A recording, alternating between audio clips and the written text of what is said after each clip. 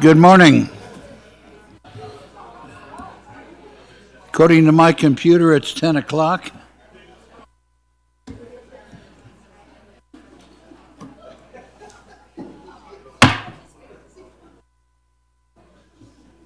I got to do the last gavel. Good morning. It's 10 o'clock, and I will call this meeting of the Douglas County Commissioners to order. It's Thursday, December the 19th, and the first item of business is the Pledge of Allegiance, which will be led by Commissioner Walt Noasad for his last time. Join me in the pledge to our republic.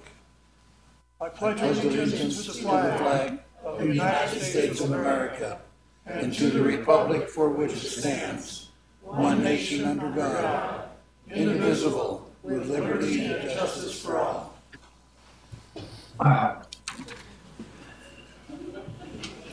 Thank you, Commissioner.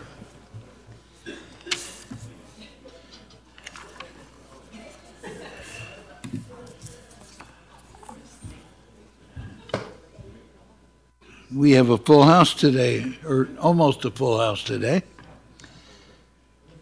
All right, first item of business after the pledge is the public comment portion of our meeting. And the public comment are limited to 3 minutes per speaker unless additional time is granted by the board chairman. Commissioner will use timing lights to ensure that everybody has an opportunity to speak. And we will see a green light when you begin, the yellow light which indicates you have 30 seconds left and should conclude your comments. Once the light turns red, please sit down. I'm not going to do the usual admonitions.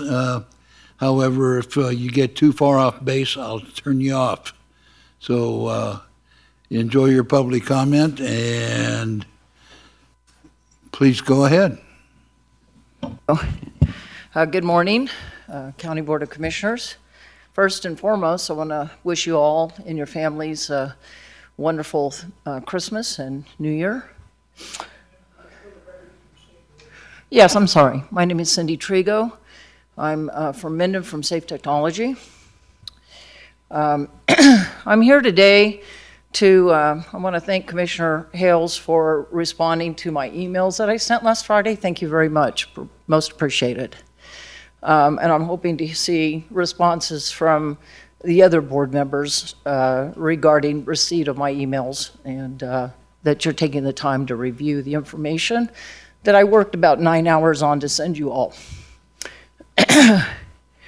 It's really important that the information that we're sending you, which we have been doing that over this last year, that it actually gets reviewed and looked at. And I know that Verizon has actually been having some meetings with some people individually, and they do a good job talking to staff members here and that.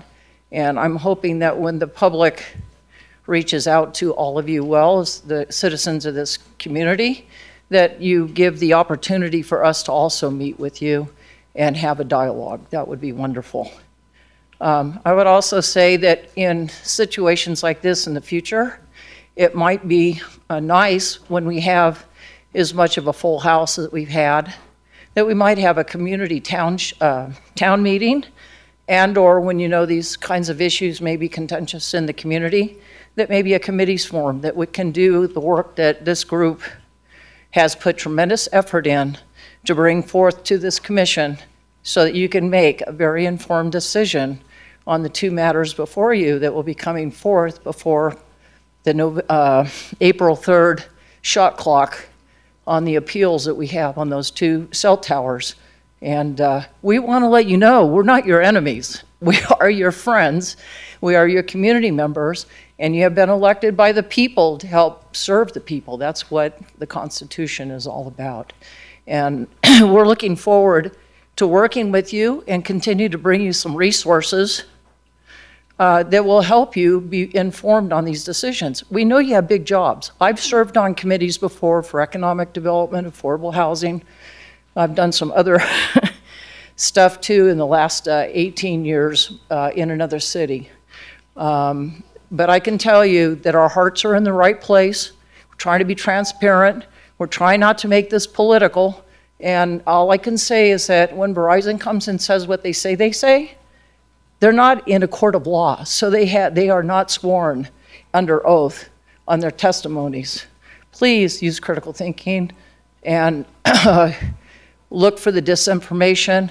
Look for the amount of information that comes forward to you that is just computer generated and not actually independently verified. It would be greatly appreciated. Thank you all for your time and happy holidays. Thank you.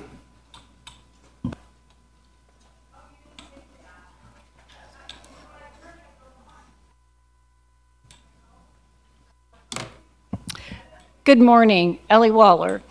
The South Shore Area Plan amendments that you will revisit on January 16th are the first, are the first step in getting Douglas County to update issues that have been brought forward from 10 years ago. I'm hoping you read my requested changes. There is one more requested change I was waiting for TRPA to validate. I asked if best management practices completed are a criterion for obtaining residential units. Their answer, you are correct that BMP compliance is not a criterion, and they gave me 3 issues. That needs to be corrected. We don't want wrong information in our area plan. I will leave this with staff.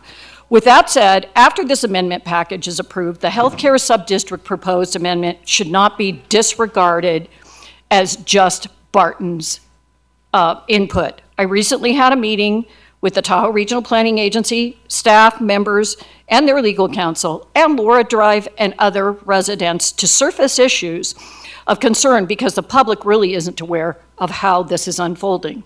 An environmental assessment for Barton has an RFP to hire an environmental consultant. I still believe this should be an environmental impact statement, and I will be sending you other information why. I have been told that Ascent Environmental is not the consultant. That is a good thing. There's too much conflict between 3 contracts that currently exist. I want you to weigh in, and I'm asking you to work with community development to have discussions about a reduced height, possibly leaving helicopter operations and emergency responses at their current location. They keep purporting this is a bi-state dual campus healthcare system. I attended the Tahoe Regional Planning Agency meeting yesterday. I was pleased to see new Assistant County Manager Wendy Lang at the legal committee. Complexity of issues with the event center have surfaced. I have grave concerns that their non-compliance of permit conditions. Yes, you heard correctly, non-compliance.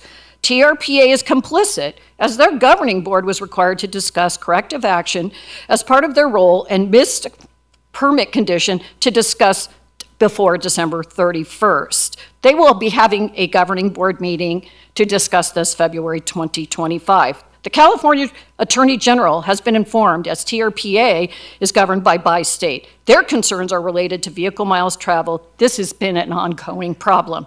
This further surfaces issues with Tahoe Douglas Visitors Authority. Yes, a subject for another day, but the event center issues daylighted. I'm hoping this will be on your near-term radar. Start asking the hard questions. We're spending more time and money getting things wrong than doing it right. Thank you. Thank you.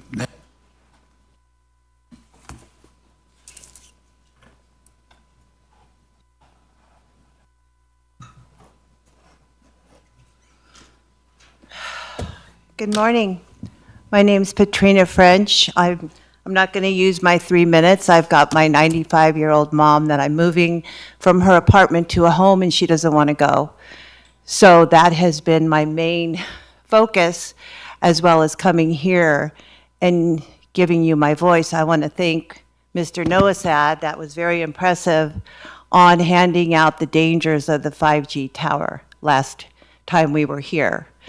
I am in favor of changing the ordinances because they do need to be updated, and we're not looking to put businesses out of business here or we're all about safety. That's why we're called Minden for Safe Technology. And I have to go. My mom is waiting. So thank you for listening to me, and I'd like to see things changed, and I'd like to see that we are making a difference. And Merry Christmas. Merry Christmas to you, and thank you.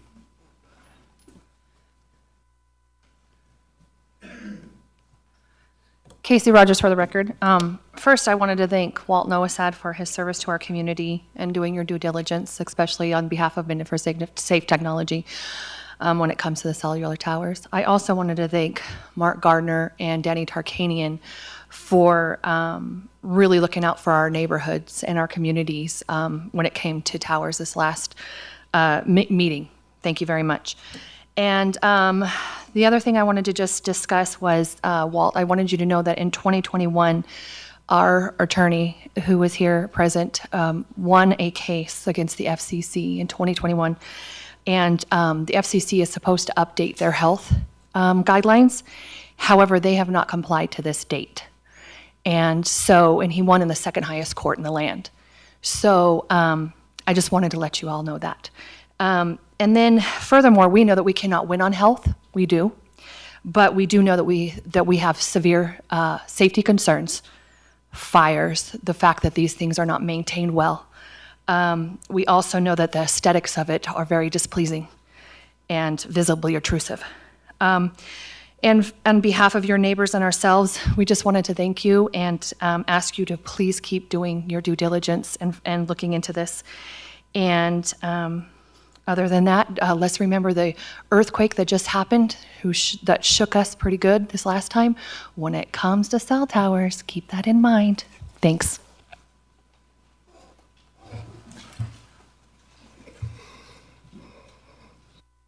Commissioner-elect, welcome. Thank you, Nathan Tolbert, for the record. As I get ready to join you guys on the board for the next month, I'd be remiss if I didn't recognize Walt Noasad, who many of you know I ran against on the previous election, and I believe all things happen for a reason. And I wanted to take this moment to personally thank you, Walt, for your dedication in 4 years here that you've served, and I hope to serve with the same respect that you have. And that was all I had to say, and Merry Christmas. Thank you. Thank you and welcome aboard. And before we go any further, I have to say that I was remiss in not saying that we have one commissioner who is online, and he is Zooming in from Florida.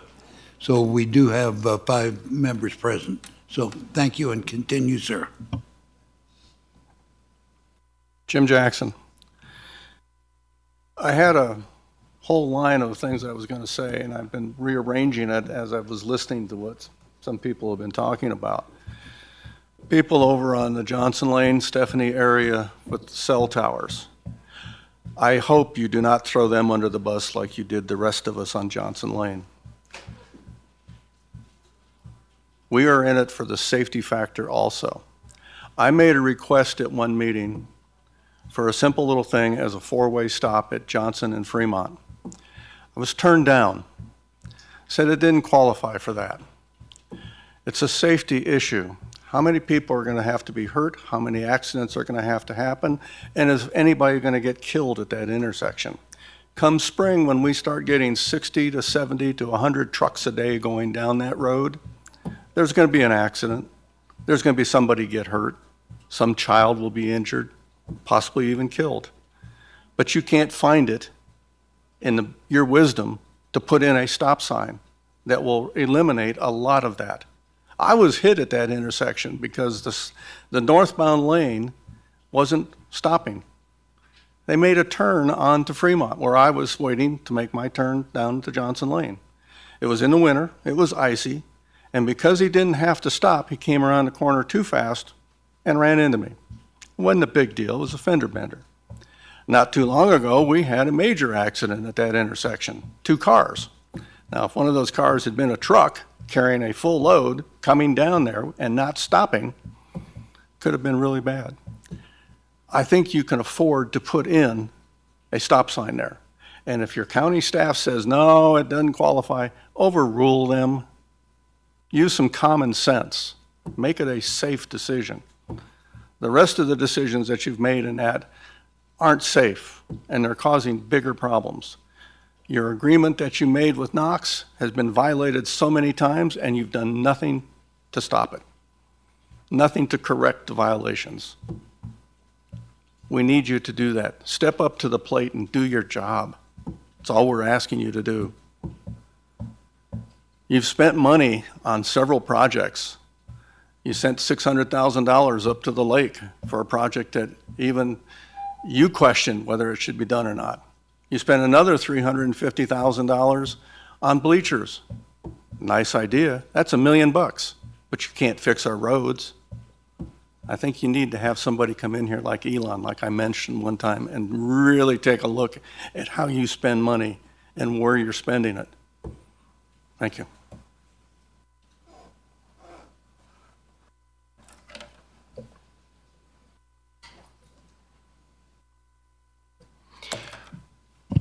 Hi, my name is Ron Conway. I live in the Johnson Lane area. My house backs up to Johnson Lane. Mine's got the sign. My wife and I's house got a big sign in the back that says Protect Johnson Lane. I'm not difficult to find. I'm here today to talk about the violations that Knox has so far constantly, every single day, including today, violated. Not a single truck has left that pit with a cover on their load, which is required by law. When they hit 35, after they pass Fremont, the dust is apparent. They have not put a drop of water on their access road since the first day they started. And I know this because I followed the water truck. I drive around with GoPro cameras on my trucks. They know my trucks. They know me. They're not very intelligent because they talk about me on their CB and they don't realize my truck was a hotshot truck, so it has a CB in it. I get to listen to all the nasty stuff they say about me. They constantly, hundreds of loads, and we talk about the dust. We tried to explain to you folks about the dust. The dust in this valley is very, very fine. At a certain point, you can't see it anymore. And the reason I know this is because I go out every day and clean my patio furniture off from the dust. The track from when they leave Johnson, from when they leave the BLM and get on Johnson Lane, the tracking is now all the way down to Fremont. Not one time have they bothered to try to clean it. Now here's the big one for me before I run out of time. Oh wait, first, they're using Sunrise Pass like a freeway. Every resident on that street's got a camera. We got more pictures than them going up and down that road than you could shake a stick at. I got a 10-wheeler and a water truck going up and down that road. They're supposed to use that road as an emergency only. They use it like a freeway. I don't believe they have a permit. We keep watching the county. I've done a Freedom of Information Act to try and get their permit from the BIA. I got crickets. I got a number that says I put it in. I got crickets. I don't believe they have one. They are supposed to have, by your useless agreement, a board on their front gate with all their permits. Ain't seen it yet. Why are they still allowed to operate? I don't see a permit one on their front gate. And nobody in this county is doing anything to stop them from doing this. We've waited. The executive committee of Johnson Lane, Protect Johnson Lane, met yesterday and we decided to throw these at you. We've had them. Why are we the policemen? Why are you not the policemen? It's your job, not ours. You're not protecting us. You've done nothing. Absolutely nothing.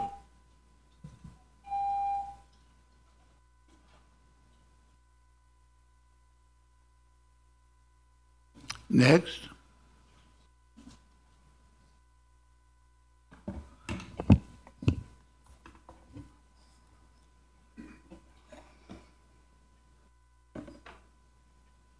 Good morning, Julie Duda. Before I begin, I really want to express my support for the residents of Johnson Lane. It's really unbelievable what is happening and the lack of action that is being taken, or at least we're not hearing of any action by the county. It's very sad and disappointing.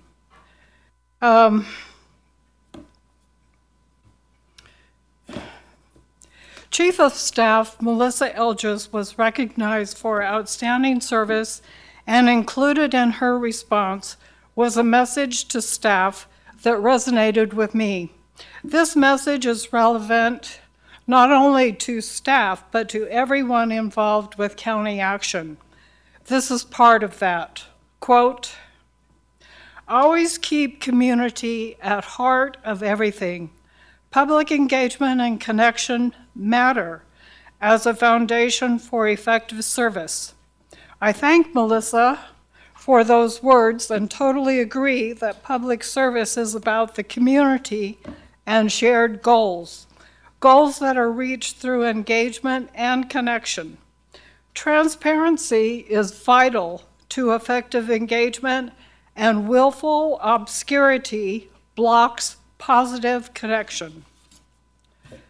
Regarding transparency, I have two items. First, the PAFR, the Popular Annual Financial Report.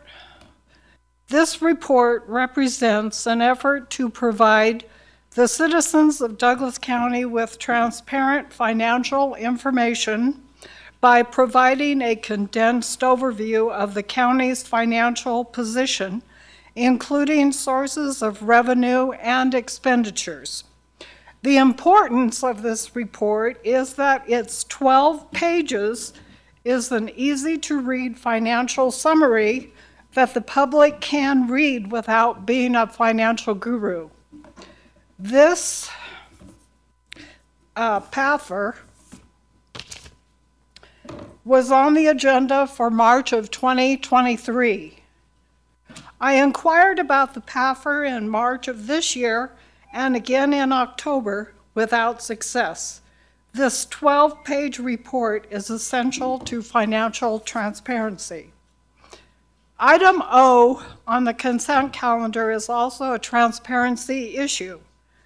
$55 million is a stunning amount to be on the consent calendar. The legal notice in the December 14th Record Courier detailed $24 million in augmented adjustments, not $55 million. In order to provide transparency and public engagement, I'm sorry, will your 3 minutes are up. item O be pulled?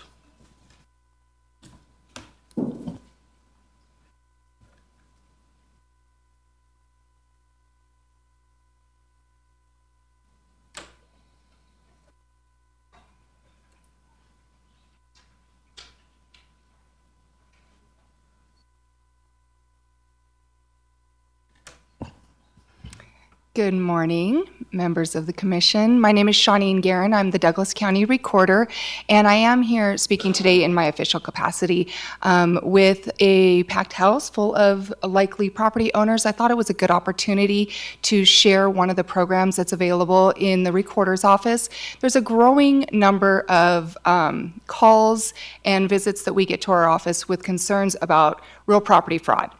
And the question is always, oh my gosh, is it that easy? Can they steal my property? We've worked so hard. And understandably, property owners, that is probably the number one asset, the number one expenditure that individual people invest in. And so what Douglas County launched quite some time back in response to this concern and to try and get ahead of it is a property recording alert service.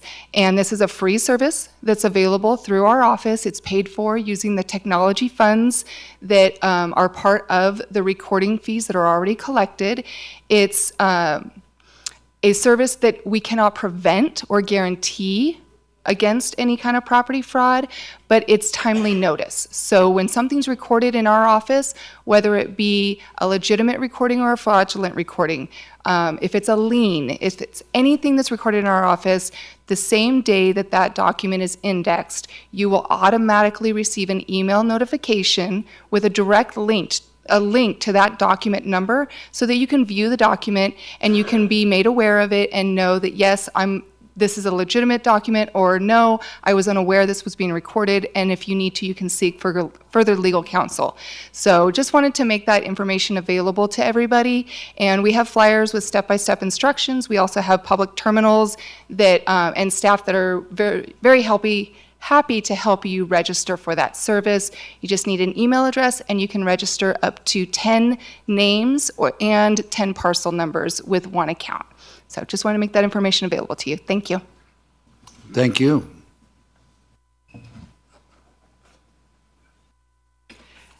Hello, Stacy Clark, Protect Johnson Lane. I have documents for you guys. I'm not sure if I give them to the clerk, so y'all have copies.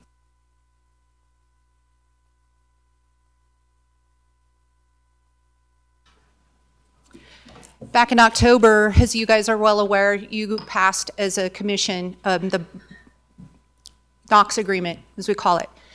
I heard specifically how you were protecting us, how Johnson Lane and how Sunrise Pass especially will be only used if it's an emergency or if Johnson Lane was closed. I have over 50 violations on my camera alone on Sunrise Pass. Haul trucks, gravel trucks going each way, water trucks, equipment trucks with Knox on the side, and it's really hard to miss the white pickup truck with the Knox license plate. I am ashamed that this county hasn't done anything to put signage up there to say this is an emergency route. I am ashamed of the uncovered gravel trucks that are coming out of Johnson Lane, spreading gravel everywhere, which when I called NDOT was illegal. You have to have a covered gravel truck. They're not. This is impacting not only our health and safety, which you've already heard the concerns, but it is impacting road bases. Fremont and Sunrise Pass are not made for haul routes. You well know that. You've done the traffic studies. You've done the road assessments. You have the records. On this paper, you will see my employee loading her 2 young children into her truck, where she has done that for a year now safely. You will see a white truck, which I truthfully am going to say I don't know if it's Knox or not. But it is a vehicle very, very close, and there's her child who is 3 years old exiting the gate within 10 feet of that road. Sunrise Pass is an unlined, unshouldered road other than a ditch or fences. There must be teeth in your agreement. There must be fines. There must be signage. Out at Knox, you can clearly see their white pickup trucks right there with their signs, same as is going on our road. Where are you? Where is the accountability when Ms. Hales, you told me, don't worry, I know what I'm doing. I'm trying to protect you. You're going to be talking about an ordinance and telling the same people off of Johnson Lane, don't worry, we're going to protect you. You are not protecting us. You are not following through on your word. And you are underestimating me, the people of Johnson Lane, and what we will do. So if you don't do something, we will. Thank you. Thank you.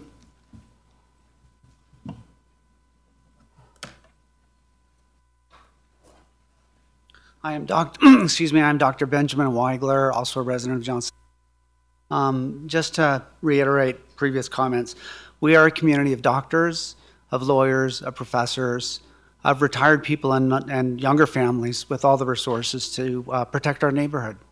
We know what we're reading, we know what we're doing, and we've read in detail the Knox agreement, all the statements about using Sunrise Pass only in emergencies, only for adverse weather conditions. Those stipulations of your agreement to Knox have been broken from day one.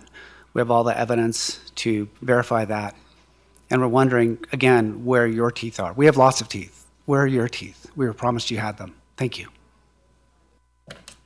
Thank you, sir.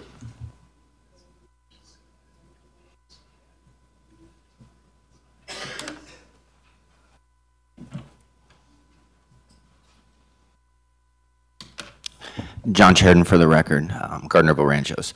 I want to speak on the county budget today and the lack of funds for infrastructure, specifically related to new growth. Recent article came out in the paper about the county's budget, and I think it said somewhere after salaries and benefits and to keep the lights on, there was about $3 million left. And that money could now be going towards the JLEC bond. I don't want to come up here and sound like I'm anti-police, because I do. I want to say that I fully support our police department. But I started digging into the budget, and I went back as far as 2005, and I want to go back to 1980. And the tax revenue between property tax and ad valorem tax has grown 400%, or 300%. The police department's budget's grown 400%, but money going into infrastructure has only grown 200%. Now, I do appreciate that every deputy does have his own vehicle and he takes it home. There is a reason when you commit a crime in Douglas County that you don't get out of Douglas County, and I do appreciate that. But this board, every time there's a big ticket item, and I do want to speak up for Jennifer Davidson today, because I usually am really ranting about water and her predecessor and her really wanting to address water holistically. So I really want to stand up today and come to Jennifer's defense, because when these infrastructure projects do come before this board, she's the face. It's not Dan Coverly. And this commissioner board will always say when they go to do the budget that Mr. Coverly is his own elected official, but this board does have purview over that budget. Now, I'm not saying that we need to defund the police at all, but again, poor Jennifer Davidson, every time an infrastructure development comes before this board and there's no infrastructure for the development, she is the face. And I just feel like these commissioners, you commissioners, are not supporting her. So I know when you have a general fund budget, it's very difficult to deal with. I don't envy any of you.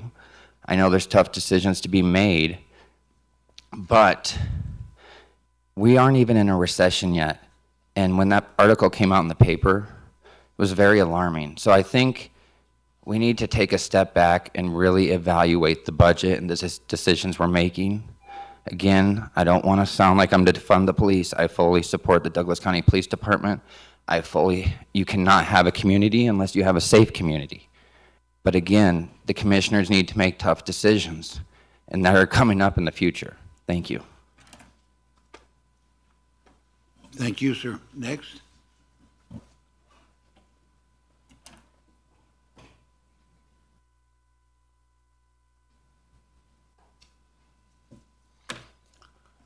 My name is Stephen Lording, and I'm with the owners of 156 Highway 50, State Line, Nevada.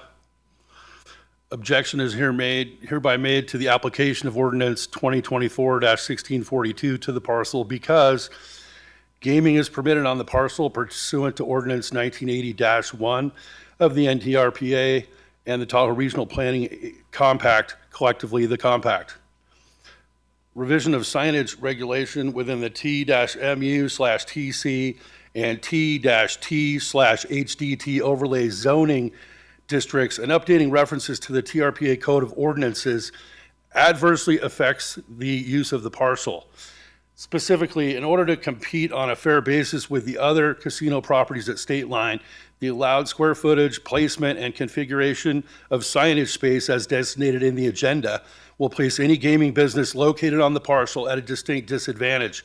This is contrary to the language and intent of the compact, as the signage for the existing gaming will not be required to come under these new regulations. Any parcel with grandfather gaming rights also must not be required to do so. Implementation of Resolution 2014 R-079 to the parcel places an undue burden upon any development of an existing grandfathered gaming operation on the parcel and ignores the meaning of the grandfathered status. The modifications indicated in Table 20.703.080 contained in the meeting materials with respect to densities, heights, setbacks, parking, etc., would reduce and negatively impact parcel development opportunities. The following additional objections are made to the proposed changes to sections 20.703.180. paragraph G and all of its subparts, and paragraph H because the requirements diminish the marketability of the parcel because of its potential to be used for gaming. And paragraph J in its entirety because it places the parcel at a disadvantage with respect to signage as compared to existing state line gaming properties. To summarize, the owners of the parcel object to any changes to the current sign requirements applicable to the parcel and request that the parcel be exempted from the changes. Thank you and Merry Christmas. Thank you, sir.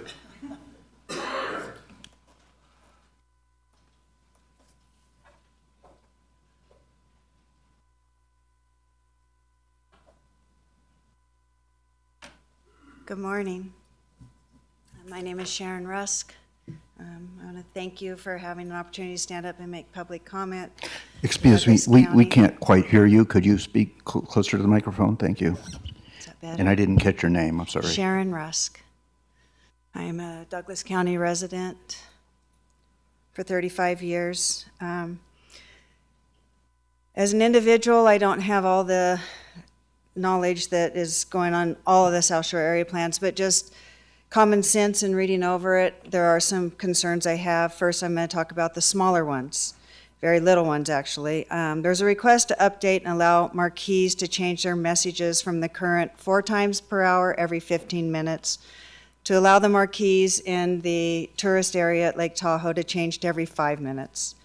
Why in a mountain town do we want flashy lighted signs changing messages every 5 minutes? The goal should be to achieve a nice, calm, peaceful, dark night sky community. And I don't believe this one zoning change achieves this goal, so please do not approve this in the South Shore area plan. Another very fine print that has me concerned is the allowance for dry cleaning facilities. I'm not sure if this is at Barton or where that falls because it's not fully stated, but it is in the South Shore area plan. It's been well documented that dry cleaning facilities and cleaning solutions they use are detrimental to the environment. Please look into that. Don't approve that. We don't need that in a beautiful stream zone like Burke Creek itself. Do we need a dry cleaning facility? We do need affordable housing. I happen to live in Oliver Park, which is one of the few fully occupied affordable housing neighborhoods. Hopefully you'll all drive through it before we go much further and approve all of these zoning changes and a new hospital district. It is thriving. We are fully occupied. Many people use their feet to get to places. Even if the sidewalks aren't shoveled, we get there. And I think we need to protect it. I was here a few months ago and Barton gave a really lovely presentation with their lawyer sitting in the room, and I don't have all the means to put that behind me, but I can take my own pictures. This is a picture from our own Kell Park.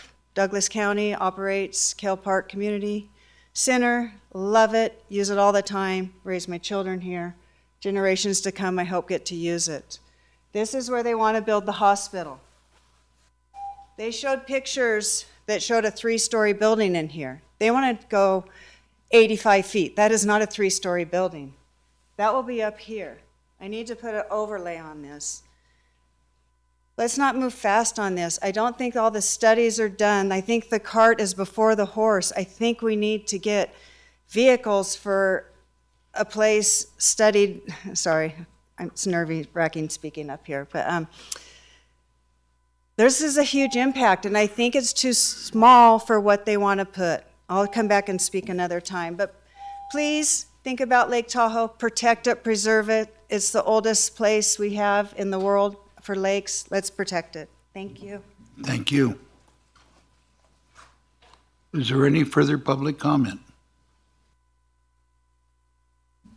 Seeing none, I'll close public comment, at least opening public comment. And the first item of business other than that is the approval of the agenda. Are there any changes to the agenda?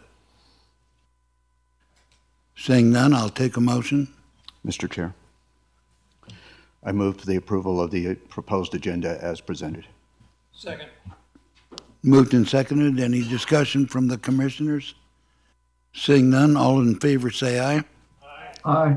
Any opposed? Motion carries 5-0.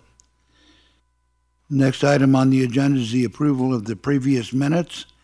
These would be the minutes from the November 7th meeting and the November 15th special meeting of the Board of County Commissioners. Any additions or changes to the minutes? Seeing none, I'll take a motion. I move approval. Been moved and seconded. Without further discussion, all those in favor say aye. Aye. Motion carries 5-0. We'll move on to the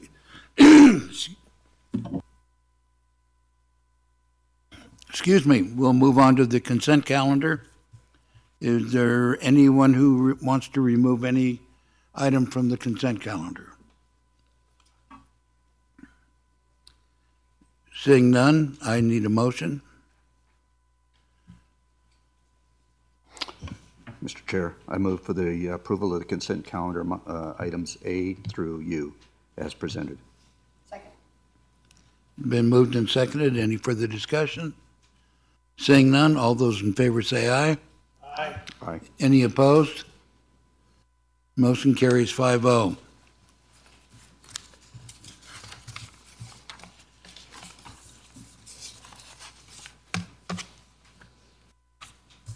And on to the administrative agenda. And the first item of business, and I will read it into the record, for presentation only. Ceremonial presentation of Proclamation 2024P-136, a proclamation recognizing 4 years of dedicated service to Douglas County by Commissioner Walt Noasad. And if you'll join me down at the podium.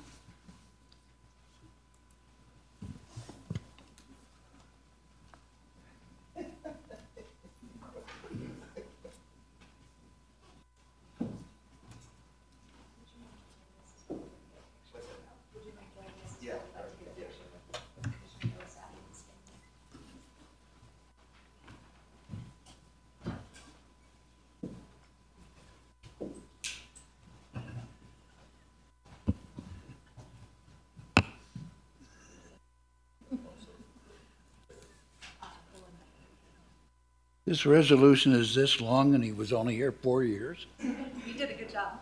Oh, boy. Okay, Douglas County Board of Commissioners Proclamation 2024P-136, a proclamation recognizing Douglas County Commissioner Walt Noasad for 4 years of dedicated service to Douglas County. Whereas Commissioner Walt Noasad was elected to the office of Douglas County Commissioner in November 2019 and took the oath of office as a member of the commission on January 2020. During his time as commissioner, he's strived to elevate the quality of Douglas County residents, preserve our rural legacy and natural resources, deliver exceptional service, and support a thriving and sustainable community. And whereas Commissioner Noasad was a strong supporter of the military, public safety, and law enforcement community, he advocated to ensure the Douglas County Sheriff's Office had the resources and support necessary during his tenure. Additionally, he voted to fund the construction of the Justice Center and supported the modernization of emergency operations, increased collaboration between public safety entities, and the implementation of the Judiciary Strategic Plan. And whereas Commissioner Noasad remained devoted to ensuring that transparency, financial stability, and leadership were deemed a top priority in Douglas County, he was instrumental in promoting and improving fiscal integrity in Douglas County. He ensured qualified employees served in administrative positions to lead the county and uphold the principles and practices of the county to the highest standard.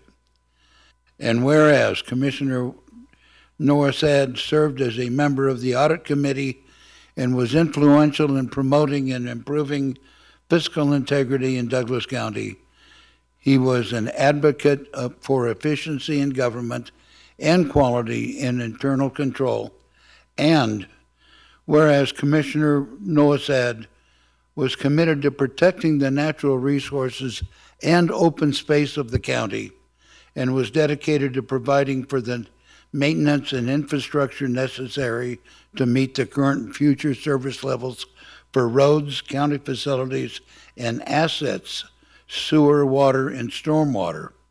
And whereas Commissioner Noasad demonstrated his dedication to Douglas County citizens by advocating for his constituents. In his capacity as a commissioner, he represented his principles and interests of the citizens of Douglas County first, not the special interests or the bureaucracy. He kept his word. And whereas Commissioner Noasad demonstrated his dedication to Douglas County through his support to uphold the goals and ideals set forth in the county master plan, he fought and maintained his stance to enforce slow, manageable growth, initiatives to maintain Douglas County's small-town charm. He ensured that development of Douglas County adhered to the standards of the Douglas County Code. He led the discussion to not allow vacation home rental permits because he felt this type of use was incompatible and did not fit with the character of existing neighborhoods. His efforts in this area resulted in significant and meaningful changes to the administration of the program, which had a positive impact on the community. Therefore, we finally got to the therefore part. Be it proclaimed by the Douglas County Board of Commissioners, along with Douglas County staff and residents, that Commissioner Walt Noasad is recognized for his commitment and dedication to Douglas County, adopted this 19th day of December, 2024, by the Board of County Commissioners. Thank you, Walt.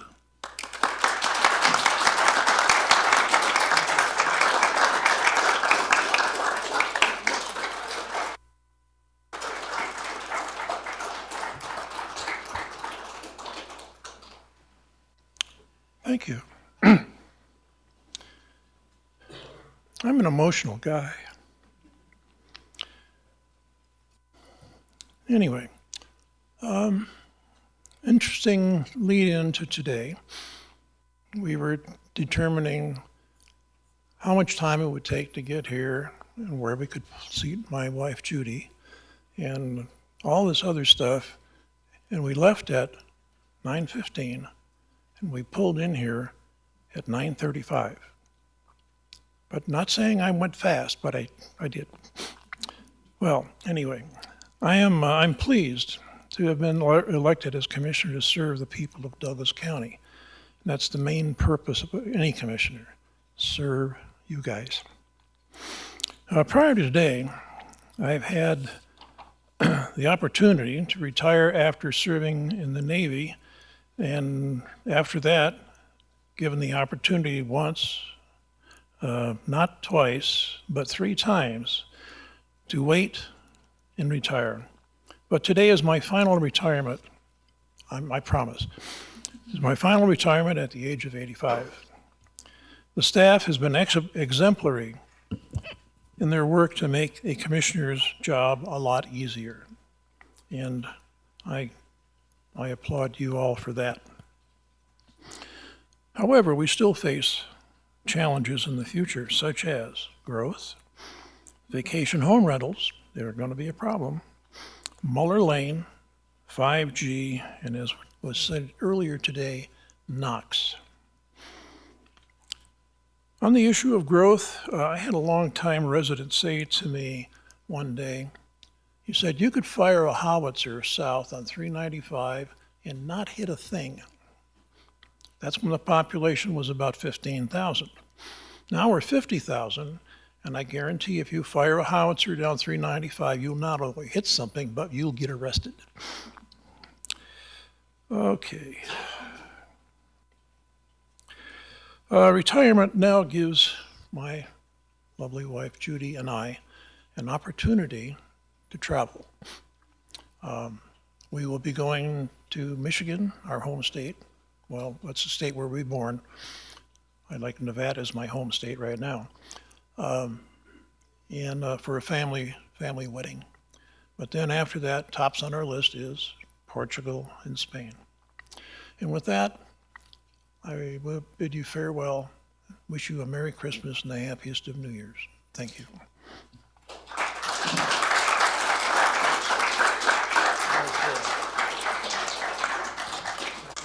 Commissioner Noasad, is it appropriate to invite your wife Judy up for a photo? And on behalf of the county and Douglas County, the residents of Douglas County, ma'am, we appreciate the sacrifice of your husband's time to be with us. He was a very important member of our leadership team, and thank you so much for your service to Douglas County as well. We have some flowers for you. Okay. Yes, please. Please do come up if she's able to. Can you join us?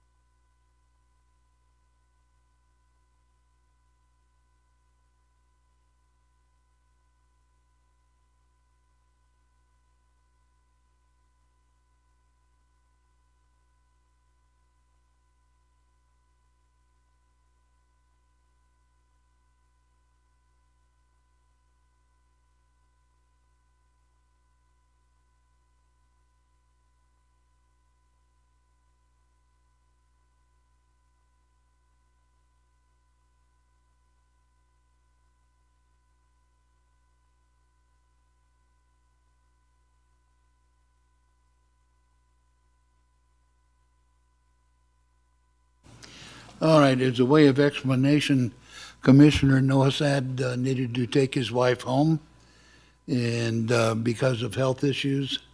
And we still have a quorum, so we will continue with the meeting. So, item number 2, for possible action, discussion to adopt 1, ordinance 2024-1648, an ordinance of the Board of County Commissioners of Douglas County, Nevada, designated by the short title 2025 Justice Center Bond Ordinance, providing for the issuance of the Douglas County, Nevada General Obligation Limited Tax Justice Center bonds, additionally secured by pledged revenues, Series 2025A, in the maximum aggregate principal amount of $37 million, providing the form, terms, and conditions thereof, and covenants related to the payments of said bonds, and providing the efficient date thereof, in the introduction of 2, ordinance 2024-1649, an ordinance of the Board of County Commissioners of Douglas County, Nevada, designated as the 2025B medium-term bond ordinance, provided for the issuance of the county of its general obligation limited tax medium-term bond, Series 2025B, in the maximum aggregate principal amount of $14 million, providing covenants, conditions, and other details concerning the bonds, the project and general tax proceeds, and ratifying action previously taken and pertaining to the foregoing by the county and its officers and employees. That was a mouthful. And this will be presented by Kathy Lewis and Zach Wadley. Thank you, Mr. Chair. Zach Wadley, Deputy District Attorney. As you noted, Mr. Chair, this is the item to adopt the two ordinances necessary to issue the bonds for our Justice Center project. And to reiterate for the board and the public, the financing package for this process or for this project is two pieces. The first piece under Ordinance 2024-1648 is a bond up to the amount of $37 million, which is a general obligation 30-year bond secured by the county's consolidated tax receipts. The second piece under Ordinance 2024-1649 is a medium-term bond, which is a 10-year general obligation bond up to a maximum of $14 million in principal. So combining those two numbers gets you a total bond issuance of $51 million across both bonds. I would note that this is precisely the type of financing package that was used to construct the community center 10 years ago. Buildings were a lot cheaper 10 years ago. That project was much cheaper than this one, but it is the same exact financing package. So if there are any questions as to the method of financing, I'm happy to entertain those. I do want to note that the county's outside bond counsel, Scott Shaver, is in the audience as well today. And then the county's financial advisor, Marty Johnson with J&A Consulting LLC, is also here. And Marty is going to give the board an update on the bonds and the current bond market and financing and rate environment as these bonds are issued. So unless there are any questions, I'd like to introduce Marty to go ahead and do that. All right. Any questions from the board?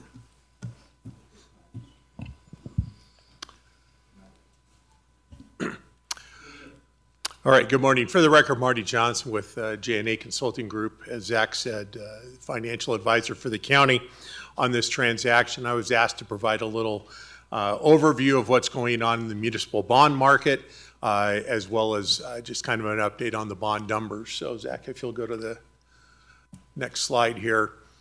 Current interest rates, and I will say that yesterday's action by the Fed has thrown the market for a bit of a loop. It wasn't so much that they cut 25 basis points, it's that they changed their projected cuts from 4 to 2 next year. Why the market thought there would be 4, I personally don't understand. I never thought we'd get there, but unfortunately the financial people don't call me and ask for my opinion. So consequently, that's where we're at. But this graph here shows where we are today compared to a year ago. You can see that blue line is quite a bit higher than the green line was. The average is about 33 basis points or 0.33% over that. The front end, very short end of the curve, is about the same. But then you can see that inversion that everybody was talking about that predicted a recession that still hasn't quite shown up. Those rates are substantially higher. The long-term rates have gone up a little bit. Treasuries have jumped up quite a bit, and municipal bond rates have jumped up quite a bit. And we do somewhat track 10-year treasuries, but the municipal bond market, being tax exempt, is a market unto its own and has other things that impact it. Zach, let's go to the next slide. Historically, though, if you look at this, we trade off what we call an index, and it's AAA MMD. MMD is the company that puts it out, and it's an index for AAA rated bonds. The county is rated in the AA category. I believe Clark County and a couple of different transactions that the state does are the only entities that get AAA ratings in the state of Nevada. But Douglas County does have an excellent rating for a government its size with the economy that Nevada has. But if you look at that over the last 20 years, you can see the rates have been all over the place. When I started doing this 34 years ago, we were thrilled to do a 20-year bond issue and get a 7% interest rate on it. Today, that average rate is about a 3.23. the index rate yesterday was within 10 basis points of that. So even though rates are higher than where they've been over the last few years, historically, they're actually right where they should be. Let's move to the next slide. So the amount of municipal bonds sold is also something that factors into what interest rates will do. You can see this is the last 10 years. This is the amount of bonds that have been issued during a calendar year in the municipal market. This year is the biggest ever.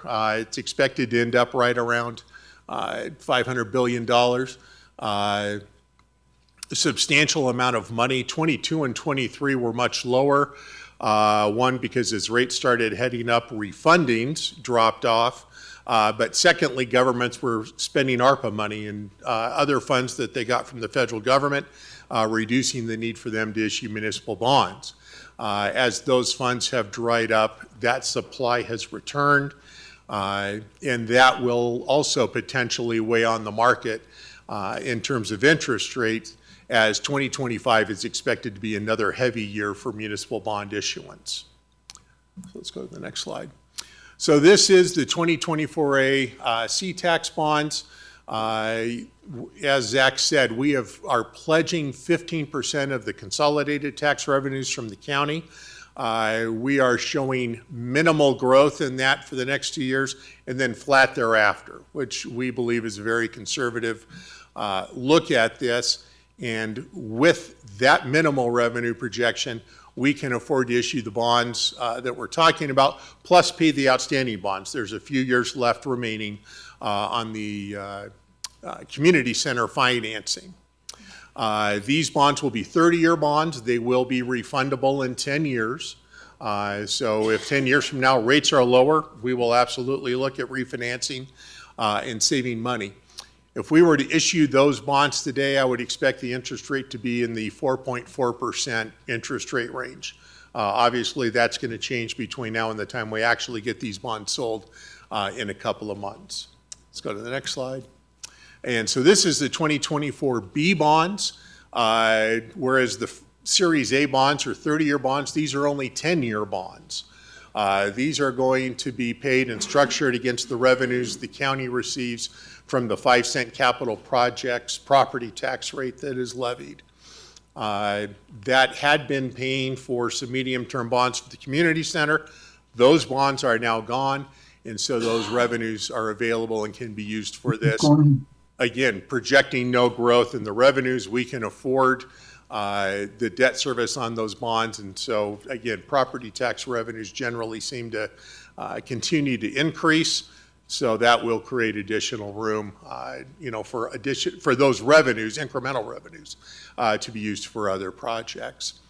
We plan to sell these bonds at what we refer to as a competitive sale, which means that we put the information out into the marketplace, and at a given day and time, we accept bids from whatever investment banking firm is interested in buying the bonds. On the recent deals that we've been doing, we've been receiving anywhere from 6 to 12 bids from different firms. I would expect the same for the county's bonds. And so that helps ensure that we are getting a market rate for the bonds because we are opening up to that competition. If you have any other questions, I would be happy to answer them or rather pass them off to Zach and Kathy. Okay, thank you. Any questions from the board?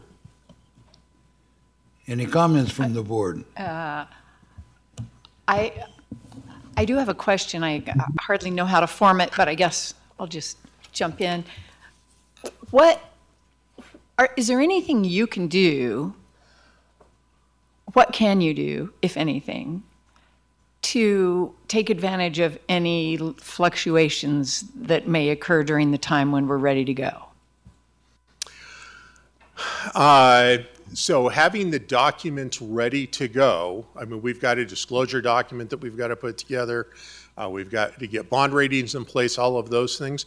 Once all of that's ready to go, we do have a window. And so if it looks like, rates are good now and may go up, before, those are things that we can certainly look at and take advantage of in terms of timing.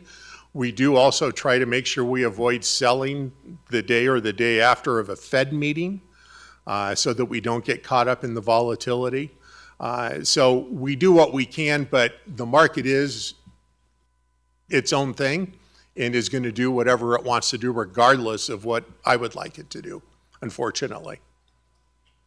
And in my office, I will do the interest rate dance and try and get them down. That's what I wanted to hear. Thanks. Thanks, Charlotte. Commissioner. Thank you, Mr. Chair. The one question I did have initially, but I waited until your presentation, which I'm glad I did. And we've been through this before. You presented to us several months ago when we even looked at this. And I believe before we even took it to the Debt Management Commission as well.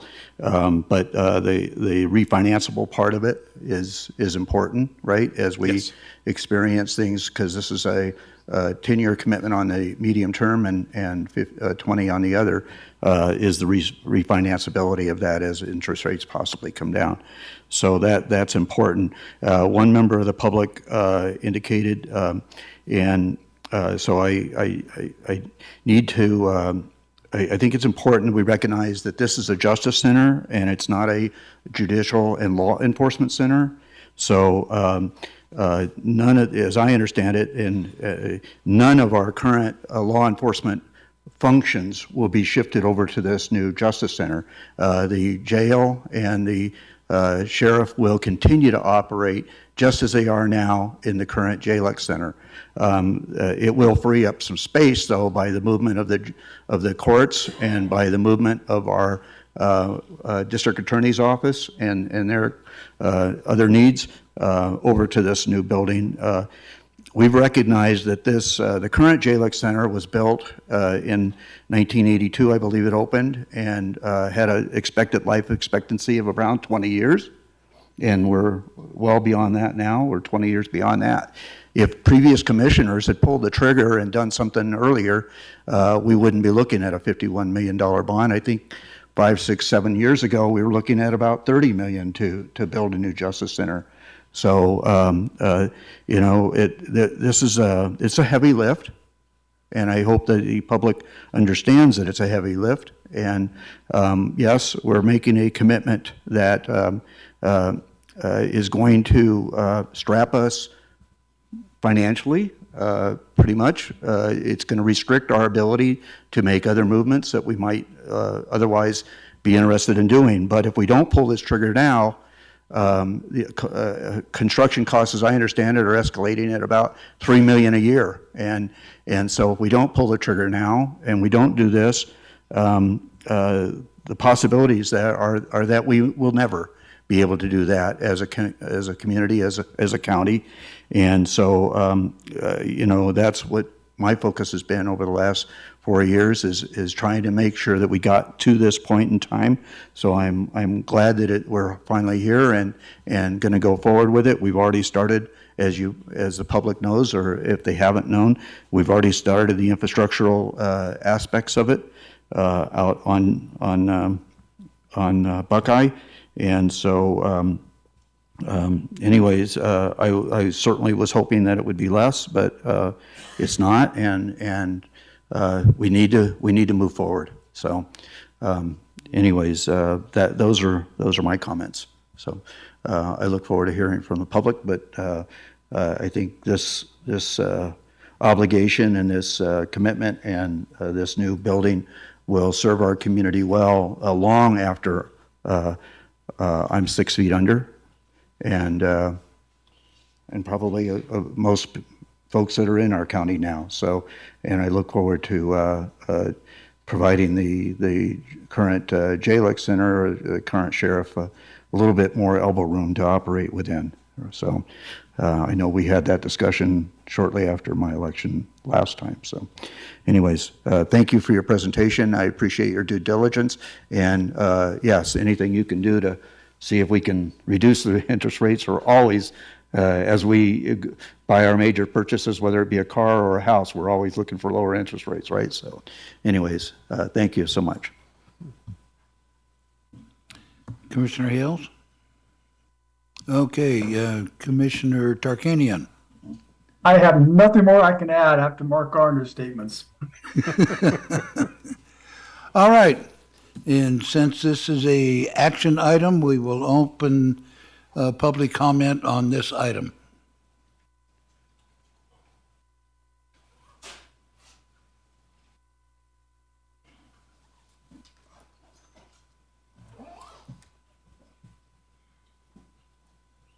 John Sheridan for the record.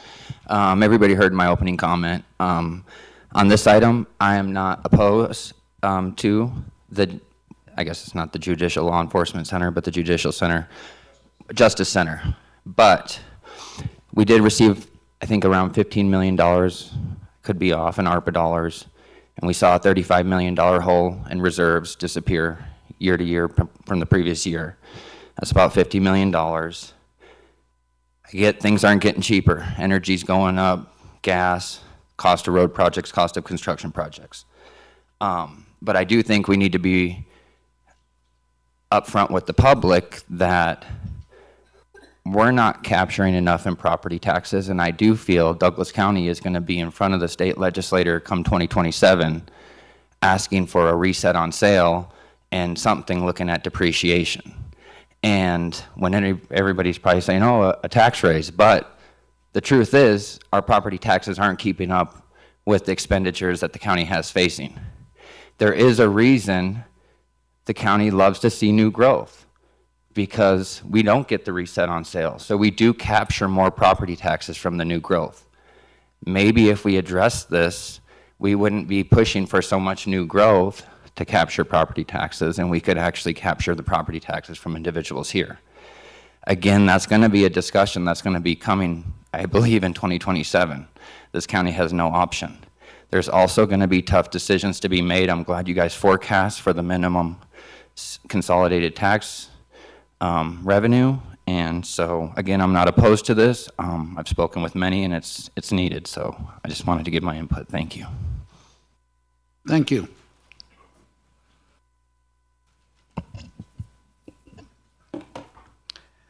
Julie Duda for the record. During the action for the $6 million trail expansion, the county arranged for public engagement with information centers scheduled at the lake, North County, South County, and at the community center. This action not only engaged the public, but established a connection with the project. Now the county court center is many millions more than the trail expansion, but the process lacked public engagement and connection. Requests for community involvement were publicly made through discussion and information opportunities, but did not happen. The Debt Commission and this board held hearings, not informational finance discussions. A project of this size and cost deserves both public engagement and connection other than the choice of external architecture. For example, the inclusion of a potential prepayment penalty if bonds are paid off early is not beneficial and needs discussion. Also, the county investment funds show a value of $142 million. This is the investment fund. Part of any discussion should involve using some investment dollars for the court center. Public relations are not enhanced by limiting public involvement to a 3-minute comment on multi-million-dollar projects. I ask that you, as commissioners and our representatives, be proactive in arranging for public engagement and connection. Thank you.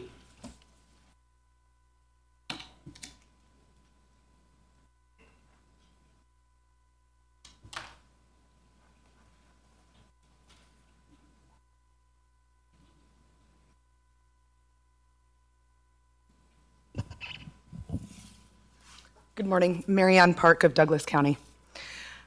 What you're being asked to fund today as taxpayers is a vanity project. Let's call it what it is. This courthouse, if the revenue from the taxes that they're counting on doesn't come through, they're going to find a way to pay off that bond. And the way is you, the taxpayers. Whether it be property taxes or a new business tax, it's going to happen. The pound of flesh will come from you. So we have to ask ourselves, what are the potential constraints on our future revenue sources? War, recession, pandemic. Nobody foresaw COVID-19. We didn't know that our coffers would be dry. We didn't know that nobody would be in the casinos, yet it happened. So if something like that happens and we have a payment obligation, they will find a way to fund it, and that way is all of you. It's not gonna come from their paychecks, and it's not gonna come from employee salaries, it's going to come from the taxpayer.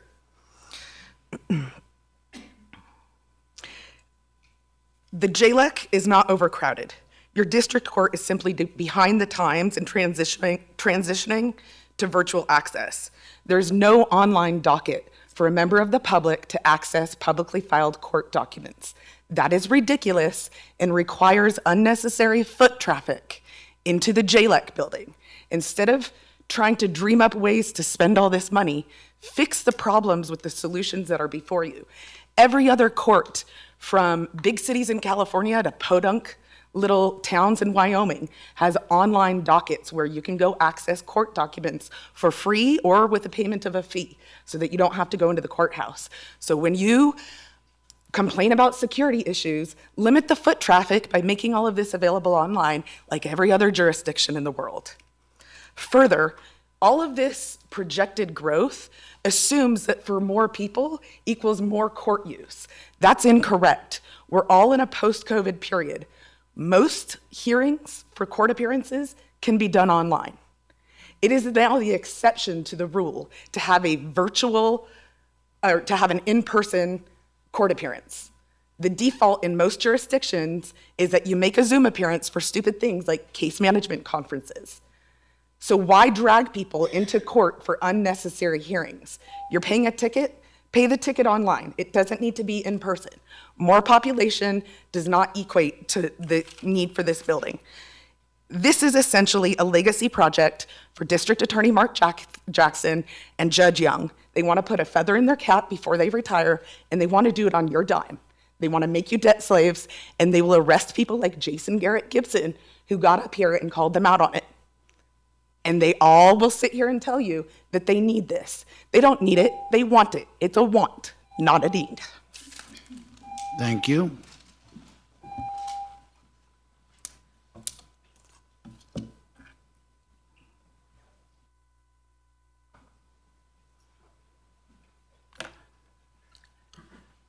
Good morning, Donna Tanner for the record. Thank you, Mr. Chairman. This is a heavy lift, and I don't want this to sound like the other gentleman that I am against law enforcement or think that they don't deserve a lot because they do a great job for us. However, the people here and all across the country have gone through COVID. They've gone through at least 4 years of inflation, and this will raise property taxes at some point because it's just going to be more expensive. I went to the Debt Commission meeting, Management Commission meeting in August of 2023, and they had flown numbers around and asked about different ways we could do this where it would be less expensive, and there was a lot of public comment about it. It's going to be more, and I'm worried that the people of Douglas County that have endured so much and had so much cost out to them are now going to become the ones that pick up all the cost here, and it's hard to take. And I think that maybe we could do better and find better ways to be more efficient. And I ask the county commissioners to consider that, please, because there are a lot of underserved folks out here. Thank you. Thank you.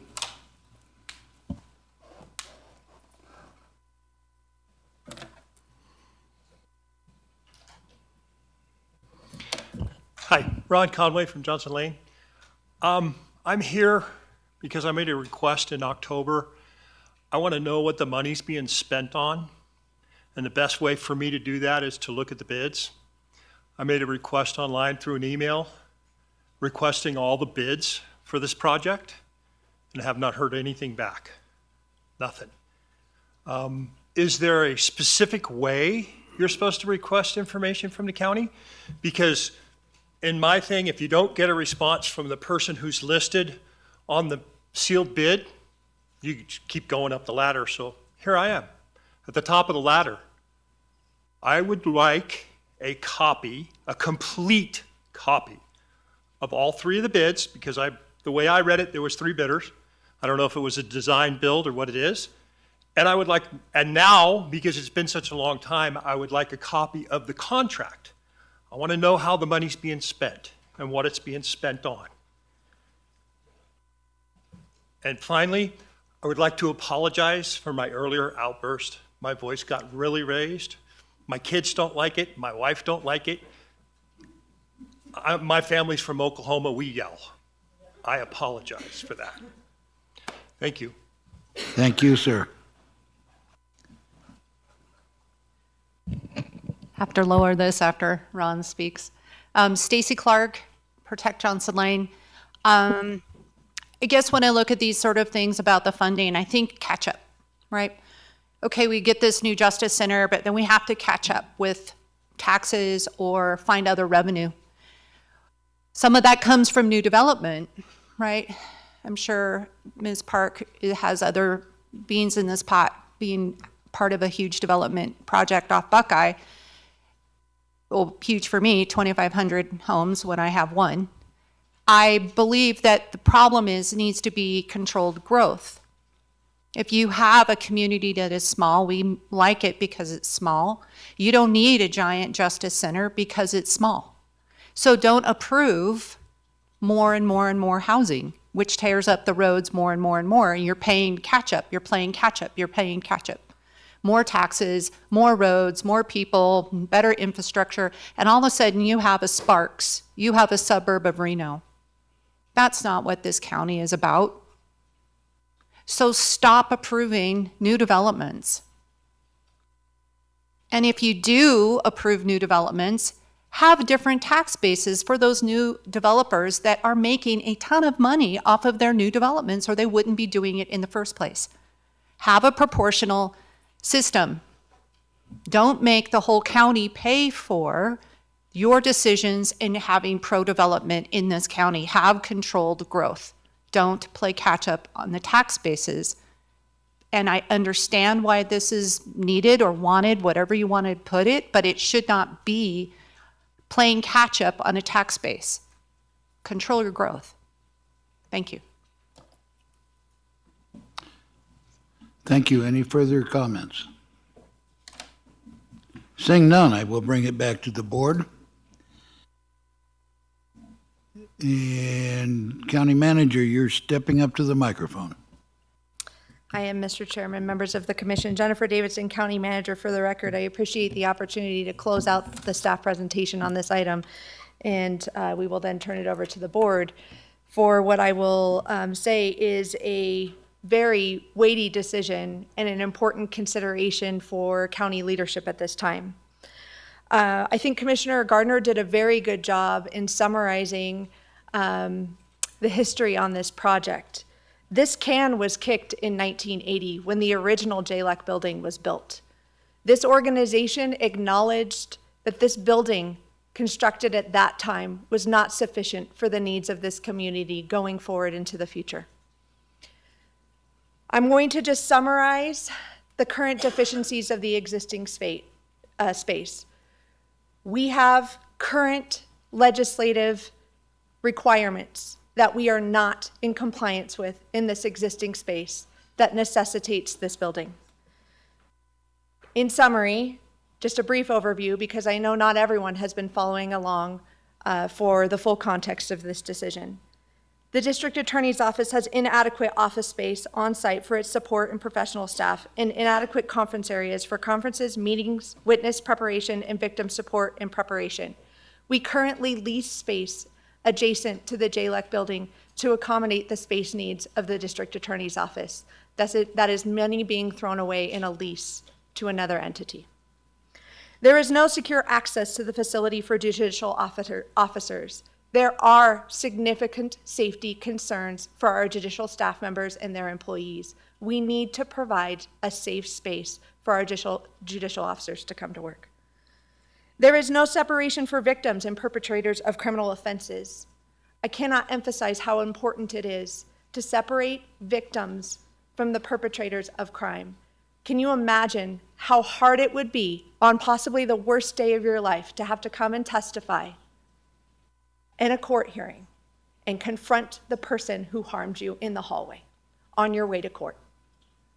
Can you imagine having to confront supporters of that person in the gallery and be seated next to them and have to look them in the eye while you're awaiting the outcome of a decision by the judge? The Sheriff's Department has inadequate space for patrol, administration, records, and investigation divisions. The street enforcement team is off-site. The investigations division does not have adequate working space or interview facilities. The alternative sentencing department does not have a secure waiting area, adequate space, or adequate separation, offices, or laboratory facilities to process the specimens that they process and store. Building security has a design bottleneck at the entrance of facility, which also contributes significantly to the safety concerns in the building. The constable's office, administered now by the sheriff's office, has minimal and entirely inadequate office space. Already, an additional courtroom and space for associated support staff is needed. This facility will provide the space that we need adequately into the future. We have employees working in closets. We have employees bleeding out into the hallways. We have people crossing where they shouldn't be crossing. We have existing problems today that we knew about over 40 years ago. We cannot continue to kick this can. We have the capacity in our budget today. The reason why this is important and most pressing now, every year we delay a decision to construct this building, we project increased construction costs of somewhere between $1 million to $3 million for this project. We cannot afford to delay. I thank the County Commission for your leadership in this matter. I know this has been a tough decision and one that we should not enter into lightly. But I am concerned that if we do not do this now, we will not ever be able to address adequately the needs of this community, specifically as they relate to public safety and the judicial process. Thank you. Thank you. And I will bring it back to the board. Any further comments? Mr. Chair. Commissioner. Thank you. I know several questions have been raised and I appreciate your comments, County Manager Jennifer Davidson. Several members of the public have raised several questions that I wish to have us take a look at. Number one, Ms. Tanner asked about the raising of property taxes, okay? And I'll ask our CFO, as I understand it, the majority of the jurisdictions within our county are already at the maximum of property tax rates that we can legally, in respect for the state legislature and NRS. We're at the maximum on most of those entities already. So the ability to raise property taxes does not exist within our jurisdiction. Is that a fair statement? Kathy Lewis, for the record, that is a fair statement. Without a legislative change, we are at the max. I don't know about majority, but I think there's like 6 or 7 locations or taxing areas that are at the max. Right. So yes, yeah. Right, okay. So that prevents us from doing that, Ms. Tanner, okay? So I just wanted you to understand that, okay? Number 2, Mr. Conley brought up the question of bids, and I believe this project was bid at a CMAR process. Can you explain that a little bit, Ms. Davidson? Thank you, Commissioner Gardner. Jennifer Davidson, County Manager, for the record. Yes, this project, we are going through a CMOR process. We have broken this project into 2 phases. Currently, GMP 1 has been bid and awarded, and we'd be happy to provide those bid documents to any member of the public. In fact, we can also post them online, and I think I will do that. I did not realize there was an inquiry for those, so we will connect the individual with those documents. For phase 2, which is the actual construction of the building, there is a statutory requirement that makes perfect sense, actually, that we cannot go to bid on phase 2 until we have secured financing and we have adequate financing in place to cover the engineer's estimate of cost for the building. The $51 million budget was set approximately a year ago. We are working through the CMR process, working with Core Construction and TSK to further refine the engineer's estimate to make sure that we stay within that $51 million. I'm as of today, 50% design. We are still on track to come in under that $51 million price tag. Once we get closer to 100% design, we will know the exact cost, the exact engineer's estimate, and then we will publicly bid and post the results of those bids as well at that time. I hope that answers the question, sir. It does. Thank you so much. And then Ms. Clark brought up the issue of growth, okay? And I can tell you this, although this is kind of off subject, okay? So if I go down the wrong road here, Mr. Chief Deputy District Attorney Ritchie, please rein me back in.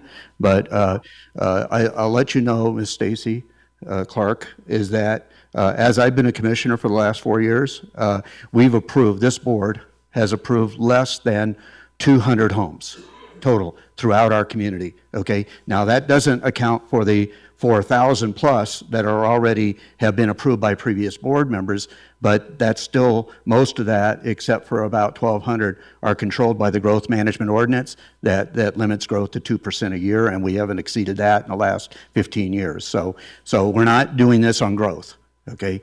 We have roadblocks in place to do that, okay? So I just wanted to make sure I answered those 3 questions that the public had. And it looks like our county manager has more. Please. Thank you, Mr. Chairman. As I do know there is quite a bit of public interest in this particular agenda item, I do want to advise the board and the public of the next phases. So this authorizes us to proceed with the sale of the bonds. We will be moving forward to get to that 100% design point, as I mentioned, with the engineer's estimate of probable cause at that time. We will then go to bid. Yeah, we will then go to the guaranteed maximum price bid, and that will come back to this county commission during a public hearing for public action to award that at that time. Is there anything further that we want to make sure the public knows in terms of process? Zach Wadley, Deputy District Attorney. So just for everyone's clarification, this project is being delivered via the construction manager at risk process, which ultimately results, and Core Construction has been selected previously as that construction manager at risk. That process ultimately culminates in what's called a guaranteed maximum price to the county, which is an item that will come back to this board once the financing is secured. But construction manager at risk is just that. The construction manager takes the risk of delivering the project for the guaranteed maximum price to the county. So the county has cost certainty for the project when it ultimately gets to be built. But again, we're here today to authorize the issuance and sale of the bonds to fund the project, finance the project. Before we go to a motion, is there any further comments from the board? Yes, ma'am. This agenda item today is just one step in many, many steps that the Board of County Commissioners has heard in this process. And many agenda items have provided an opportunity to look deeply and discuss at length whether this building is needed and worth the resources that our county is putting into it. And so I want to note that this is not, this decision today is not just in isolation, but we're really building on the next step in a foundation, if you will, of getting to the point where our county government can provide justice to our residents as best that we can. And we know that providing justice is a legitimate interest and job of government. So I just have to say, the preamble to the Constitution, we the people of the United States, in order to form a more perfect union, establish justice, ensure domestic tranquility, and it goes on from there.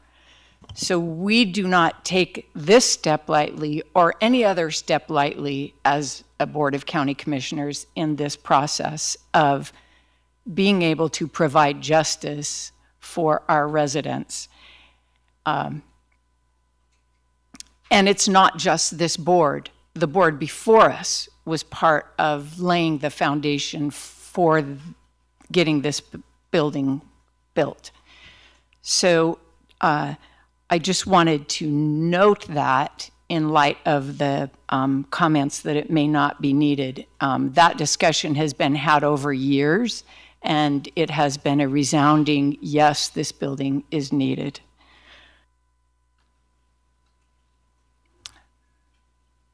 I don't see any, I believe that this is the next step. It's been conducted carefully and wisely, entering into these obligations, and we're doing it in the best possible way to get the most for our money.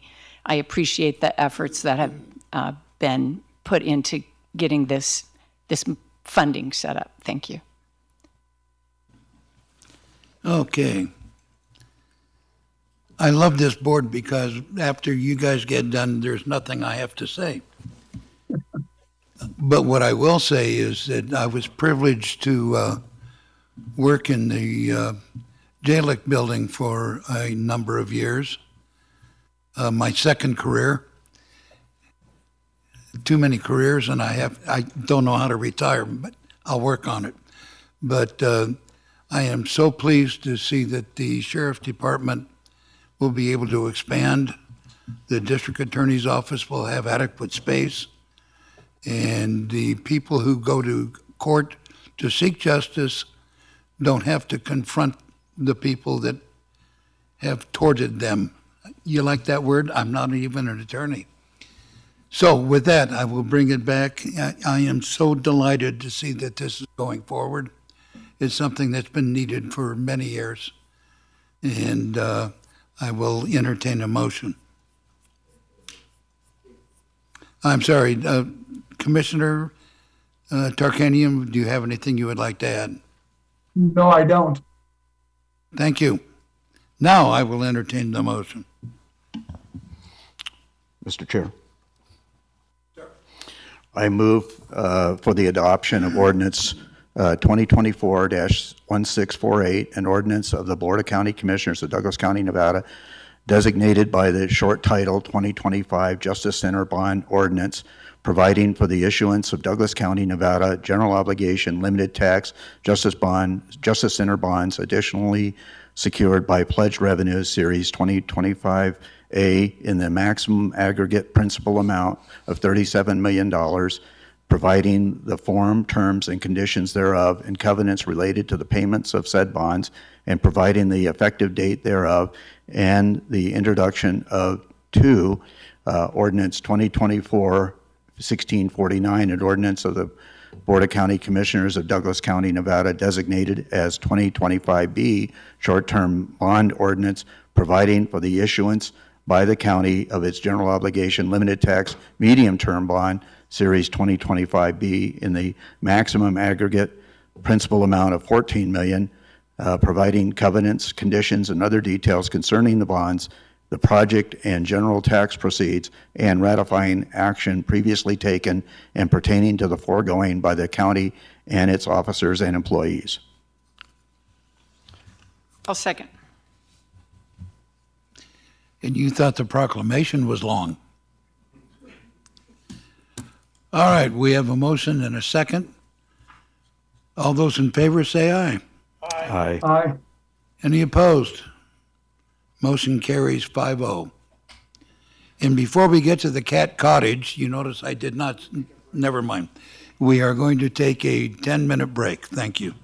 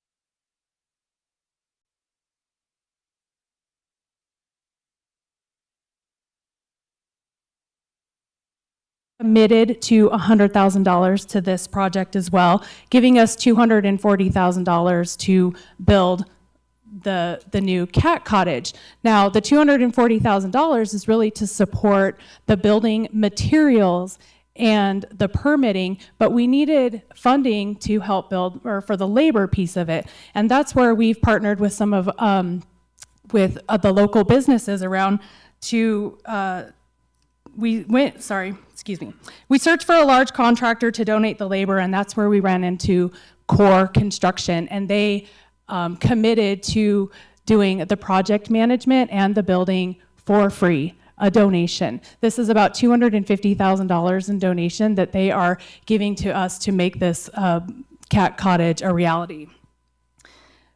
The dog members and our animal care and services members came together to say, what is this facility going to look like? How is it best going to meet our needs? And with the help of Bill Iverson, who is a dog member and a retired architect, he drew some preliminary drawings that got us to make sure that everybody's needs were being met. We're able to serve more cats in the facility, and we're able to address needs with quarantine. We have a quarantine issue in our current cat facility, and excuse me. So with the drawings that were made from Bill Iverson, we needed to take them to the next step. We needed to have a licensed architect come forward to help us get the drawings to where we need to be so that we're able to design them. And that's where TSK stepped in. TSK has stepped in and is committing to getting the drawings to the next step where they need to be. So thank you to all of the partners that are here and all of the collaboration to bring this to a reality. And now we're seeking authorization for the funding so that we can move forward. I apologize, that was very difficult for me to get out today. It's fun getting tongue-tied, isn't it? Oh, no. I empathize with you. Okay. Any questions from the board? I only had one observation, Mr. Chair. For those members of the public that are not aware, well, you kept referring to dog. Can you tell us what that acronym stands for, please? So Yes. that the members of the public can. Yes, thank you. Burke 80 Community Services Director. They are the Douglas Animal Welfare Group. They are a nonprofit organization that supports dogs and cats in the community. Our Animal Care and Services Department works really closely with them. They support us, but they also support dogs and cats throughout the entire county. I was impressed with the figure of $250,000. And that was for labor? That's an estimated account of what the labor that is being donated from Core Construction to actually build the facility. The funds that we have that we're talking about here are going to go towards all of the building materials and the permits. Okay, but $250,000 is mind-boggling for someone to donate. Thank you very much to them. Yes, we are very grateful for Core Construction. Thank you. Commissioner. My understanding is that one reason this was, I just have to speak up on behalf of dog people, that is DOG people. And note that one reason this cat cottage was needed is because of the proximity between the cats and dogs. And those people who are dog people, don't worry, the dogs are taken care of otherwise. We're not leaving them behind, but this is giving some space and distance and separation. So everybody, all the dogs, all the cats will be happier. Just a note. Being a person who adopted a cat, and I have the scars to prove it, this cat has turned out to be a real plus thing in our lives. We have a Shih Tzu dog, and they're almost all like this all the time. Not doing any harm, but thank goodness for the cat folks out there.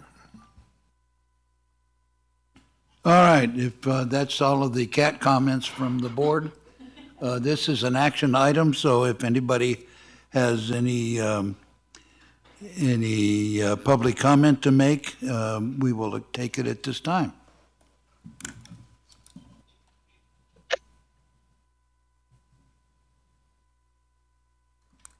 Greetings, Board. My name is Catherine Dodge. I am the president of Douglas Animal Welfare Group, otherwise known as DOG, and we are a 501c3 committed to helping to bettering the lives of Douglas County animals. And one of the ways that we look forward to doing that is through helping create a new cat facility at the shelter, one that provides space, better space for meet and greet, better space for cats, better quarantine, and as you say, allows the dogs to have a cat-free zone to live in. So thank you again for supporting this project. Your initial infusion of $40,000 has leveraged into another $500,000 in private donations. I think that's a heck of a good payback. And I want to thank you for your confidence and your support in helping us get here. This will allow the county to replace a decrepit temporary cat cottage with a new quality cat cottage. I want to especially thank Commissioners Gardner and Tarkanian for their leadership in helping kickstart this. Dog member Bill Iverson, who donated over $5,000 in labor, designing the floor plan and elevation that allowed Scott Morgan to recruit a project manager. And we want to thank Scott and Brooke for shepherding this project up to this point. Core West for stepping forward to manage the project, and RSK Engineering to build on Bill's work and complete the design drawings. I also want to thank the dog members that have committed to coming up with $100,000 to help purchase the materials needed to build this cat cottage. What an incredible team and what an incredible community we have here in Douglas County. Thank you. I appreciate it. And I want to say thank you for all the dog members. We deeply appreciate this. Thank you. Is there any further public comment? Seeing none, I will close public comment and I'll bring it back to the board for a motion. Commissioner. I only feel like it's appropriate for Commissioner Tarkanian to make this motion, so I will. Commissioner Tarkanian. I appreciate that, Commissioner Gardner. We both have been very much involved in this. I am dropping my son off at school, so I don't have it written in front of me what I am supposed to make the motion to say, except that I want to approve the funds, the $40,000 for the cat cottage, but I'm sure it has to be more elegant than that. So maybe if you can read off what the motion should be, I can second it. I'll read it off and then you can make that motion and I'll second it for you. Okay. So motion to, one, authorize the Douglas County Community Services Department to increase the budget for the cat cottage project from $40,000 to $140,000, which will be funded from private donations. And two, authorize county manager to approve the additional expenses of up to $48,000, which will be funded with funds from animal services donations. And three, authorize the county manager to sign the contract with Core West Incorporated for project management and site supervision on behalf of, on behalf of Commissioner Tarkanian. And I will then second that. How's that? Sounds good. All right, we have a motion and a second. And without further discussion, all those in favor say aye. Aye. Aye. Any opposed? Motion carries 5-0. We will move on to item number 4, which is for presentation only. Presentation of Proclamation 2024 P-141, recognizing Core Construction for its generous donation of services towards the construction of the new cat cottage facility at the Douglas County Animal Shelter. Thank you, Mr. Chairman, members of the Commission, Jennifer Davidson, County Manager. It is my pleasure and privilege to read this proclamation into the record today in honor of Core Construction and your representative, I'm sorry, your name? Andrew. Andrew's joining us today from Core, and we will turn the mic over to him for some brief comments afterwards, and also Brooke. So here we go. Proclamation 2024 P-141. Already I'm tongue-tied, sir. Wow, it's jinxed. A proclamation in recognition of Core West Inc. doing business as Core Construction. Whereas Core Construction was founded in 1937 by Otto Baum and has grown into a multi-location company supported by over 1,200 employees across the United States, with a mission to earn the trust of its employees, building partners and clients through integrity, fairness, continuous improvement, and delivering results as its core values. And I just want to insert here that Douglas County has especially been thankful for our partnership with CORE and have seen a number of successes in the county as a result of this joint partnership. And whereas Core Construction has been a valued partner to Douglas County, having contributed to the numerous partners that I just referred to, including our Douglas County Community Center, the new Justice Center that we just talked about, and providing assistance with facility needs at the historic courthouse, the Minden Inn, and the Judicial and Law Enforcement Center. And whereas Core Construction is a premier builder in Northern Nevada, renowned across the country for delivering public works projects ahead of schedule and under budget. We especially appreciate that in Douglas County. Whereas Core Construction has generously supported numerous charitable causes and nonprofit organizations in Douglas County, enhancing the quality of life for its residents. And thank you, Mr. Chairman, for allowing me to ad lib here. That is not only true of Douglas County, it is true of every community that CORE partners with, and we appreciate their generosity. Whereas Core Construction has graciously agreed to donate its time and expertise in the construction of the Douglas County Animal Care and Services new cat cottage. And whereas Core Construction is an outstanding organization to partner with, known for its enthusiasm, commitment to the highest quality, and its ability to foster a fun and collaborative working environment while always thinking outside the box, in this instance on a cat cottage, to explore new and innovative approaches to completing projects. Therefore, be it proclaimed by the Douglas County Board of Commissioners to recognize Core Construction on December 19, 2024, with our highest regard and appreciation for Core's exceptional service and contributions to the Douglas County community. Thank you. Real quick, my name's Andrew Teal. So I'm our Director of Client Services and Community Engagement for CORE. Just wanted to say thank you for having us here today. This proclamation is a little bit hard to follow up from Commissioner Noasad's, but really thankful for it. Going back, for the storied history of our Northern Nevada company, just wanted to express our sincere gratitude to the community. We wouldn't be here without you today if it wasn't for you guys back about 10, 15 years ago. So thank you all. And one other thing, when I talked to the president of our company, Seth, Douglas County is one of the most treasured communities that we get to serve across the entire state. And don't tell my colleagues down in Las Vegas, but this is probably the most treasured. So thank you for having me today. Thank you for putting your trust in our company to build not only your new Justice Center, but also the cat cottage. So thank you, and look forward to serving you for the years to come.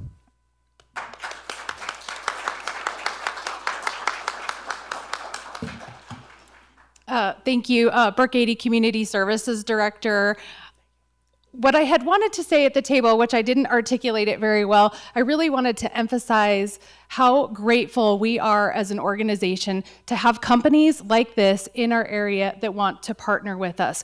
When we started having this discussion about building the cat cottage, we knew that our funds were limited and we would need a really big supporter to come forward to help us get to the finish line. When Scott Morgan, our assistant county manager, approached CORE with sort of this wild idea of like, hey, let's partner for building this cat cottage, and by the way, we'd like you to donate your time. They did so without hesitation because they do value this community and they love being a part of the projects that we have, because the projects that we do are so impactful. So thank you, thank you, thank you, CORE. We really appreciate it. Ask Animal Services staff members to come join us for a presentation, and members of DOG, if you also want to join us in recognizing CORE so we can capture this momentous donation by them.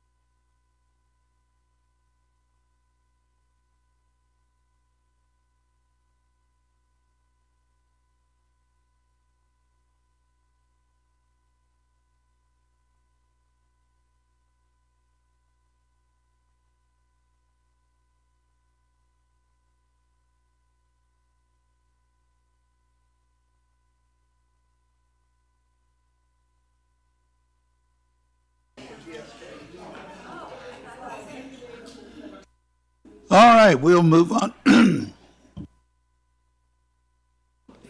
We'll move on to item number 5. For presentation only, presentation of Proclamation 2024 P-140 recognizing TSK Architects for its generous donation of services towards the design of the new cat cottage facility at the Douglas County Animal Shelter. One more time. Thank you, Brooke 80 Community Services Director, and I'm going to read the proclamation. Whereas TSK Architects, a planning and design firm specializing in public architecture and services, was founded in 1960, and whereas TSK Architects has been a valued supporter of Douglas County through numerous projects, both large and small, including the construction of the Douglas County Community and Senior Center, the new Justice Center, and providing assistance with facility space needs at the historic courthouse, the Minden Inn, and the Judicial and Law Enforcement Center. And whereas TSK Architects is committed to design excellence, creating buildings, structures, and communities that balance form and function, incorporate unique details, and offer sustainable solutions that meet the needs of all users. And whereas TSK Architects fosters a collaborative environment that encourages client participation in the design process, recognizing the importance of stakeholder involvement in creating effective and meaningful spaces. And whereas TSK Architects understands the challenges of construction, including stress, time constraints, and cost, and specializes in reducing these factors to deliver projects that are often completed ahead of schedule and under budget. And whereas TSK Architects has generously agreed to donate their time, expertise, and professional services to design the new Douglas County Animal Care and Services Cat Cottage project. Therefore, be it proclaimed by the Douglas County Board of Commissioners to recognize TSK Architects on December 19th, 2024, with the highest regard and the appreciation for their exceptional contributions to the community. And I'd like to introduce Phil with TSK Architects. Thank you. I'm going to be, excuse me, I'm going to be brief because I didn't know I was going to be up here speaking with anyone. But I'd just say it's always a privilege to partner with Core Construction. They're a great team partner with TSK. We have a long history going back several years. We understand that, you have to give back. You have to give and receive, right? And that's just the way life is, and that's what makes people happy. And so that's why Core Construction and TSK, we appreciate opportunities to just do a little bit of help. It's a small project, and we can manage that without too much strife, but it's still helping out at a myriad level. So I just appreciate the opportunity to serve. And look forward to a great, I'm going to say it, looking forward to an awesome cat house.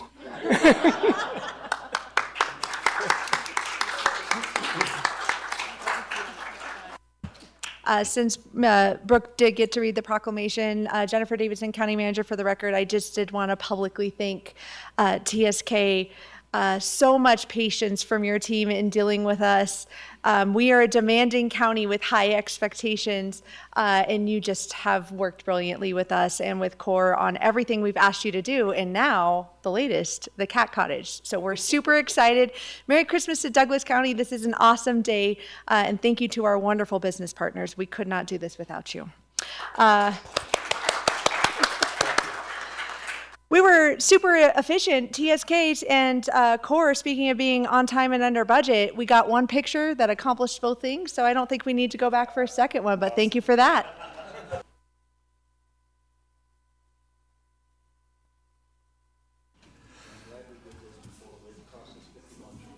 Yes.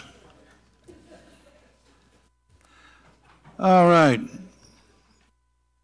And we thank you, dog and cat people. That's DAWG. All right, we will move on to item number 6 for possible action. And Brooke, don't go anywhere. For possible action, discussion to approve the 2024 Zephyr Cove Warrior Way paid parking feasibility plan, Brooke 80, and friend.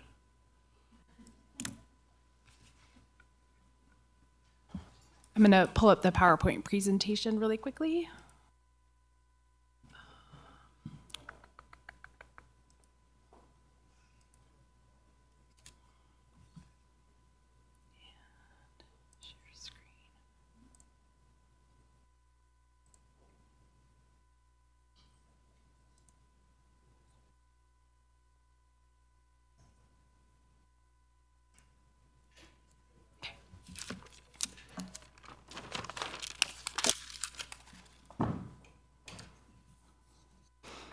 All right. Good morning. Thank you for allowing me the opportunity to talk about parking now. My name is Brooke 80. I'm the Community Services Director, and I'm here with members of Dixon Resources Unlimited to talk about a paid parking feasibility study that was completed. I'm going to introduce them. I'll move out of the way so Jennifer can come up to the table. I wanted to talk a little bit about how we got to where we are today. In 2023, during the 4th of July holiday, there was extensive use at the Zephyr Cove beach area. We made national news with the amount of tourists that came to the facility, all of the garbage and the waste, and really the overcrowding at the beach. And a lot of that had to do with parking around in the area. And so what we did is we acted very quickly, and we established a temporary paid parking program up at Warrior Way in partnership with the Douglas County School District and a couple parent groups. During the summer of 2024, our parking program was very, very successful. We had a parking ambassador on site who was there on the weekends during the busy times, making sure that people were paying for parking. We had 2,661 cars that paid for parking during our summer season, and about 465 of them are Douglas County residents.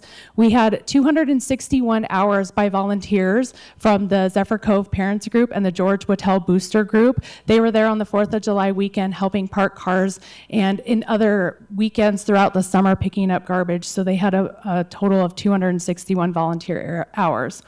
The revenue that we brought in and the expenses and the profit and the profit sharing that we had with the different groups, Dixon will get into a little bit, but I wanted to highlight that through our parking efforts, the parent groups, so that's the Zephyr Cove Parent Group and the George Whittle Boosters, they got $30,000 in revenue for their efforts in this parking program.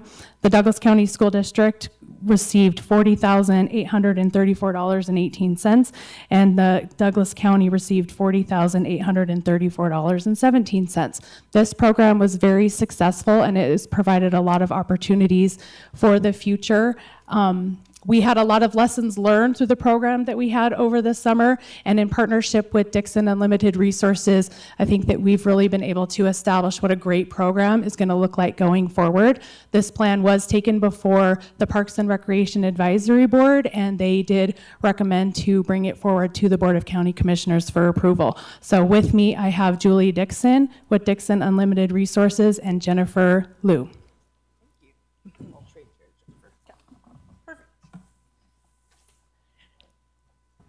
Thank you, everyone, for having us today. We'll go through this brief presentation and be available for any questions. As Brooke mentioned, I'm Julie Dixon. I'm joined by my colleague Jennifer, and we are parking consultants. And one of the unique factors about our experience, too, is we've actually supported a number of projects throughout the Tahoe Basin.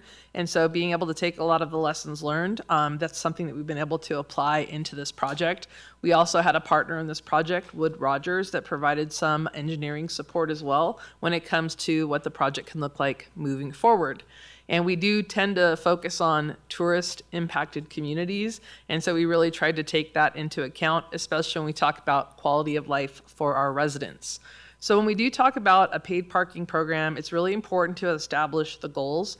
And when you talk about any type of managed parking solution, you have to make sure that you have a system that pays for itself. That's really important when you look at the operating costs, is to ensure that technology costs money, signs cost money, personnel costs money. So we need to make sure that we're designing a program that, again, can prove to be financially sustainable.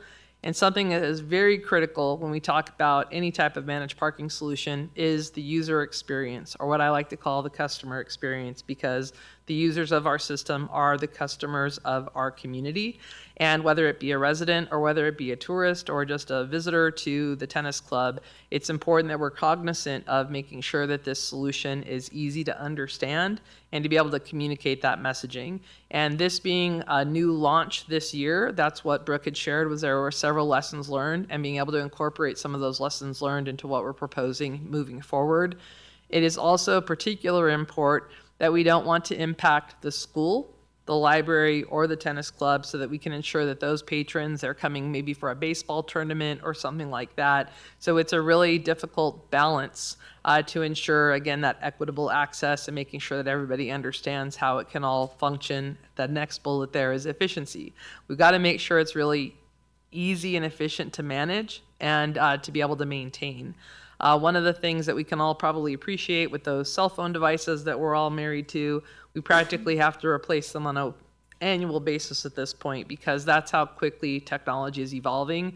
So that was really important as we talked about the design of this infrastructure. There are still human beings involved that are often very distracted. They see that big, beautiful lake behind them, and all they can think about is getting that car parked and probably getting their family to that location. So however we can design this as efficiently as possible was important. And also important moving forward is to make sure that we're adaptable, knowing that we have certain peak events that do occur, especially in this region, as well as making sure that we can be adaptive for, again, if there's a big tournament or something like that, it's important that we're constantly being able to engage and monitor the program moving forward. So for the area that we're talking about, you can actually see that bird's eye view of the locations, and you can see in the legend the number of actual parking spaces that are identified. And I think the one thing that the commission noticed was the orange highlighted areas, which are defined as the overflow areas. And that's something that you could see those locations being utilized, especially for a peak time like a 4th of July weekend type of opportunity. So, but on a standard operating day, we're really talking about 293 parking spaces. It was also something important to recognize that, especially on the curvature of the roadway, making sure that we have certain locations marked as no parking locations, because it's important that our emergency vehicles are also able to navigate that roadway, especially with the heliport location up there for emergencies.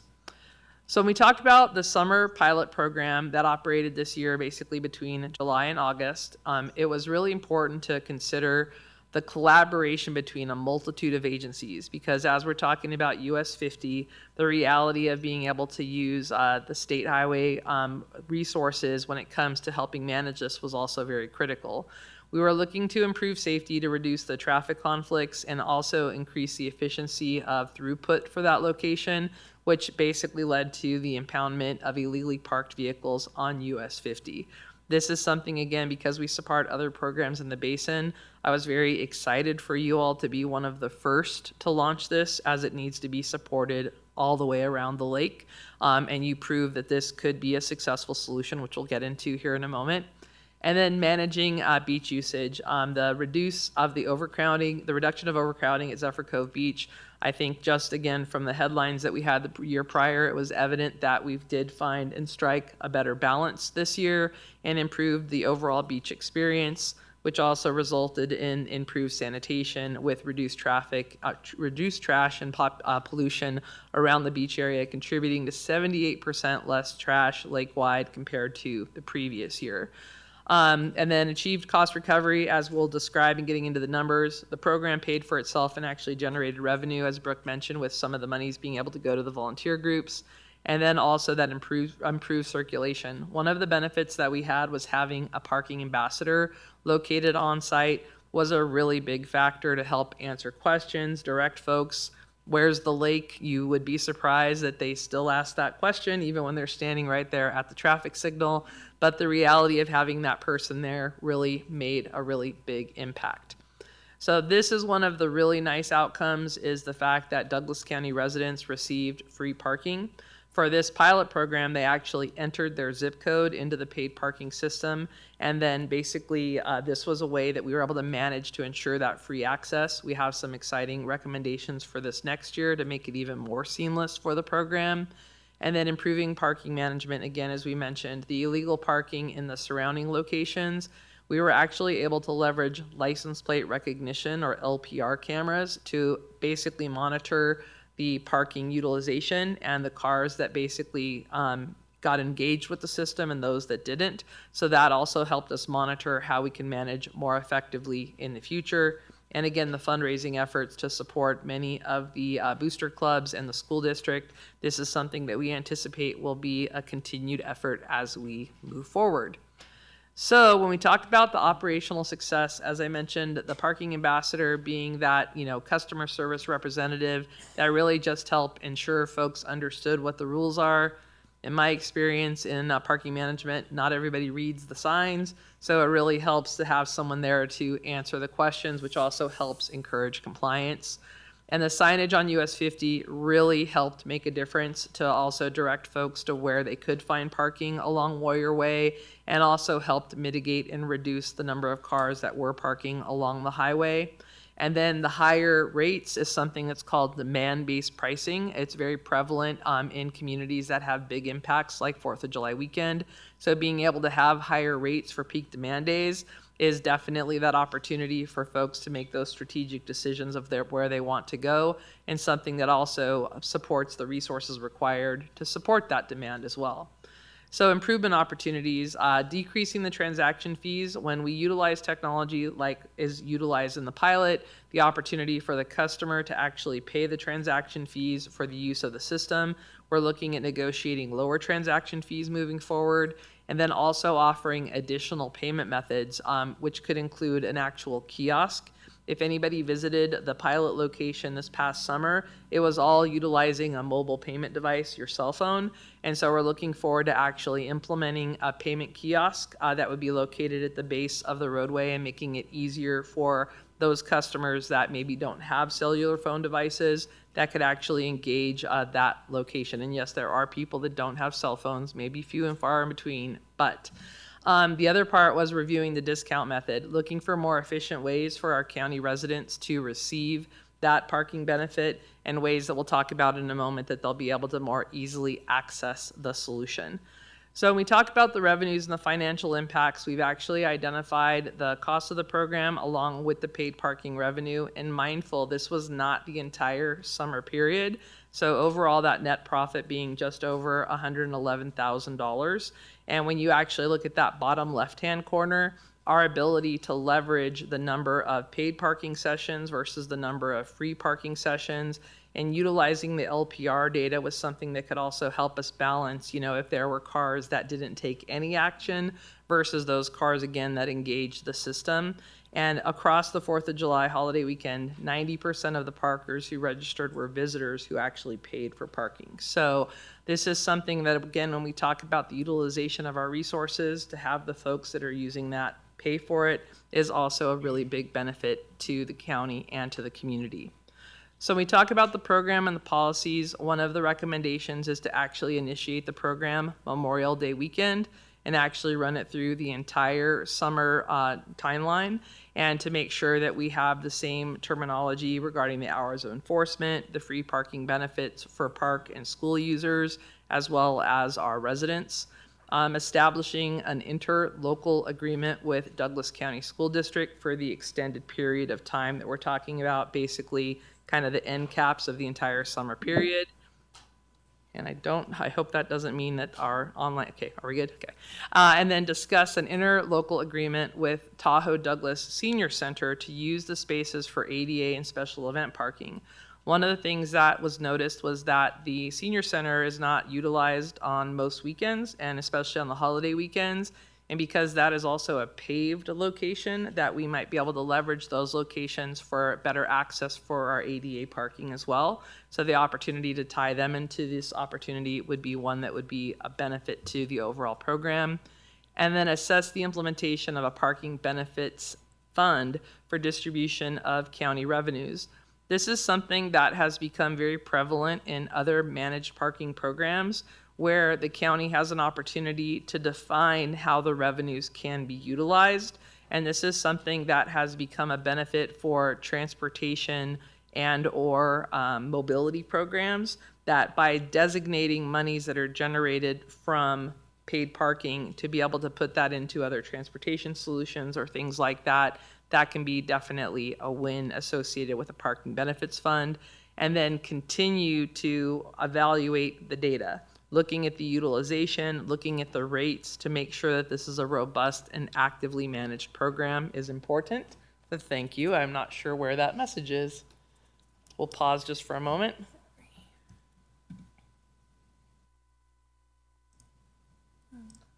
Sorry. No, you're all good. Maybe escape out of the, maybe right, yeah, perfect.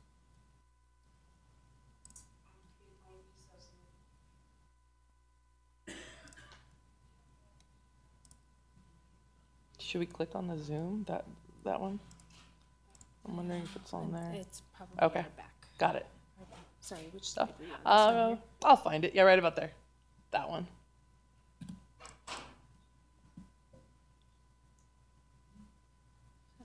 You're all good. I'll find it. I'll get it. Perfect.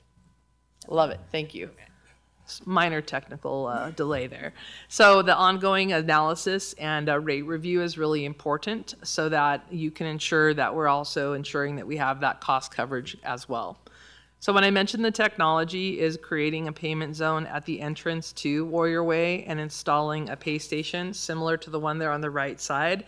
You may have seen infrastructure like that in communities like Truckee or maybe around other locations around the basin. And it's important to also have your parking ambassador be in a visible location. And it's important that when we talk about just that payment zone alone, is that we want to be sure that we have really strong connectivity or a hotspot where customers can actually make sure that they have a signal on their cell phones. So if they choose to use their phones to communicate that payment opportunity or initiate that parking session, that they'll be able to leverage that. So having these locations in those high visibility locations will also detract from vandalism opportunities as well. So these are all factors that we want to be mindful of. And the reality of a solution like this is that you don't need a number of those pay stations. You really only need one. I think this is a critical element of this, Yep. simply because, certainly myself, sometimes I have difficulty with a cell phone. Right. And, this happens when I go to concerts, okay? And they delivered my tickets via my phone, and then my phone won't operate when I go to check into the concert, okay? Which is really troublesome, Mind-boggling. okay? Yeah. And so with this, it doesn't give the individual the opportunity to say, well, I couldn't make contact with this, and that's why I didn't pay. That's okay? right. Sorry, this takes away that Absolutely. that And that's argument, right? And this is something too, again, you all are not alone when it comes to signal strength, especially on a popular weekend anywhere around the lake.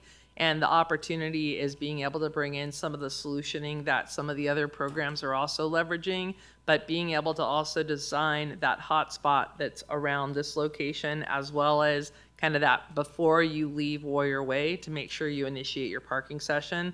And then this next feature is actually also a win, because this will allow our community members to be able to scan their driver's license either at the kiosk or on their phone, where they could basically, our hope is through the proposed design is there would be a little pull-out area when you turn onto Warrior Way where that hotspot would be available, so that, because as we climb up Warrior Way, the signal gets lessened, and their ability to be able to scan their driver's license to be able to recognize that they're a Douglas County resident, and that would initiate their parking session. So that's a real win for the program, and it's a program that I have to tell you, I actually tested in Maui, where you'd be surprised to know that in Maui, there's actually no paid parking yet. And we were just about to launch their paid parking solution, and then unfortunately the fires happened. But we had tested and vetted this, so in their case, the County of Maui residents were going to receive a benefit, and this simple way to scan their driver's license made it really simple. And I want to reinforce to folks, there's no retention of data associated with that driver's license. What the system is simply doing is recognizing in that barcode the zip code associated with that ID. So that's basically what gives you your initiation of your parking session. So it's a real win and easy to use for customers, and something that you'll be able to, again, use on your phone or at that kiosk as well. So this is driver's licenses, not license plates. separate, and Okay, that's what that's a whole nother, okay. Yep, I'm going to talk about that one too. But this is so that your county residents can receive their free parking benefit. And it's another way to limit fraudulent activities.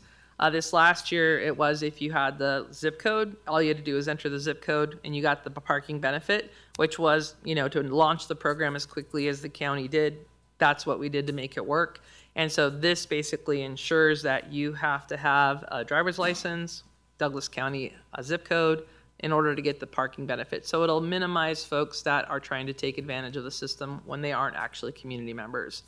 And then the ongoing communication and evaluation of the technology providers so that we can do the barcode scanning on the driver's license. We can also utilize not only mobile payment opportunities, but also being able to text to pay. That's another really big win in communities when you can offer the ease of not having to use any kind of app, but just initiate your parking session by text. It also requires less bandwidth on your cell phone. So these are all ways, again, to just add features to the system, and then it gets into the license plate recognition technology.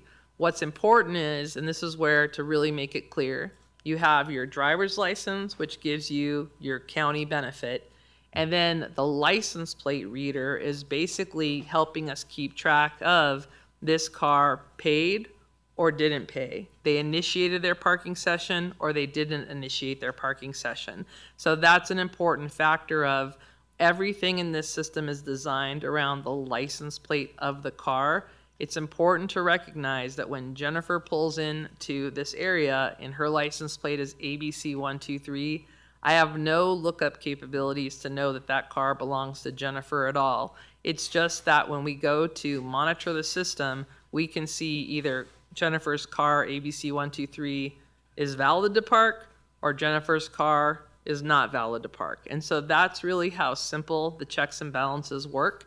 And it's the way that we basically can collect the data to ensure that we have compliance and to look at ways that we may need to be more efficient with the system. It's really critical for folks to understand that when we talk about this type of technology, we're not looking up any DMV information. I don't see any registered owner information. It literally is a scan of a driver's license to say your zip code gets you to park for free, and your license plate is basically how we keep track of paid, not paid. And it's as simple as that. It's a lot of technology for a simple action like that, but it's what allows you to be as efficient as you possibly can, requiring less personnel, and to really, again, simplify the way that the methodology works.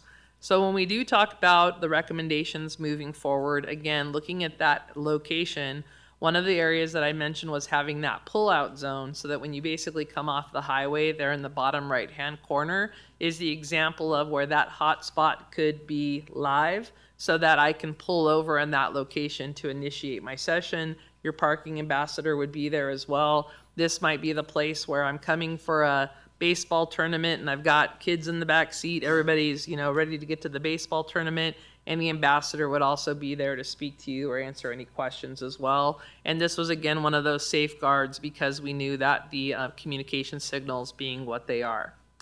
So now let's talk about compliance. This is really the opportunity to leverage. We want everyone to follow the rules. That's the goal. Make it easy for people to follow the rules. And our ambassador there is to help people validate that their parking sessions went through and to really help them ensure that they can utilize the system. And then working with the volunteer parking ambassadors to help them go out and help really communicate the messaging to ensure people can follow the rules. And this is something that ideally we got that 90% factor when you saw the numbers earlier. So that's a really successful program. The towing to continue on US 50 is something that, again, there was a separate impound lot. I didn't really speak to that, but that was also a real win for the program because there was a temporary impound lot that was set up there right off behind the library, and our intentions of continuing to use that, especially for peak weekends. And what you see here on the right side is actually a supplement to the towing resources. What you see there on the right side is something that's called a windshield immobilization device. And what this does is it allows for you to actually immobilize the vehicle while the tow trucks are taking care of other cars. In case we have stacked up vehicles on there, this is a temporary tool that can be used while the towing is in action. And this is a device too that you can see there's actually a number pad, a keypad in the upper right-hand corner that actually allows for self-release after you've actually paid your fees as well. We didn't utilize this year, but it could be something that, again, depending on demand, as we expand the program throughout the entire summer months, it's just another supplement to the enforcement and impoundment process. Sure. I just want to know, how does it stay on there? Sure. So this specific device is called the Barnacle, and it basically has two industrial-sized suction cups on the rear side of that yellow device, and the device can be branded as well, which is really neat for some agencies. And it literally, if you remember those old Reebok pump shoes, it literally has a pump that when it gets laid onto the windshield, it goes and it adheres to the windshield. So if somebody tried to manipulate it off of their car, it will do damage to their car. When you hit the button with the appropriate access code, that's when the suction releases. And what's particularly important, because interestingly in the parking industry, there hasn't really been a lot of innovation over the years. You know, we've had a few things like meters where you could put in your credit card and such. This came along about 10 years ago because traditionally we used to have the boot, you know, and that's actually a really dangerous resource because the person usually has to bend over in traffic with cars coming behind them. And so this was actually brought in as an officer safety solution to help mitigate officer safety concerns.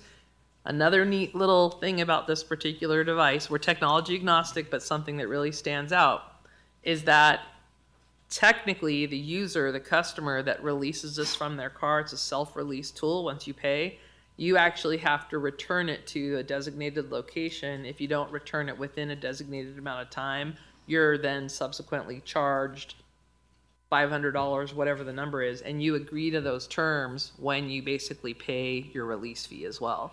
So this has been really effective in really high-profile communities that have had a really big tow impact, especially when you talk about volumes. And again, this would be a supplement to the towing, but this is just another tool in the toolbox that I like to describe that when you talk about managing parking, this is really intended to help us be more efficient and more effective in the field. And that's also why we want to make sure that we assess the tow and impound fees to make sure, you know, the crime fits the time type of thing. And that's like just with the rates. Something that happens in a lot of communities is that folks will say, I'll just eat the ticket or I'll just eat the fees because that's how much it would cost me to entertain my family for the day. And so that's something that we want to be mindful of, is that you want to make sure it's like parking in a disabled parking space. When you see that sign that says $300 plus or $500 plus, that's meant to be a deterrent to encourage you not to park in those locations. The same concept should come here. If I'm going to choose to park on Highway 50, I need to understand that the penalty is substantial enough and probably not something that I want to consider. Mr. Chairman? The trigger, thumbs up, thumbs down. How often do you check what you have to determine whether you're going to tow? I mean, I would imagine you want to do that on an hourly basis. That's a great question. So the trigger that I was describing was once you've entered Warrior Way. So we'll have fixed mount LPR cameras there that are basically monitoring the license plates of the cars. And so then you give a courtesy period of 15, 20 minutes so that your parking ambassador can actually look at the tablet and see that of the 100 cars that have entered, I can see that there's 2 that haven't initiated a parking session. For the highway, this really comes down to the monitoring of the highway and the reality of the resources that are available, especially from the Highway Patrol as well as the support from the Sheriff's Department. What I was thinking is you have a record of all the license plates.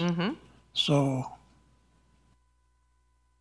I assume you're patrolling then the area that the parking is taking place. So along and Warrior Way. That is now. Then you get the license plate from the quote violator, and then you go to check see if his license plate is in the database. Yeah, so then Right. what'll happen is when the card enters Warrior Way, I'm just gonna show here. So if you look at this particular location, so they've turned off of the highway and they've come right here. As they bypass this location, this is basically where the license plate recognition cameras are. So then when they proceed on into the parked area, these locations, the cameras are basically recording that plate. And so that I'll be able to look at as a parking ambassador, look at the list of plates that have entered, and then it'll cross-check it with the managed parking system to say, of that 100 cars, 2 have not initiated a session. Thank you. Do you mind if I jump in real quick? Brooke 80 Community Services Director. I do want to remind everybody that the parking fees are for beach goers only. Individuals that are coming to the area that are participating in activities at the park, the library, the tennis club, or with the school will not have to pay for parking, and they won't have to register for a parking session also. So our best course of enforcement is catching people after they park on their way to the beach, where our ambassador is there checking receipts on phones to say, yes, you paid, no, you didn't pay. The license plate readers are another tool as part of our enforcement, but the ambassador is really the key to making sure that everybody's paying. And different than on the highway with the towing, because that's really for the vehicles that are parked illegally on the highway. And the parking ambassador is not engaged with that part of the process. Yeah. So, thank you. First of all, I want to thank our Community Services Department for bringing this process forward last year. And obviously, it was a very good program to institute. And I'm glad that we're looking at going on with it next year, even though it was a pilot program then. And I hope that we can take the pilot off of that and go forward with a program. I just had two questions really on, and this windshield immobilization device is really a interesting concept. So two questions I have in that regard is, number one, who has authorization? Is that me? Is there?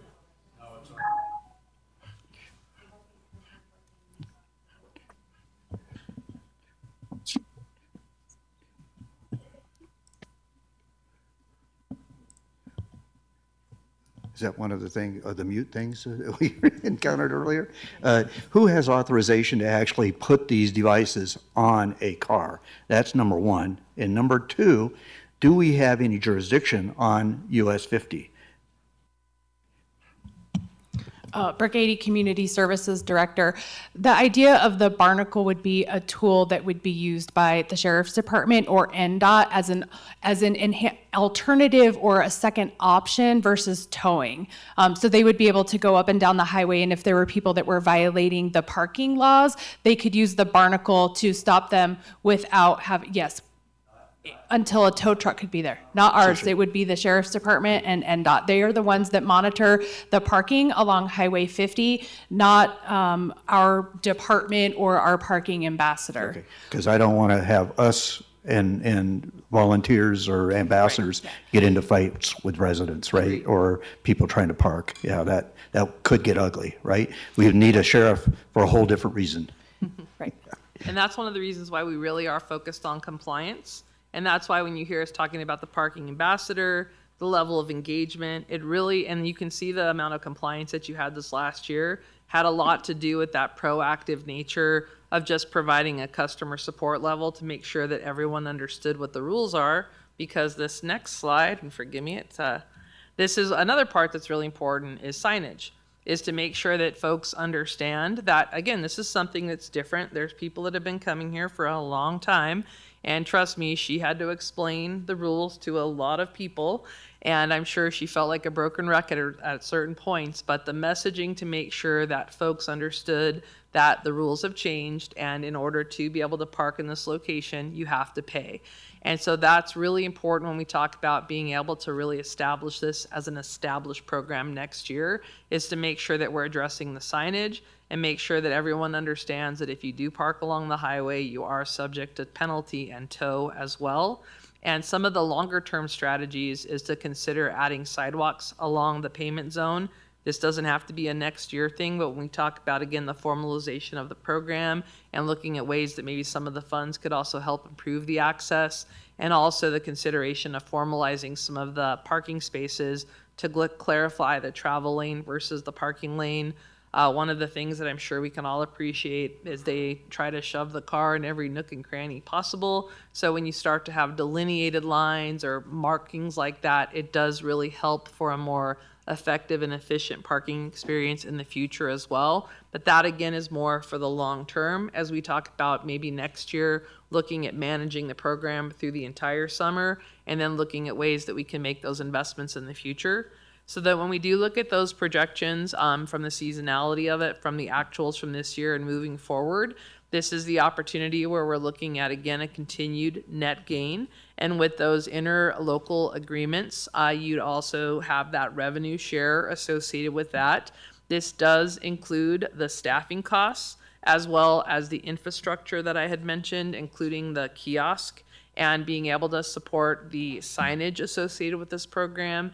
And so this is something I really have to reinforce. I do this across the country, and most programs are lucky to break even when it comes to managed parking solutions. So this is something that is obviously a real positive for the county. And it's something that as you talk about moving forward, your opportunity to really maximize those demand rates and really looking at how to set your rates to really benefit the program in the long run is a real opportunity for you all. And so when we do talk about the next steps, it's again about establishing those interlocal agreements to extend the paid parking program as recommended to start with Memorial Day weekend, to consider a parking benefits fund, and to set and begin the announcement of the 2025 paid parking program. We like to describe there should be no secrets when we talk about managed parking. We want everybody to follow the rules. So the earlier you can get the word out there, they can plan accordingly and know what the expectations are. The evaluation of paid parking vendors is currently in progress, obviously subject to your next steps from today. And then evaluating the use and supplement of those windshield immobilization devices, and continue to research and evaluate the tow and impound fees. And then with that, we just really appreciate the opportunity to be here, and myself and Jennifer are here to answer any additional questions. I just had one additional question. I know that last year when we initiated this pilot program, we gave the community services manager, Brooke 80, the opportunity to on-site or as we go, the opportunity to adjust those parking rates up or down depending upon activities and whether or not we were exceeding the number of cars or not, okay, to maximize the parking. Did you ever have to do that function, Ms. 80? Brooke 80 Community Services Director. The rate structure that we had in place for last summer worked very well to manage the parking. I was on call for 4th of July weekend if I needed to go in the back office for our mobile on device company that we worked with to change it. But with the parking ambassadors and the volunteer groups, they were able to manage the parking so well that the rates really did suit where we were with the number of people that were coming. I continue to have that ability if it comes up, but we monitor it every weekend. Commissioner Hill. I don't have a question, I have a comment. A couple. I just feel this is really well done. Your presentation was excellent. Thank you. And this is solving a lot of things, and it just great. One suggestion or consideration, and that is, I've been to places that use parking like this. I haven't used it at the lake. And as a user, I don't have any problem paying for the ability to park. What I do have a problem with is if they make it hard for me, if I have to stand in line, if I can't connect on my phone, and I think because we are charging top rates, we need to provide the infrastructure that supports this. Pay stations, connectivity, sidewalks to make it safe, to have a space, so that as a visitor, I don't have to take part of my day to stand in line at the only pay station to pay top dollar to park. So full support, very pleased with the presentation, very pleased with the program. Going forward, I would say let's take some of that 100,000+ that we're making and make sure that we are providing an efficient, pleasant experience for those who are using our system. Any further comments from the board?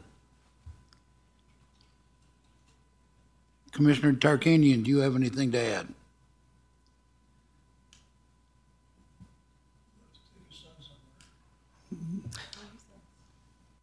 Doesn't sound like he does. Okay, I'm going to throw my 2 cents in.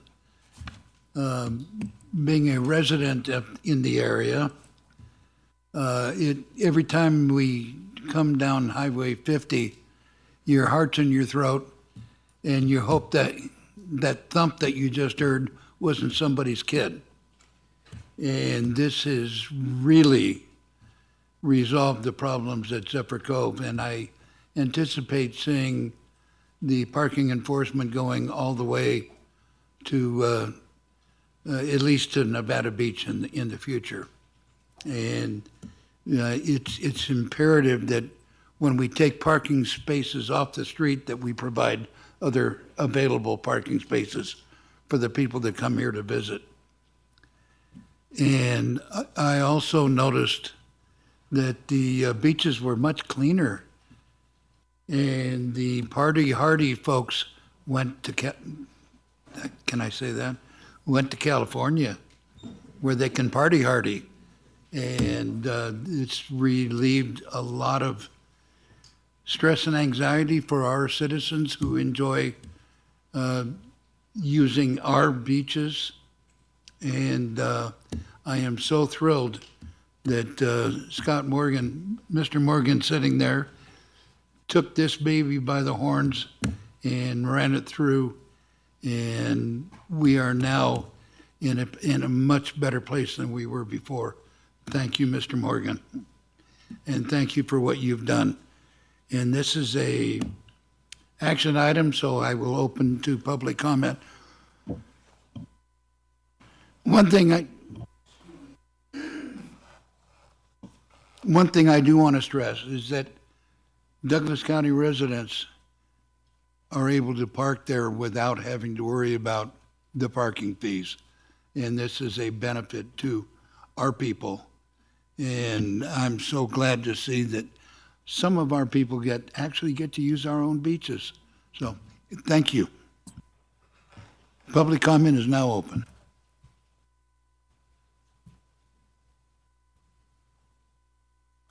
Jim Jackson. First, I want to say that to Commissioner Norrisad, we will miss you on the board. You have been a voice of reason and common sense through all the times I've sat here over the past 3.5 years. You've always shown concern for the residents of the valley and of the county, and we appreciate that, and we thank you, and we will miss you. I think this parking program, I've listened to it from its inception and all the way through, is a very admirable thing that you've done up at the lake. You have taken a problem and fixed it, and it looks like you have future plans to fix it even more. Sounds like you've been very concerned, and now here comes the kicker, for the safety of the people up there. I wish you had taken the same amount of concern for the people in Johnson Lanes area and the safety of us and our well-being. Thank you.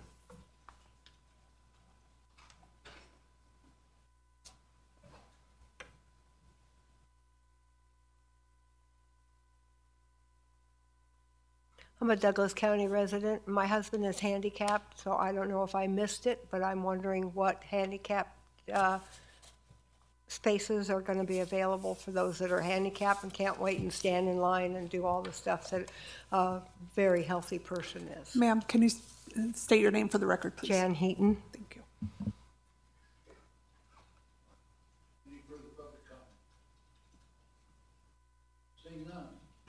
Seeing no further public comment, I will bring it back to the board.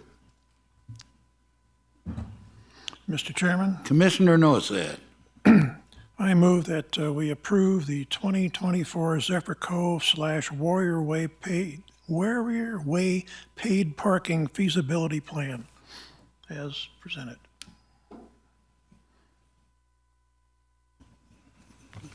Do I have a second? I will second. Second. Oh, I was letting you guys go, but nobody spoke up. Go ahead. yes, I'll second that. Thank you. All right, we have a motion on the floor and a second. All those in favor say aye. Aye. Aye. Any opposed? Motion carries 5-0. Before we leave this, could we just, I think that's a good question. Could you just briefly? Absolutely. Yeah. I was just going to highlight, that was one of the reasons for the interlocal with the senior center, is that because it's a paved location, it's ideal for the disabled parking. Did you want to say anything? Mr. Chairman, members of the board, Scott Morgan, Assistant County Manager. As they've indicated on the site plan, we are having additional handicapped ADA parking at the old senior center, the Tahoe Douglas Senior Center site. But it's not beach parking. It's not close. If you are disabled, you still got to cross the highway, you still got to traverse. So we recognize on the property we're dealing with, it is the most convenient, most accessible parking, but we still need to mention that there is accessible parking at the Zephyr Cove Lodge as administered through Aramart at significantly lower rates. So a part of this plan and why it works so well is we are still encouraging people, if you want to get a value parking spot, get there early, wait in line, park at Aramart on the beach. You can literally park near the beach if you want handicapped accessible parking. Our parking is merely overflow parking, but we do have a handicapped accessible unit, and we do have value-based parking if you get there early. Even on slow days, we are higher priced than Aramart and Zephyr Cove Resort, and that is by plan and by design. Mr. Chairman? So, thank you, sir. Yes, sir. Just before we break, the lady who came forward and identified herself as the previous protector of my cat, that's you. Okay, please don't go away. So I did have a follow-up question then. Okay, so if a handicapped individual gets down to the down to there and finds that there's no available parking, they can drop off their individual that needs that assistance, right? And then go up to this new parking area that we're going to establish, hopefully with the senior center, and park their car there. That's legal, right? There's a to drop it pull-out off area. and okay. Yep, So, at the cove. okay, just in case. So they don't have to try to get from there down to the beach. Yeah, okay, thank you. Thank you. Okay, question. Is there anyone here for item number 7? Yes. There are. Okay, we will go on through item number 7.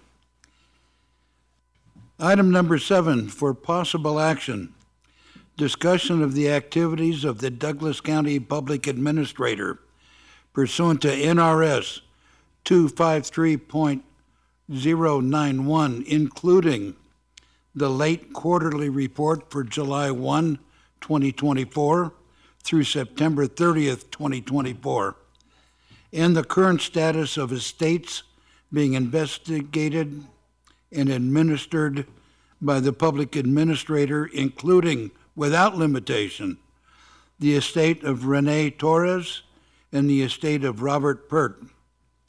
The character, alleged misconduct, or professional competence of the public administrator may be discussed during the review, and direction may be provided to staff, including possible revisions of the Douglas County Code. Jennifer Davidson. Thank you, Mr. Chairman, members of the commission. Jennifer Davidson, County Manager for the record. The financial statement for the bank. Commissioner Tarkanian, it sounds like you may be unmuted. Oh, perfect. Thank you. All right. This item appears before the County Commission today as a result of a request by this commission to receive regular reporting from the public administrator. Beginning towards the end of October, my office reached out to Mr. Walsh to schedule his next quarterly report to this County Commission. We were unable to reach him, and I continued to try to touch base with him in the beginning of November, and had a phone call conversation with him in which he indicated a personal matter, was preventing him from being able to prepare his quarterly report for you. He asked for me to move that quarterly report to the subsequent board meeting in November. My office reached out to him, attempted to follow up. We were unable to get that scheduled, and he was non-responsive and remained non-responsive. Subsequent to our second meeting in November, I received a written complaint from the family of Robert Pert regarding Mr. Pert's estate. Also, my office learned of a complaint received from the family of Renee Torres related to the Torres estate. Both the information on both of those estates has been provided, and the complaints my office received have been provided as backup to the agenda item today. After conferring with legal counsel, I made the decision to place this item on the agenda and provided Mr. Walsh with public notice of our intent to discuss his competence and character today. As a result of that, and a meeting that he had with myself yesterday and a subsequent conversation he had with the district attorney, he has tendered his resignation, and I'll read that into the record today. Subject, this is dated December 19th, 2024. Subject, resignation from the position of Douglas County Public Administrator. I will submit this to the clerk to be part of the record. Dear Mrs. Davidson and Commissioners, I am writing to formally resign from my position as the Douglas County Public Administrator effective immediately. While it is a difficult decision, it has become evident through my discussions with the county manager, phone conversations with one of the commissioners and the district attorney that this is the most appropriate course of action. Please know that I am committed to assisting with the transition in any way I can. I will gladly share all relevant information concerning the cases under my purview to ensure a smooth handover.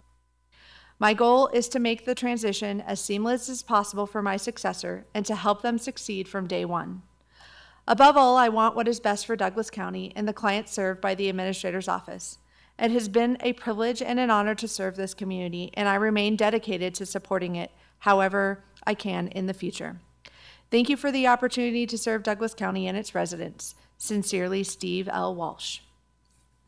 With that, Mr. Chairman, I do want to advise the Commission that there are members of the family in attendance today who do speak regarding this agenda item, and I know you will afford them that opportunity.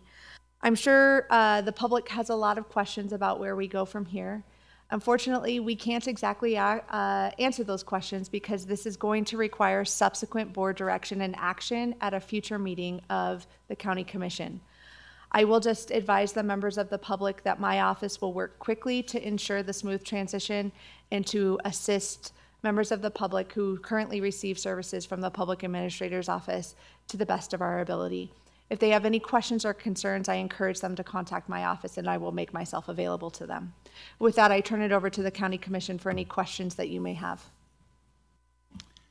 Thank you. I believe that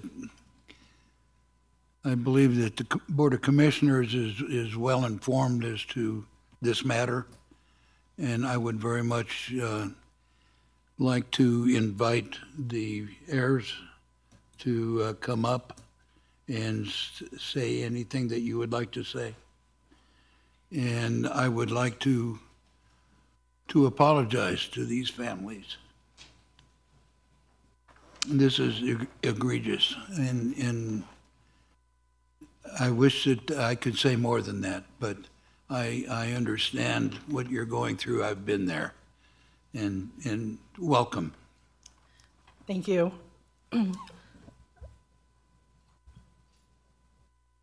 My name is Michelle DeMonte, and I am here on behalf of my father, Robert Pert, who passed away August of 2023. Sorry, I didn't expect to get a little emotional. But when we met Mr. Walsh, he made us believe that he was serving the residents of Douglas County. I'm not a member of Douglas County, but I have a lot of respect for the people here, and my father loved it here. He told us he would help us through the probate process, and that it was his priority. None of those things actually happened. We believe Mr. Walsh acted negligently in his position without regard to the families that he was elected to serve. He ignored attempted communications from myself and my family for going on 15 months, did little to investigate my father's assets, and at some point during all this, he just didn't do anything. I reached out to an attorney just for some advice, and this attorney spoke to Mr. Walsh, and he told him it just wasn't worth it. So instead of following up and giving us next steps, he just completely disappeared on us. So we're still sitting here waiting for an update. No idea what's going on. I made many attempts to contact him, and all of those contacts failed. My sister finally got a hold of him back in September, and he said the estate was close to being finalized, and that he was just waiting on one more document from the court, which clearly was not true because nothing has ever been filed. He also told my brother a month after that he was working on the case and that we could do what we liked with my father's items that he had in storage again. Again, how is that true if nothing has ever been filed? In the days after my father passed, he took possession of his car and some electronics, which we still don't have possession of to date. After 15 months, the car is still in Mr. Walsh's possession.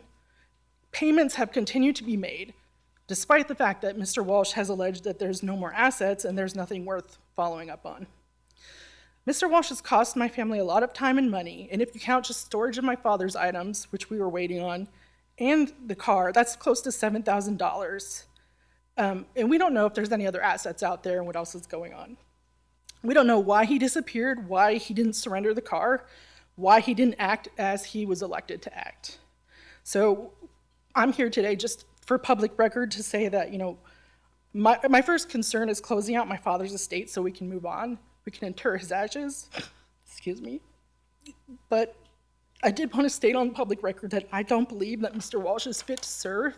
I know that's not really on the agenda anymore, but I don't believe he's fit now or in the future. Thank you. Thank you. Is there anyone else that would like to speak?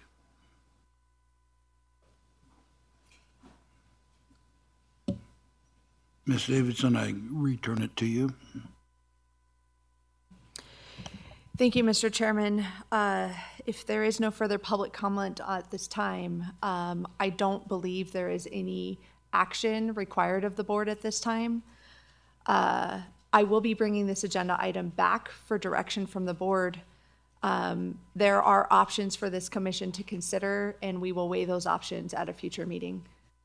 With that, Mr. Chairman, I don't recommend anything further. Thank you. Any comments from the board? I had one question. And without a public administrator, as we have individuals who encounter this issue going forward, until we take other action by this board, what is the process? What happens? Mr. Ritchie.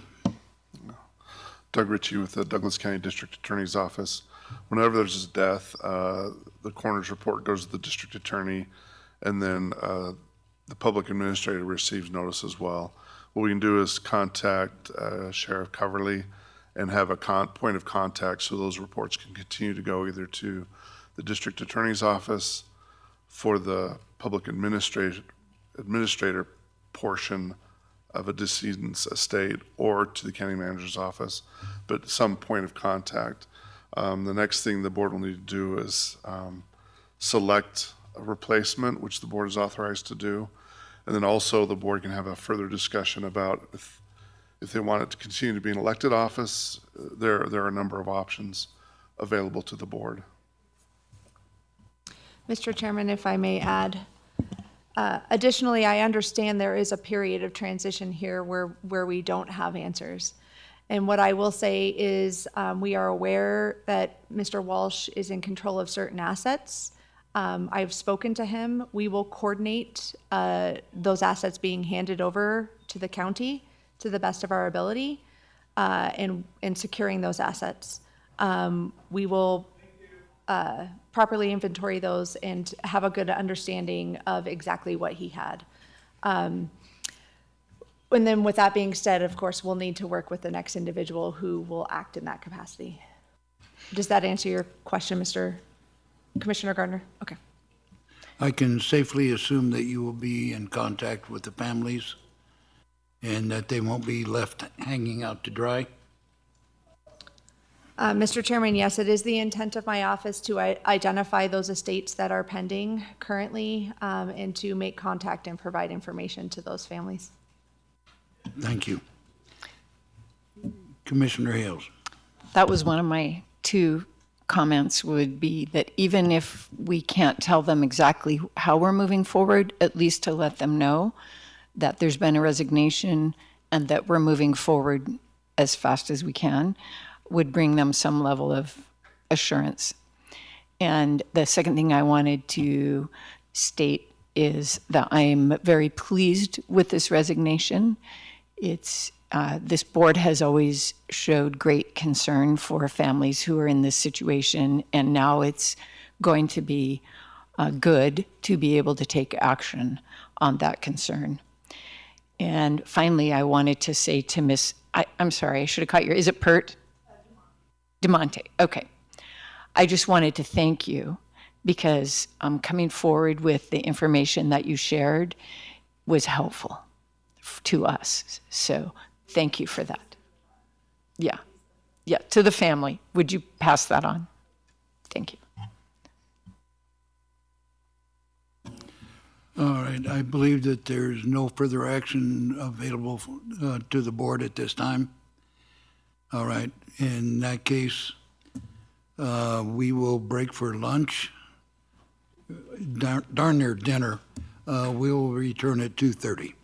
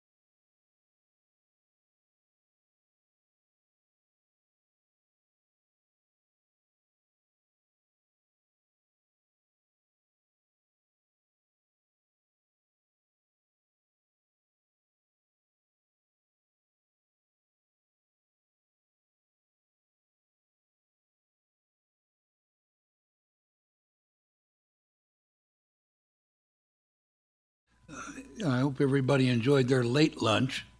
The morning went a little bit long. Commissioner Tarkanian, are you with us? I don't see him, so thank you. We have a quorum, so we will go ahead and get started. We would like to get out of here before the sun sets. All right, item number 8. For possible action, discussion to adopt ordinance 2024-1639, an ordinance amending Douglas County Code, Title 10, Chapter 10.08, Control Devices, to establish vehicle restrictions prohibiting truck traffic on portions of Wild Horse Lane, Vicky Lane, Clapton, I can never pronounce that, Clapham, Clapham Lane, Kane Avenue, Gordon Avenue, Fuller Avenue, and East Valley Road. This is the second reading. Mr. Erb. Mr. Chairman, before we proceed. Please. Thank you, Mr. Chairman, members of the commission. Jennifer Davidson, County Manager for the record. Before we proceed with the item, I have a disclosure to make. My family, specifically my dad and my aunt and uncle, live on Kane Avenue, which is one of the roads being discussed by the County Commission today. I did not assist staff in the preparation of this ordinance. This agenda item was brought forward at the request of the County Commission, and I have made no recommendations. Thank you. Thank you. Now, Mr. Erb. Thank you, Mr. Chairman, members of the board. Good afternoon. For the record, John Erb, Douglas County Public Works.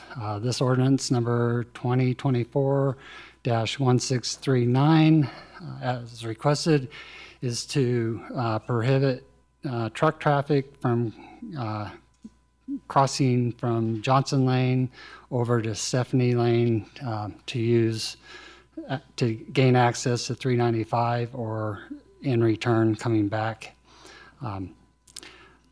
The streets I have on here that are mentioned in the ordinance are the streets that have direct connection all the way across from Johnson Lane to Stephanie Way. And with that, I'll take any questions. Any questions from the board? Seeing none, this is an action item, so we will open for public comment. Is there any public comment on item number 8?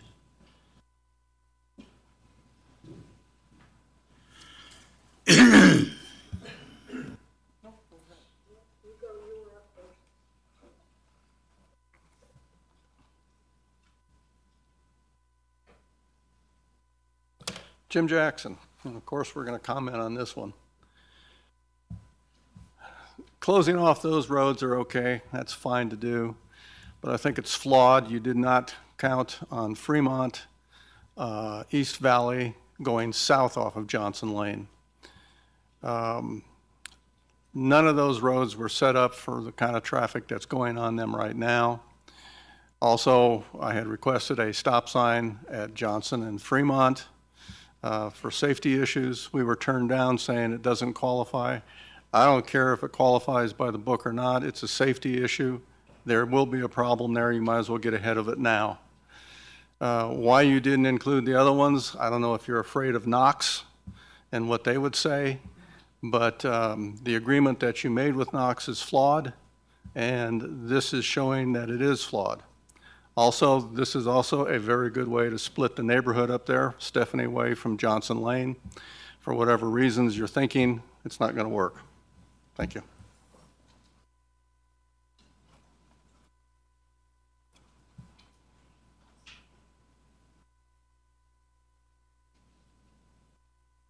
My name's Jan Heaton. Thank you, Jim. I live off of East Valley, and on your number 8, it doesn't say north of Johnson Lane, so this should include south of Johnson Lane also, even though I know you guys have made some kind of hooligan deals with them using Fremont and East Valley, But Fremont is a residential narrow street. It has dirt shoulders. It cannot handle that truck traffic. East Valley from Sandra Lane to Stockyard is only grindings off the old highways. It is not suitable for trucks. We have a lot of traffic between Sandra Lane and Stockyard with ATVs, horse riders, motorcycles, bicyclers, and that road is not just conducive to truck traffic. And I'm interested to know what exactly is local traffic. If you're going to use Fremont and East Valley, does that mean you have to turn on Buckeye? Does that mean you have to turn on Toller? How far do you get to go? Do you get to jog on East Valley at Toller and go out to Pine Nut Road? What are the restrictions on local traffic? If you're going to go south, you're going to come back and go north. So you're going to be tearing that road up both directions.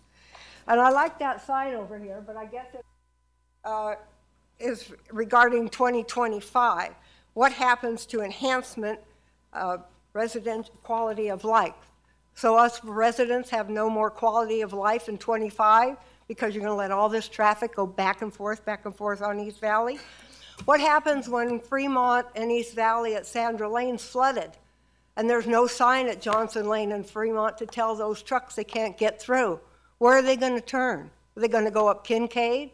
What are they going to do? I have a problem with trucks going down Fremont and finding out they can't go any further once they hit Sandra Lane because it's flooded. I have a lot on my mind, but I'm going to give up right now because I'm just so frustrated. Thank you for your time. Thank you. Next. Yeah, hi, I'm Tracy Lutz. I live in Skyline Ranch, a part of Johnson Lane. And I agree with their comments relative to Fremont, but I just want to point out that Fremont actually extends into Skyline Ranch. If you're coming from the south and you come up to Johnson Lane on Fremont, you can go across into Skyline Ranch. And actually, a truck, if it wanted to, could take Fremont to Chiquita and drop over the top back onto Stephanie. And they would have access that way. So as a minimum, you should be excluding that section of Fremont to preclude them from going into our neighborhood in addition to the other streets that you've listed. Thank you. Thank you.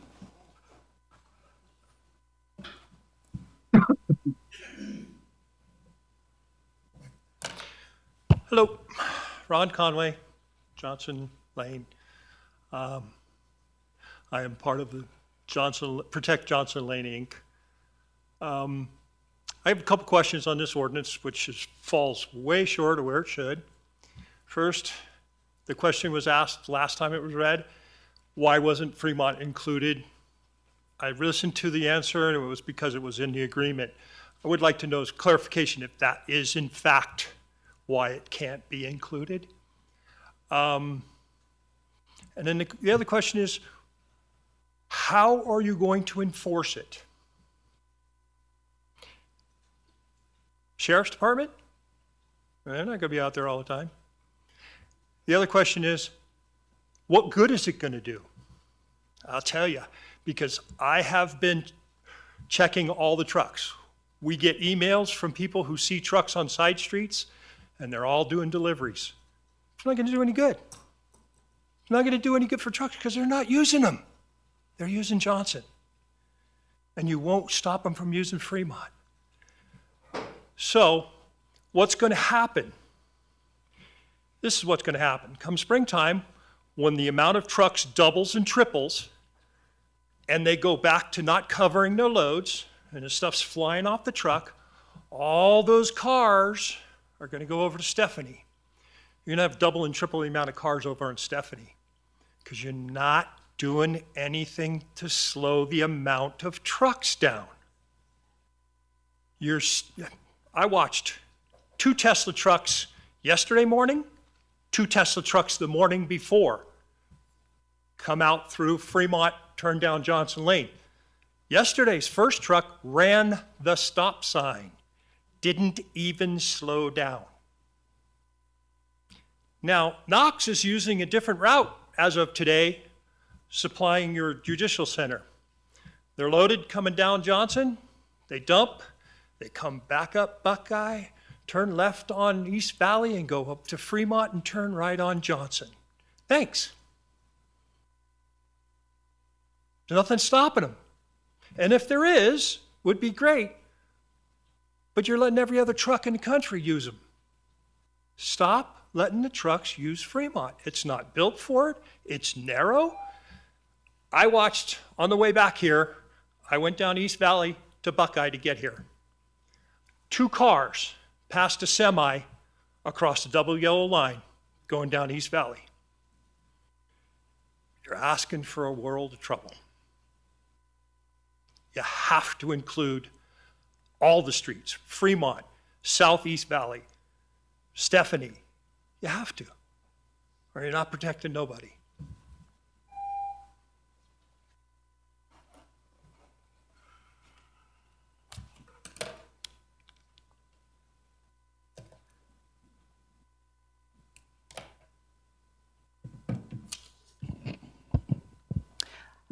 Hi again, Stacy Clark. I'm a member of the nonprofit Protect Johnson Lane. We formed for health and safety of our community. I just heard a bunch of you talk about the health and safety up there at the lake. It's really an important deal. Safety, safety, safety. Hundreds of cars parked on Highway 50. You guys made a parking lot.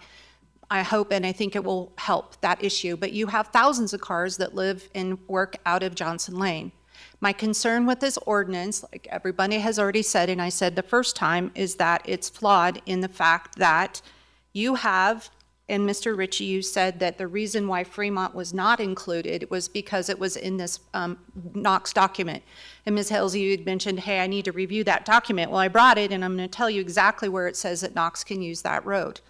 On section 3.1, says Johnson Lane, and this is referring to how it will be accessed and left the mine, will then use the mine site to county maintain roads. Operators and its affiliates and its customers will only access and utilize Sunrise Pass to Fremont and then to Johnson Lane to access the mine site only in the event of an emergency or if Johnson Lane is closed. Now, that doesn't say go to Fremont and access the road to the mine if you need to come from Buckeye. That says only in a point of delivery or road closure. It doesn't say avoid using 395 because it adds minutes to your haul route, and that's exactly what's happening. And we're seeing Sunrise Pass being used, and if you don't have any sort of monitoring, mitigation, and enforcement in place on Sunrise, everyone's going to go to Sunrise or Fremont like it's happening now. And I'm not just talking about Knox, I'm talking about all the trucks. The concern I have is that Fremont loops around and connects with East Valley south of Johnson Lane, and that needs to be included in this ordinance. I'm asking you to pause on voting on this ordinance, take another look at the roads, take another look at this agreement, and really make sure you're doing the community a due justice, please. There's already been a girl who has been very badly hurt on Fremont riding her horse, which is common in that neighborhood. She was hauled away by an ambulance because her horse spooked because of truck traffic and car traffic on that road. My concern is that your agreement says to comply with federal and state laws, but already there are no permits listed and we can't get the permits. You have asked for compliance, but who gets to serve liquor if they don't have a license? So why is the mine in operation without verification that there's permits in place? There's an email from Ms. Davidson saying she has not seen a lot of these permits. Please take a step back and make sure you are doing the constituents of your community a service. Thank you. Thank you.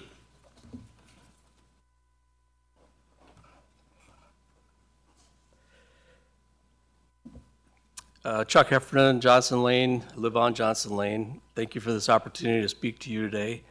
I believe in bottom line up front. I believe that the residents of Johnson Lane and possibly the county were sold out by the last decision to not prevent traffic on Johnson Lane. It's frustrating to feel like you're a citizen and you have no voice in this constitutional republic that we have. Now, moving on to this ordinance, it seems that this thing was thrown together, and it seems like it was a cynical opportunity to pacify one part of the community in an attempt to divide the two parts of the community in Johnson Lane. Pacify the people north of Johnson Lane and not do anything for the people south of Johnson Lane, that is Fremont, particularly, and others. There is no logic or continuity for this decision, not just for Johnson Lane, but also across the county. The Douglas County Transportation Plan has functional characteristics. There's 4 or 5 of them, if you could include local roadways. Principal arterial, that'd be 395 and 88. Minor arterial, Waterloo, Kingsbury Grade. Major collector, Dresslerville, Riverview, Vicky, Stephanie. Believe it or not, Vicky and Stephanie are both major collectors. Johnson Lane. Minor collectors would be Pine Nut Road. Now, the current ordinance, the way it reads, Riverview, it's a 25-mile-an-hour street, but it is a major collector, and there are no truck signs on that street. There's no, like I said, there's no continuity for this. Waterloo, Dresslerville, 35 miles an hour, and it's also a major collector with no trucks. It's in the ordinance as no trucks. This needs a thorough review. You need to modify the ordinance to include Fremont, Sunrise Pass Road, Johnson Lane, east of Fremont, at least, and possibly Fremont north of Johnson Lane. It needs to be looked at. The staff report did not say why certain streets were left out. There's no mention at all. So it also says that they want to keep trucks on the most suitable roadways. Well, I think the way this is read, it fails in that respect. So it really needs to go back to the drawing board and take another look at this, because it is not consistent across the county, and it's not correct. Thank you. Thank you. Any further public comment? Seeing none, I will close public comment, bring it back to the board.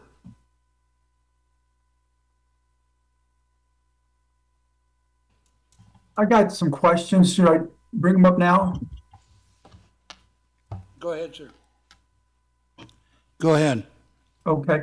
So some of the emails I've been getting, so it's my understanding that Fremont, part of the agreement was to allow trucks to go down Fremont that were delivering to Douglas County residents. Is that a correct understanding? Mr. Erb? John Erb, for the record, yes, I believe so. So if they're not delivering directly to Douglas County residents, then they're not supposed to use Fremont, correct? Correct. Okay, so how do we enforce that? That'd be up to the sheriff's office to enforce, to see what their load ticket is and where they're heading.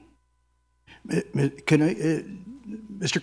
Commissioner Tarkanian, I want to, if you don't mind me, something was said here that I didn't understand, and I'd like clarification. When you said delivery to residents, is it strictly to residents? Because I thought it was any local deliveries. So that could be a business or other entity that needs that product. So Commissioner Tarkanian said residents, and you said yes. And so is that restricted to residents, or is it local deliveries to any other? And would that be just the delivery to, but does it not include the return of those vehicles that make those deliveries? Thank you, Commissioner Gardner. John Erb, for the record, that's a good question. The way the agreement reads, you're right, it's local delivery to the delivery location. Would that include the big trucks? The triplers? Can you? I would understand say what you asked. If it's just delivery to the house, That could very well be a load of gravel, couldn't it? Yes, it could be any type of delivery.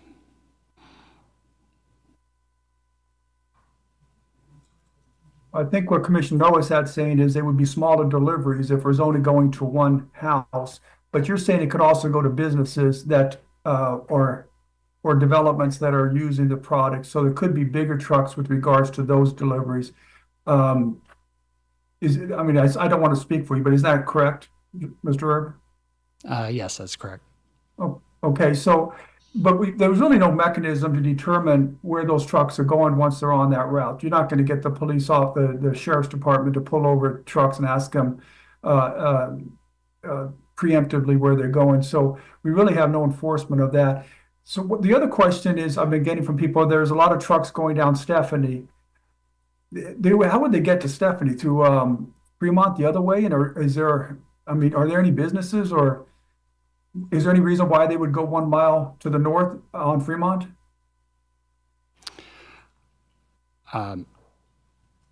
John, for the record, trucks that are going down Stephanie, there are residents that order from, say, Cinderlight for gravel on their properties. So that could be a reason for a truck. There are deliveries made. Even full semi trucks will deliver to a house, depending on what the product is. So basically, they would be. Or the truck driver lives in there. There's residents that are truck drivers that take their trucks home. Huh. So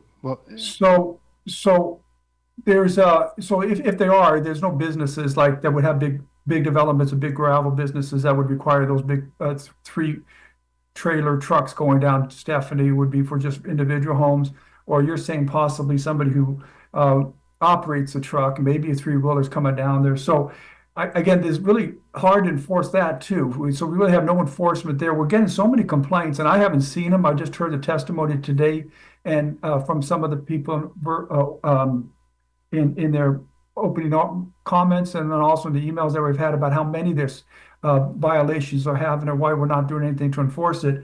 If we put them in this really bad situation where they have to have trucks going down different streets, and supposed to primarily be using Johnson, we need to do a job, some type of a job to at least mitigate people that violate those provisions, and I guess that's for another day. So these other streets that we're talking about them going down, not going down, are they all just to the north, or like Wild Horse and Vicky? Can they? I don't know how much they can go to the south, but is there any reason why trucks would be going on those streets if we ban them? And what if are there any residential people that need the trucks to go on there? How do you distinguish between that and some of these other streets we're talking about? John, for the record, if trucks are using these streets to save time, I don't see that's the reason for this ordinance. But if they're going to be zigzagging through the residential areas, they're still going to end up on one of these streets that are deemed that are in this ordinance, and so they'll be in violation once they get on that street if their intent is to cut across to Stephanie and reach 395 or come back that way. So the intent of the ordinance here, which I've been all in favor of, is trying to keep these trucks off those smaller streets like that they're not supposed to be on.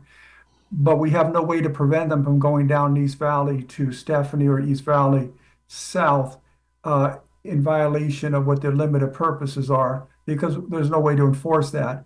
But that's really nothing. That doesn't really have anything to do with what the ordinance we're trying to do now is to protect some of those other streets. So even though there are valid concerns of that, I don't know if this would be a reason not to approve this type of an ordinance. I had one other question. I'm trying to remember what it was before I stepped down. I can't remember what it is right now. So if somebody else has some questions, if I could remember before we take a vote, I will. If not, we'll just go from there. But thank you. Are you going to go? Oh, I know. I'm sorry. a very most important one. And that's the street, oh my goodness, I'm running a blank, Sunset Pass.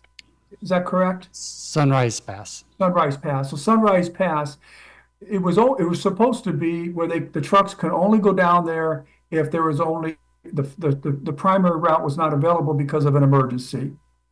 And then we as a board, three of us did at least, voted that they can add to that if Johnson Lane's closed. But neither one of those two have occurred yet. Why would any trucks be going down Sunrise Pass at this time?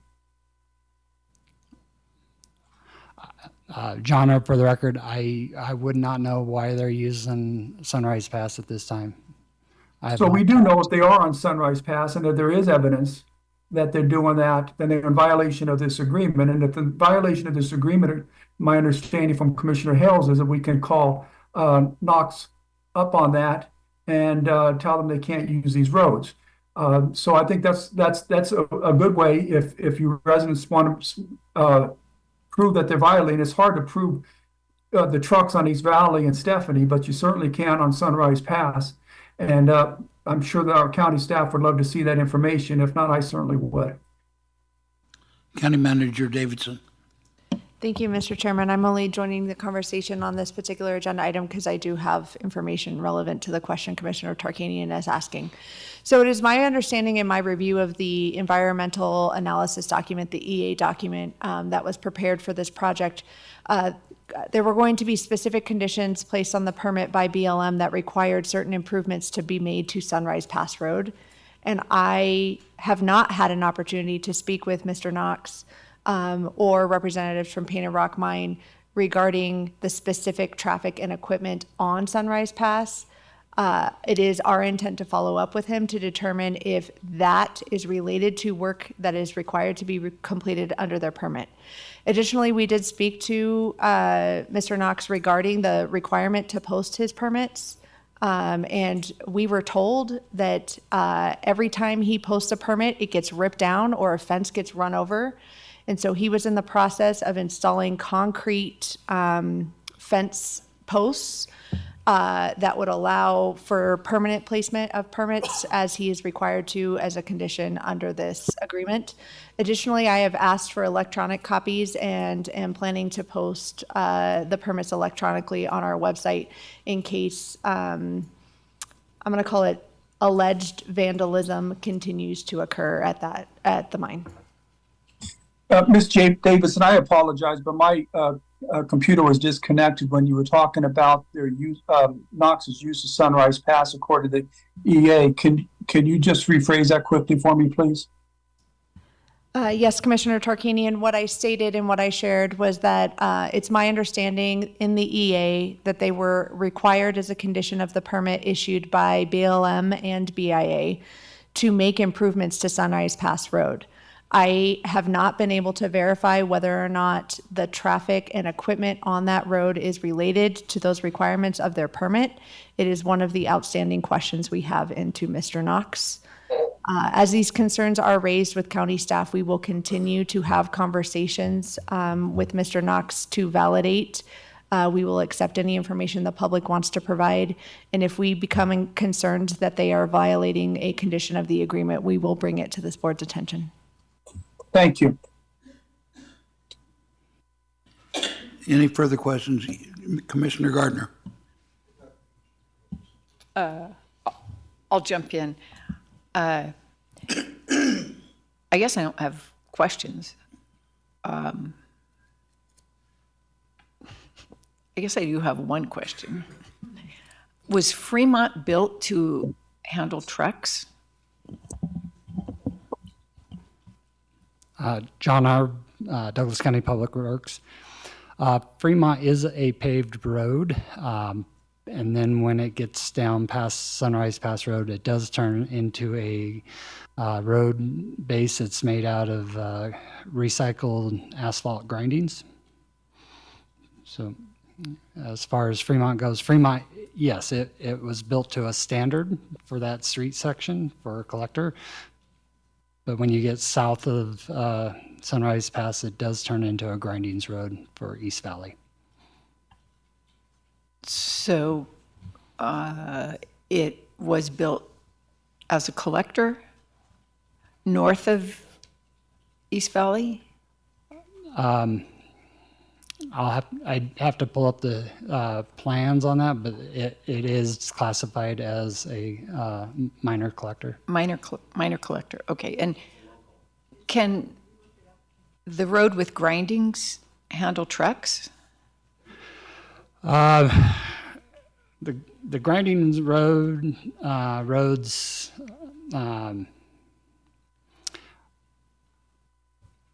they've been there a long time. They've handled traffic very well. They're becoming an issue in certain areas,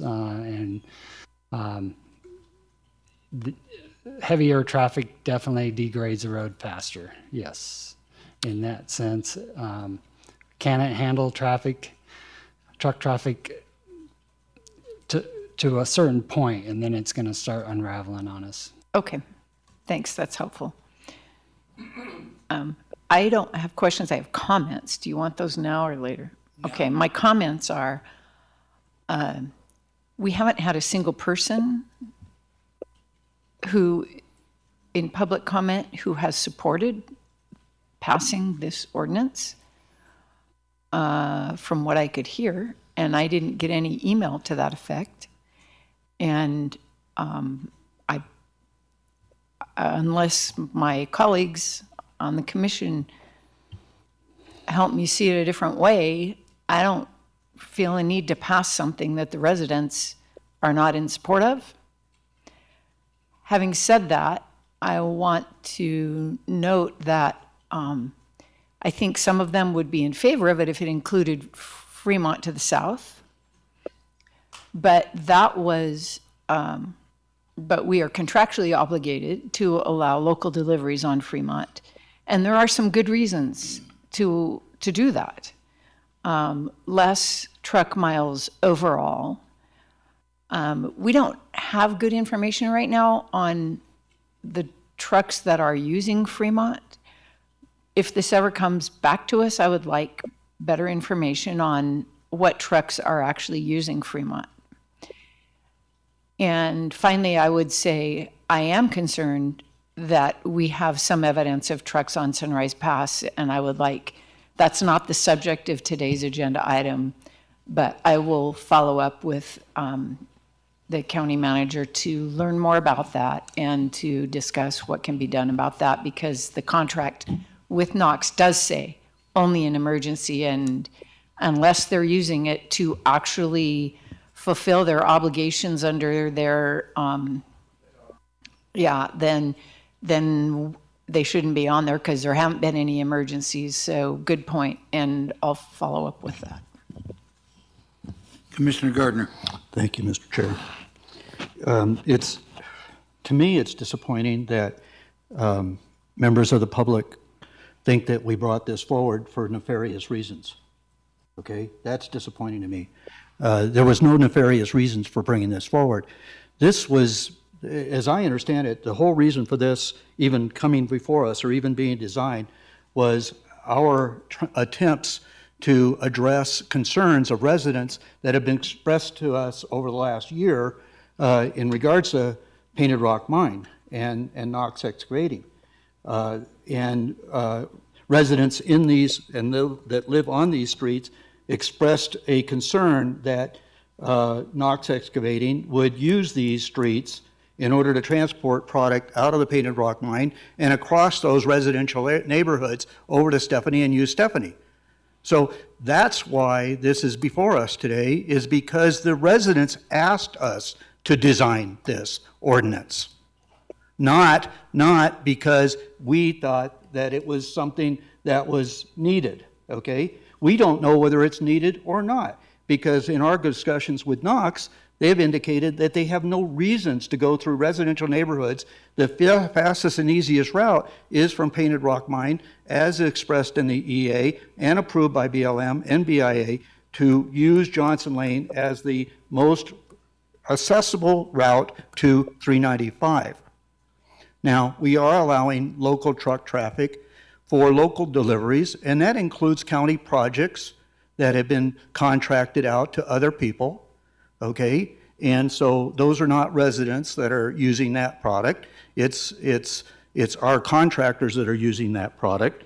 And the only thing that troubles me is, as has been expressed, is whether or not in their return efforts, I do know that they're taking product out of there, they're going down Johnson Lane, they're accessing 395, they're turning left on Buckeye out to the Justice Center, dropping off product, and then returning and continuing east on Buckeye to East Valley, unloaded, and returning to the mine.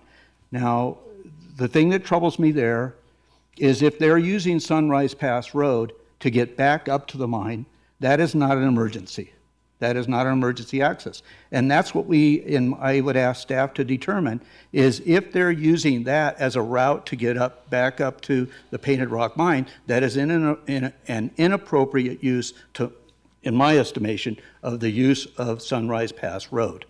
Okay, they should be going in and out down Johnson Lane, and that section of Johnson Lane that connects to Fremont from the BLM property, in and out, not using Sunrise Pass Road.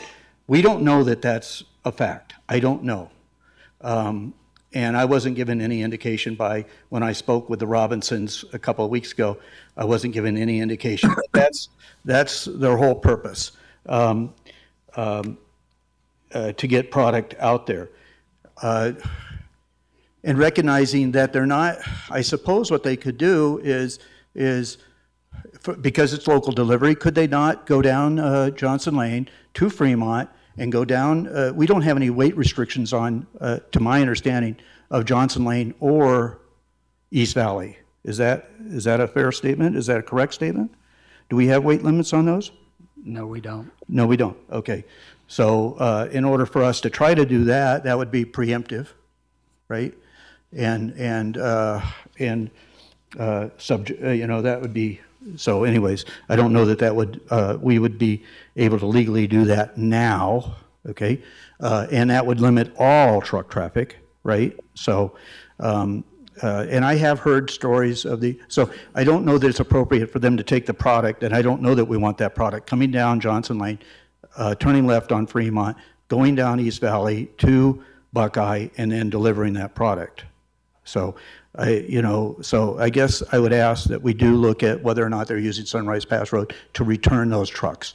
I have heard stories of Tesla trucks, not necessarily owned by Tesla, but Tesla delivery trucks using East Valley recently, and I don't know how we can restrict that. I mean, I don't know if that's local truck traffic or not. And do we currently limit truck traffic on East Valley? Currently, no. Currently, no. So, I mean, it's not like we can go back in and decide, well, we don't want truck traffic there now, when they can say, well, we've been using it, okay? I mean,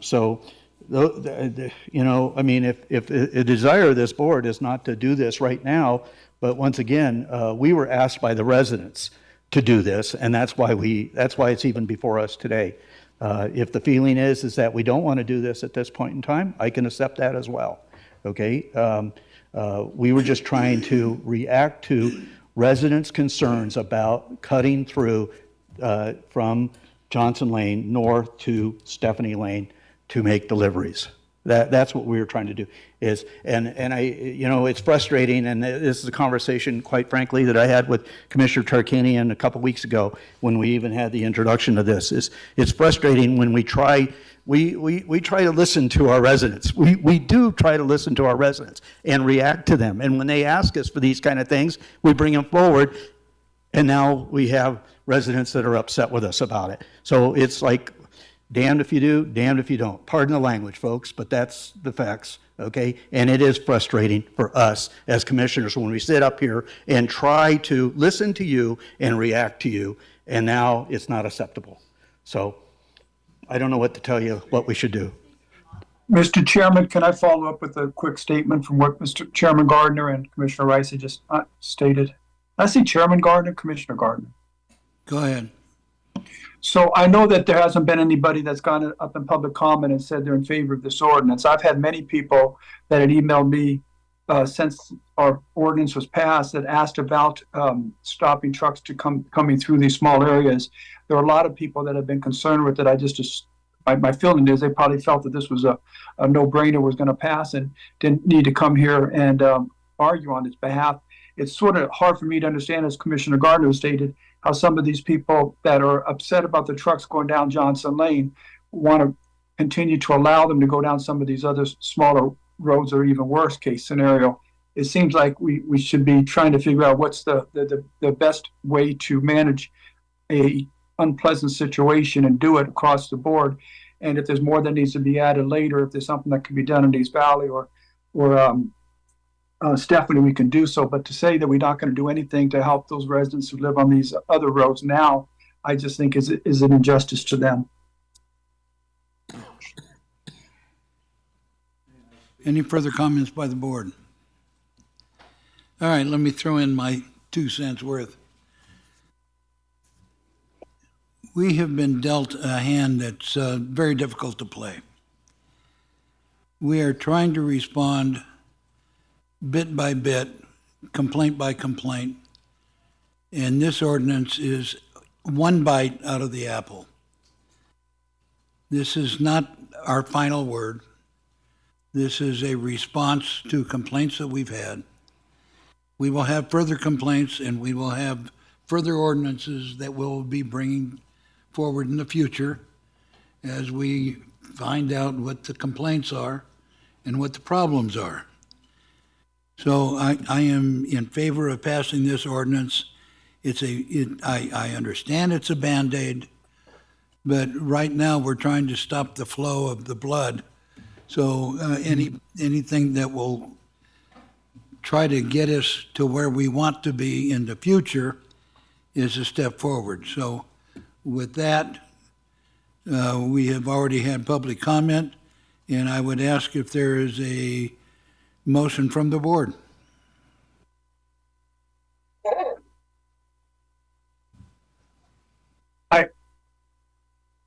I would make a motion to pass this, but I can't get my computer open, so I'm only on my phone. So my feeling is the same as Chairman Rice.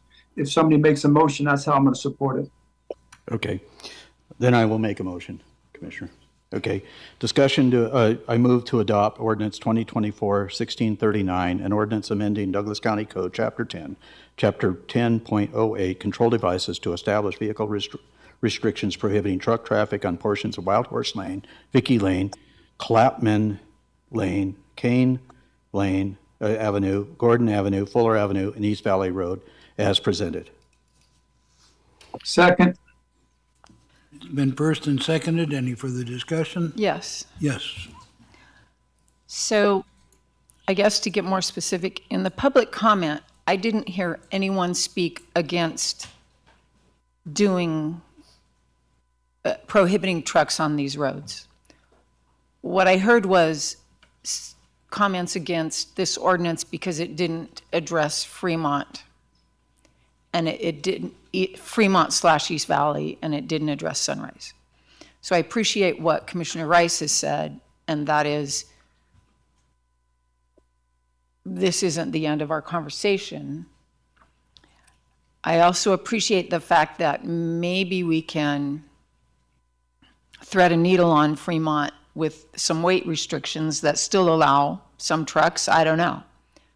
We can work with Knox, potentially. I don't know. And we definitely need to address Sunrise. So I'm getting lots of head nods, and so this makes sense to me. Not because I don't. With that explanation, it doesn't seem like we're going against what residents want. We're just taking it piecemeal. Although I have to say, I don't think we're ever going to prohibit all trucks on Fremont and East Valley. That doesn't seem to be in the cards. So with that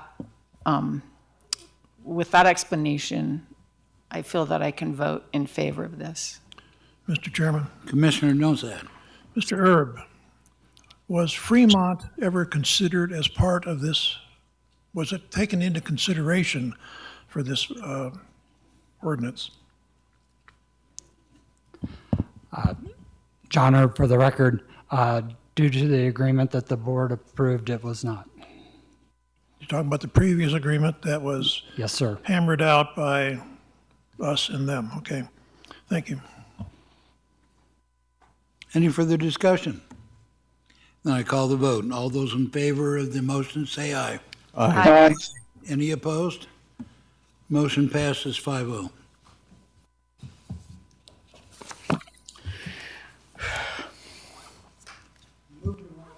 Moving right along at light speed, we'll go to number 9 of 15. For presentation only, introduction of ordinance 2024-1645, an ordinance amending various chapters of Title 20 of the Douglas County Code in order to implement the requirements of NRS 278.253 by A, designating zoning districts in which a tiny house may be located, and classifying as an accessory dwelling unit, and B, designating zoning districts in which a tiny house is allowed to be located and classified as a single-family residential unit. First reading, Kate Morales O'Neill. Did I get it? Good afternoon, Commissioner Rice. Brilliant. Before we go on, Mr. Chairman. I feel sorry for the next Chairman Rice. I feel sorry for the next chairman in the future because you've set such a high bar. So, Mr. Chairman. I appreciate that. Given that this item has been dictated by NRS, I wonder why we're even considering it.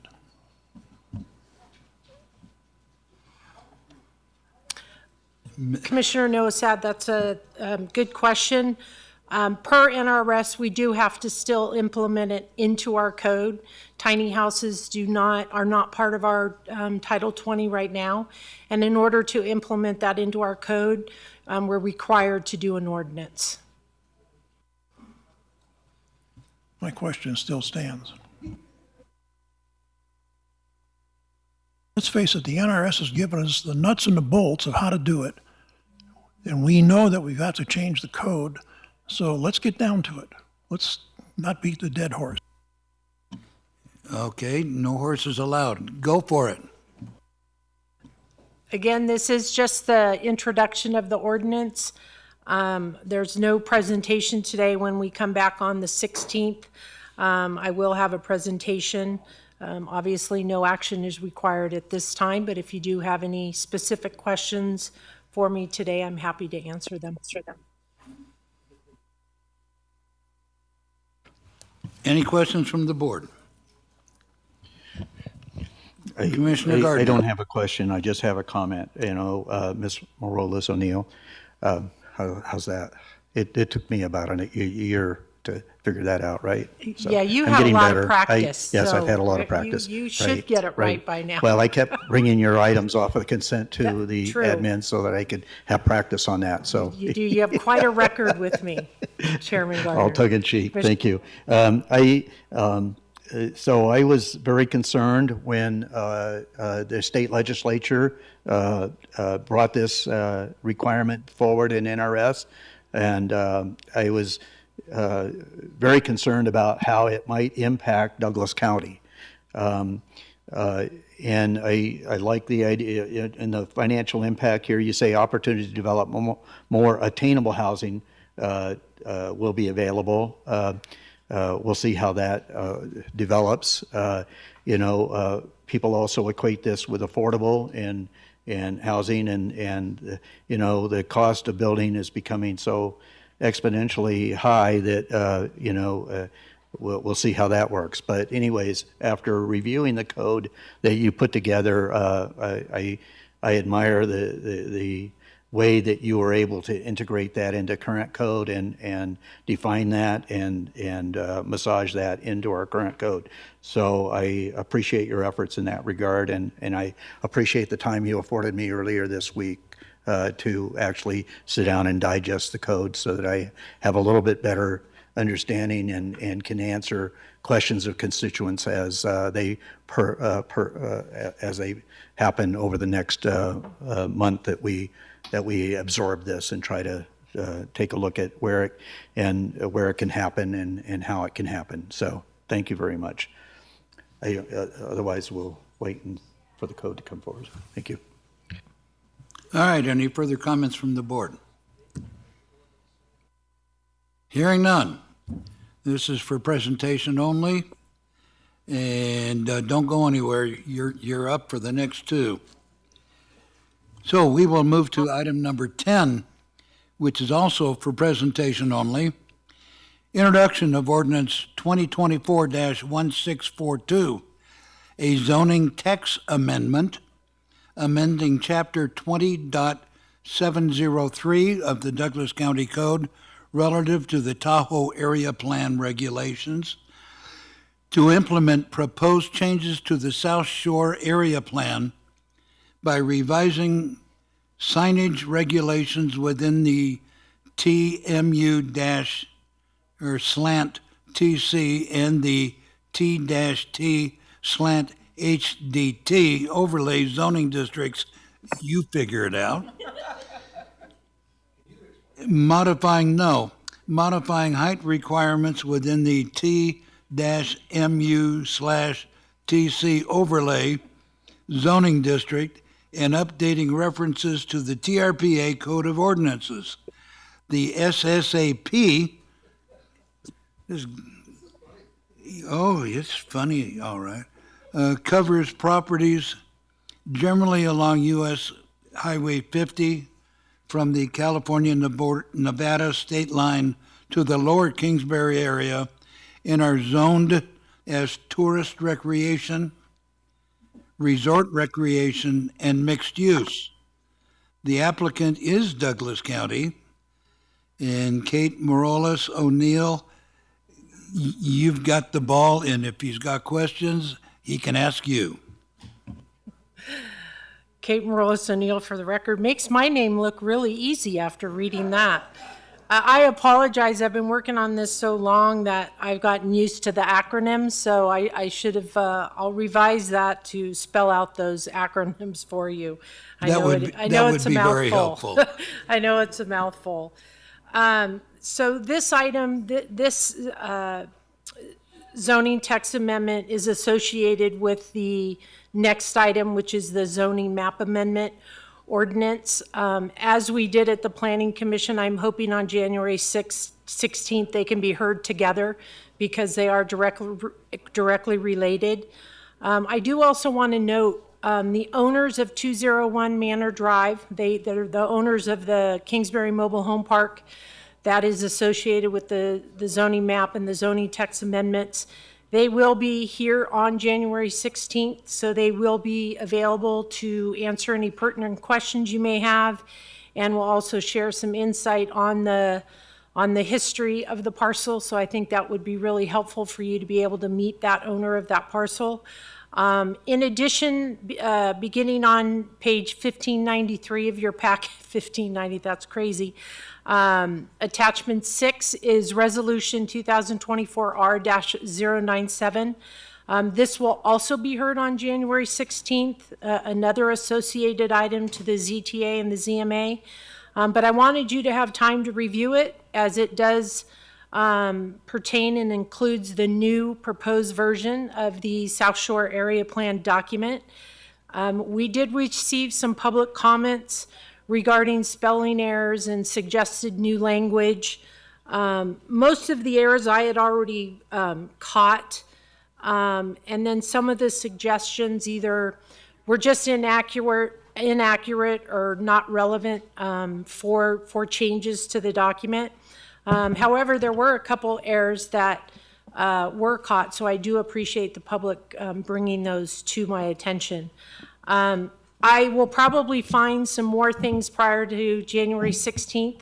Nothing that changes content, but I have to, right now you'll notice you have a red line version of that document because it's easier to me than the black and white, but I do have to change it to a black and white version for the resolution purposes. So I'm going back through the document again, so I'm sure, and in your reading, if you find any errors, please let me know, because I've done many spell checks, but you never know. I mean, you can catch, like I had caught some mistakes I had made in the past. But again, these fixes are not going to be content related and will be minor corrections as I go through.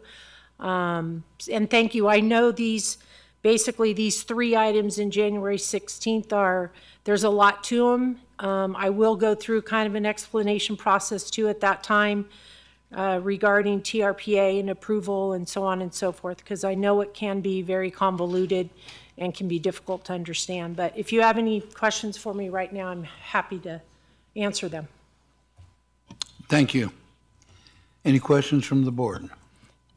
Quick question. Did you work with members of the public who brought these things to your attention? Did you respond with what you did?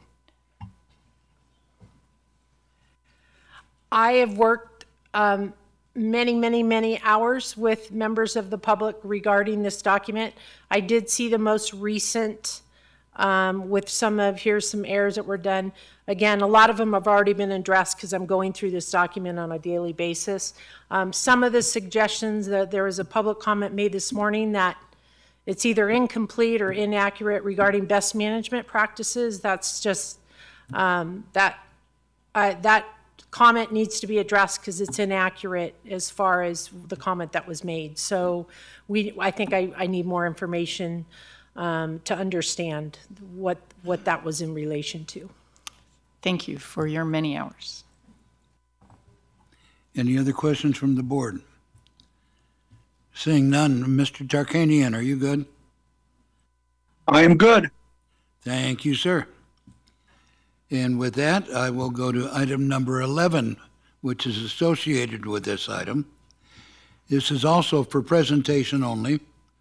Introduction of Ordinance 2024-1643, a zoning map amendment, changing the zoning for a certain property within the South Shore Area Plan, SSAP, that one I understand, by classifying the entirety of the parcel at 201 Manor Drive, APN 1318-23-401-019, comprising approximately 4.54 acres as TMU, Tahoe Mixed Use, with a TC Town Center overlay. The SSAP covers properties generally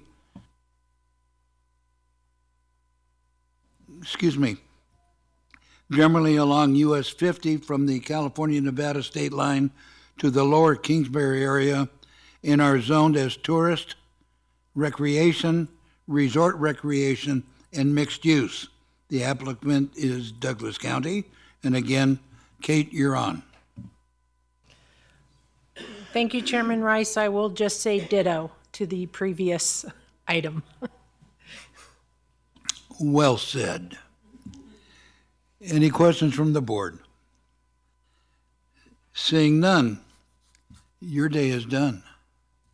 Thank you. And happy holidays to all of you. Have a safe and wonderful holiday season. Commissioner Noasad, I'm going to miss you. You were always very challenging for me, but I love a challenge. I'm a very competitive person, so I'm going to miss that part of hopefully the next person can fill your shoes and keep me on my toes. So, but best of luck to you in the future. Thank you very much. As an aside, at one time I wanted to be an attorney. However, I found out my parents were married. Ooh. That's why you joined the Navy. Okay, thank you. And before we get any deeper into that, item number 12 for possible action, discussion to adopt ordinance 2024. You're going out with a bang. Ordinance 2024-1644, to ordinance amending the Douglas County Code, Chapter 2.56, relative to the term length served by a member of the Water Conveyance Advisory Committee. This is the second reading. Jeremy Hutchings. Thank you, Mr. Chairman. Just one moment while I wrestle a quick presentation out of the computer.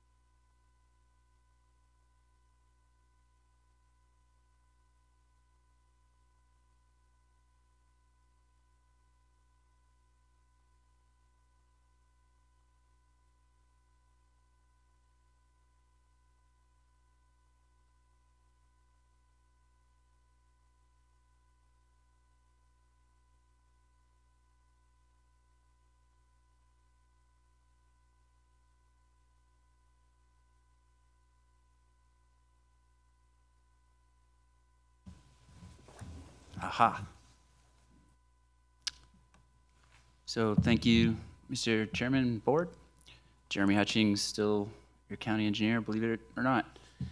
Agenda item number 12, page 1695 in your packet, ordinance 2024-1644, Water Conveyance Advisory Committee, term lengths is the item we are on. All right, let's see.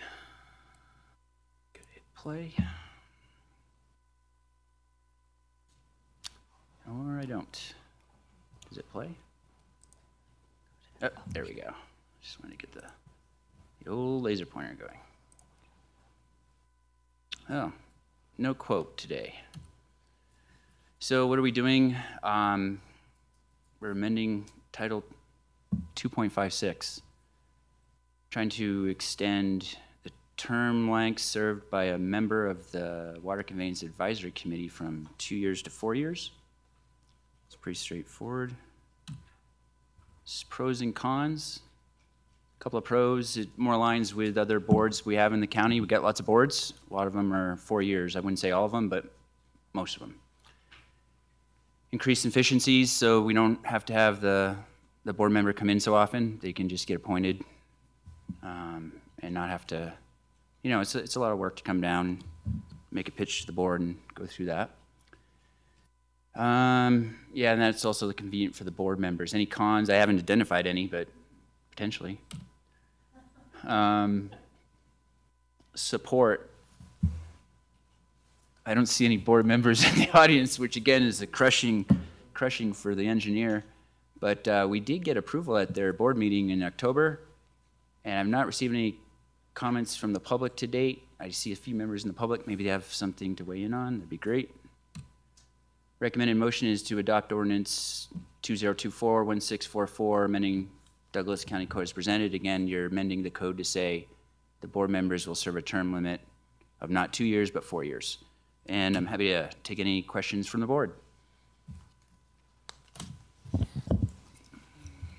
Commissioner Gardner. Thank you, Mr. Chair. You know, I recognized this some time ago, actually, that we were appointing and reappointing members of this Water Conveyance Advisory Committee. They affectionately refer to themselves as the Ditch Committee. They're the ones responsible for moving water around the county according to the Alpine Decree. And you know, so that's, but, you know, having folks such as them on this committee is extremely important. You know, as they say, whiskey's for drinking and water's for fighting. And these people fight for the water, and they make sure it goes to the right places. So when I looked at the other committees, I started to question, why are we appointing these people only for 2-year terms when all of our other committees, most of those terms are 4 years, you know, staggered, of course. And that's what would still happen with this, except that very rarely do we have anybody that leaves this committee, and rightfully so, quite frankly. So anyways, I thought, unless this was regulated and spelled out in NRS, that we should take a look at county code and bring this forward and take a look at doing that. So that's kind of the impetus of this, and so that's why I'm in support of it. Thank you. Any further comments from the board? Mr. Tarkanian, are you good? I don't have any comments. I just follow Commissioner Gardner all the time. Okay, thank you. All right, this is an action item, and we are open to public comment.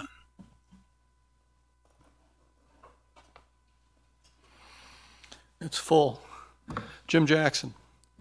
You're not going to like what I'm going to say, but I think you ought to have term limits on everything of 2 years. Reason for that being, now these aren't elected offices. I'm speaking more for the elected offices. That way, when we become very dissatisfied with what you're doing, we have a shorter length of time we have to put up with you. That's what Congress is, 2 years for the whole Congress. And that was because the founders said we want it as close to the people as we possibly can have it. So that if we're not happy, we can do something about it and everything, because that's just the way I'm believing. But they're not they're appointed, so that's up to you guys. If you want to put up with them for 4 years, go right ahead. But I think 2 years is long enough, because then if you're not happy with what they're doing, you don't have to wait another 2 years to remove them. Thank you. Any further public comment? Seeing none, I'll bring it back to the board for a motion. Mr. Chairman, a comment. Sir. The limitation on 2 years in term is the House of Representatives. 1/3 of the Senate is reelected every 2 years. Or hopefully they're not reelected. That didn't sound like a motion. I would like to make a motion. I will move for the adoption of ordinance 2024-1644 as presented. Second. It's been moved and seconded, barring any further conversation. All those in favor say aye. Aye. Aye. Any opposed? Motion carries 5-0. We will move on to item number 13. This is for possible action. And Courtney, you can get yourself up here. It's my last day, full day as a chair, so I'm going to take full advantage. Item number 13, for those that are superstitious. For possible action, discussion 2. 1, approve the purchase of a vacant 40-acre unaddressed parcel along Pine Nut Creek for $893,200. Excuse me. For use as a rural park and flood control. 2, authorize the county manager to sign all documents necessary to acquire the property. And 3, authorize the county manager to sign a separate contract with a consulting engineer in an amount not to exceed $100,000 for final design and permitting efforts for the park and flood control facilities.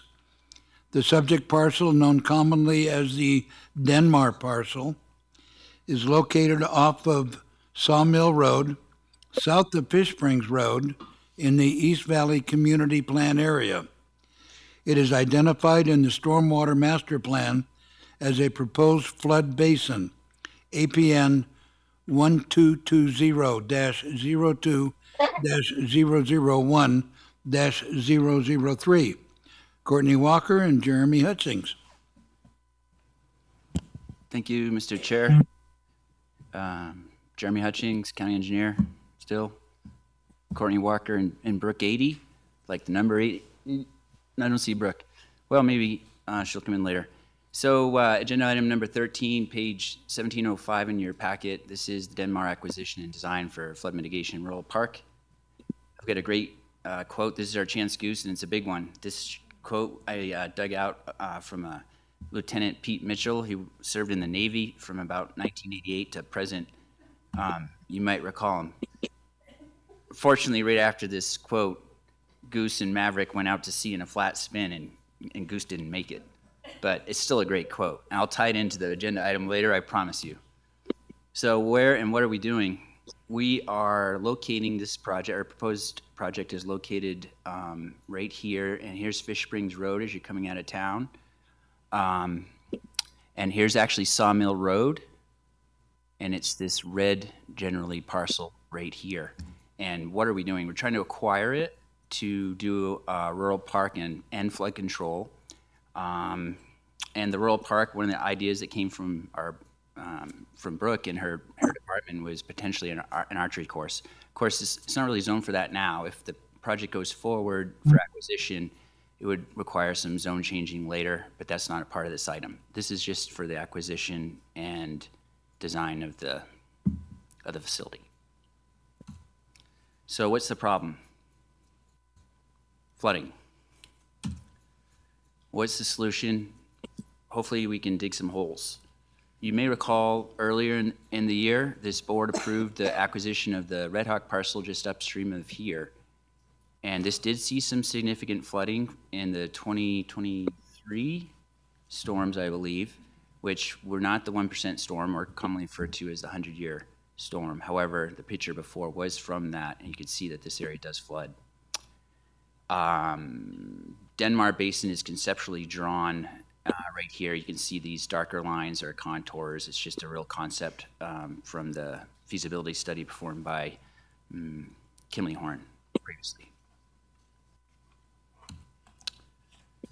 So a little bit of background. So this is a nice picture of the Pine Nut Creek watershed. It's actually quite large, about 56 square miles.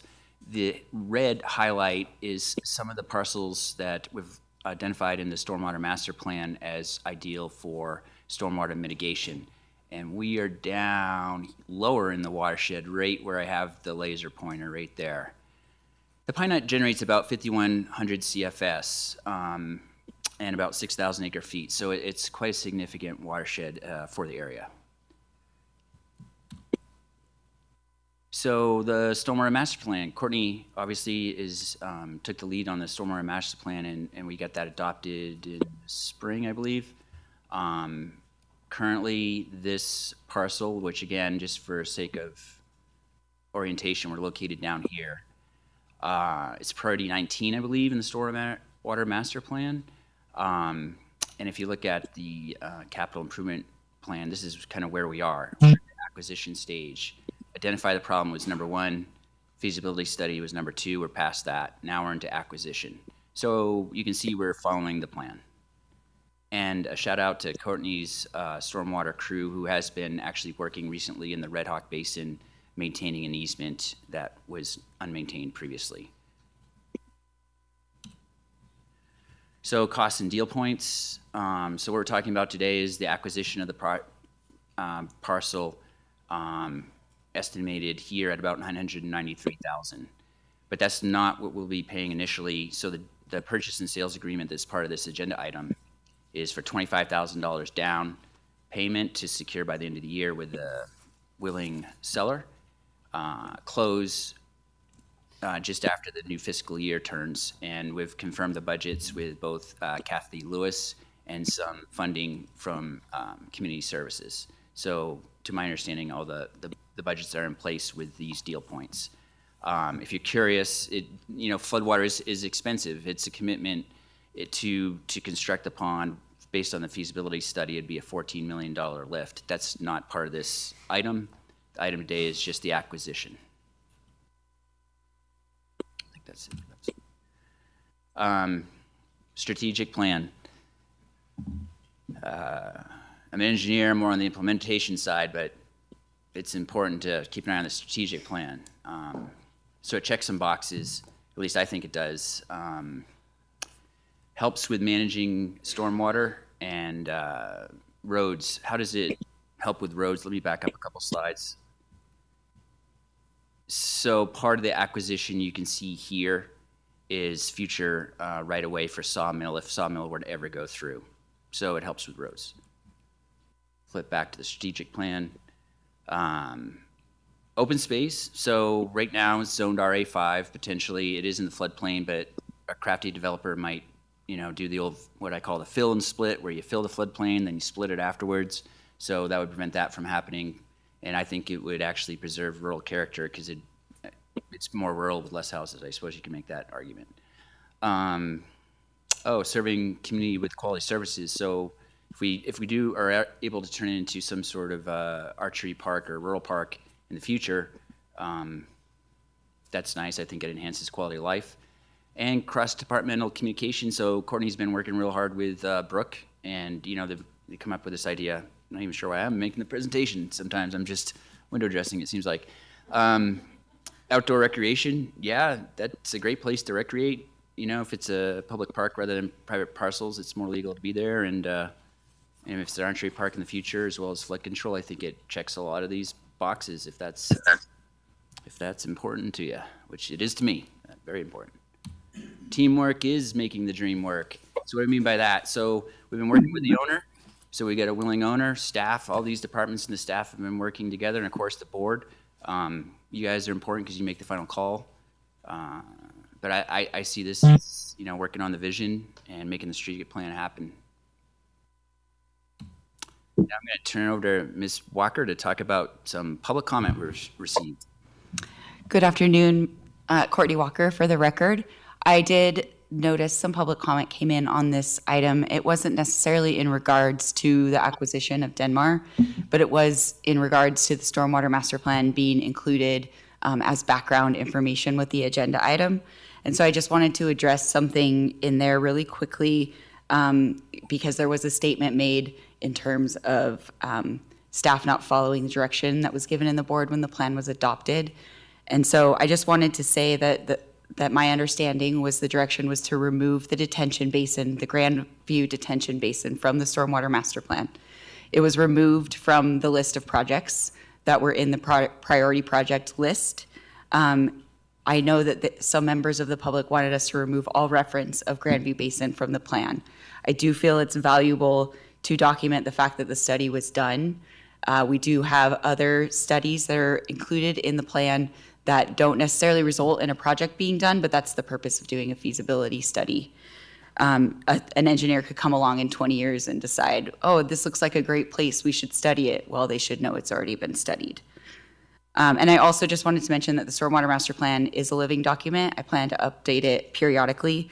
Projects will move around in the list, and I'm also happy to update any language in regards to that project if it's desired by the board at that time. And then I just wanted to mention, Jeremy said that the Denmark parcel for flood control is number 19 in the Stormwater Master Plan currently. However, that's part of the reason why I need the plan to be updated periodically, because as conditions change, projects will move around in the list. And who owns the land? If the county owns the land, that puts a project in a higher priority than if it's privately owned. There's other factors in terms of the level of impact, how frequently does it happen, et cetera. However, if the county does decide to acquire this parcel, it will change priority and probably go up. So with that, I just wanted to say that. Thank you. Thank you, Courtney. So here's the recommended motion, but I did want to tie it back into the original quote about here's our chance, goose, and it's a big one. So you don't often get a chance to acquire a parcel that fits so nicely in a master plan like this before the owner decides to develop it. So that's what I meant by it's a chance, it's a big one. There's a lot of volume that we could mitigate for flooding here. And it would be a nice place for the park. Here's the motion. I'll flip back to it, but we are at the stage where we take questions from the board. Thank you. Any questions from the board? Commissioner Gardner. Thank you. I always get called on because I guess I'm the furthest away and you can't touch me, so to speak, physically. So anyways, Ms. Walker, I appreciate you addressing that question regarding public comment that we've received. I believe I was copied in on communications from public also regarding the reference to Grandview Estates in the document, the Stormwater Master Plan. And my feeling is without that statement, there would be no reason to look at the feasibility of looking at alternative locations, basically to the east of Grandview Estates for flood mitigation. So I think that was probably an item that was appropriate for this, and that's how I responded to the constituents that reach out to me in that regard, is that we have identified that and basically taken that off the table. The other thing that's important for us to realize is that while we can get this property at a reasonable rate and will help us, obviously our end goal here is looking further east and controlling these waters before they even reach this area. But this is also an important acquisition in my mind to help us and assist us before we get to that point down the road. It still requires, even though it's not a hole in the ground yet, right? And so it's still going to require a substantial amount of money that we don't have, quite frankly, right now. I think if it was only 14 cents instead of 14 million, we still don't have 14 cents to do it, you know? So, but hopefully as we own the property and acquire and own the property, then maybe we can get some other folks to assist us and go in and create that basin that we need there to help us out and figure out a method of creating that without expense to the county, if possible. So, anyways, I think this is one more step, one more nail in that to try to get this done. So, yeah, thank you. Any further comments from the board? Commissioner Hales. Thank you for your work on this. I just want to note that we're using money from our parks account to acquire this property because besides being a stormwater tool, it's going to be a park as well. So it will become a stormwater tool when we dig a big hole in it. So I would just like more vision on that. How deep is this hole, and how do you have a park that's in a big hole? And what are your thoughts on, are there ways around spending $400 million to get this hole? Those are sort of related questions. If you could address those, that would be great.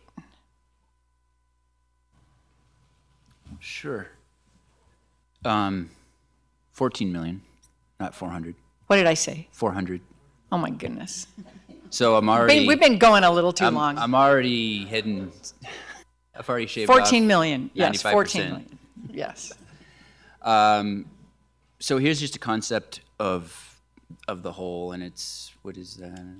55. It could be 15 to 20 feet deep, maybe deeper. It's just a concept. It's showing 309 acre feet of volume. This is before we were working with the Parks Department about changing it into a rural park. So part of this item, Commissioner Hales, is to hire a consultant that would come up with a design, like a preliminary design for the flood control and the park. We don't have that yet. The first, or one of the ideas that was floated by the Parks Department was an archery course. It'd be like a walking archery course where there's one on the east side of Carson City. You can see the little white dots up against the hillside where you the archer would walk along and shoot at a target. It actually, some topography makes it pleasant for an archer, I think. But that idea isn't formalized yet in any type of a plan. But yeah, from an engineering perspective, Obviously, the deeper the better, the more volume we could provide, but that design will be forthcoming. This is just from the feasibility study. I forget you had a third question, I think. I mean, 14 million is obviously way out of reach in the foreseeable future. Are there other plans? Are there other possibilities here to help us dig a big hole without 14 million? Well, there's obviously, if you own the property, you can, a big part of a grant application, you could pursue grants. We have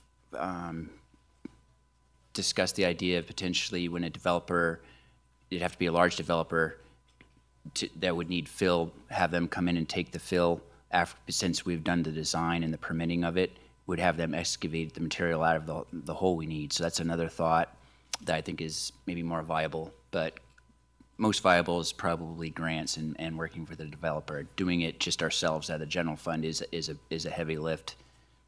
I don't have an answer for you right there. And Courtney's whispering in my ear about parks having funding to maybe do a park in the interim, some interim plan perhaps. But again, that's part of the item, is to fund a plan or fund a consultant to go out and come up with a design is part of this item. And can you give us, my last question, some idea of how much impact this would have on our problem if we had a 309 acre foot hole on Denmark on Denmark?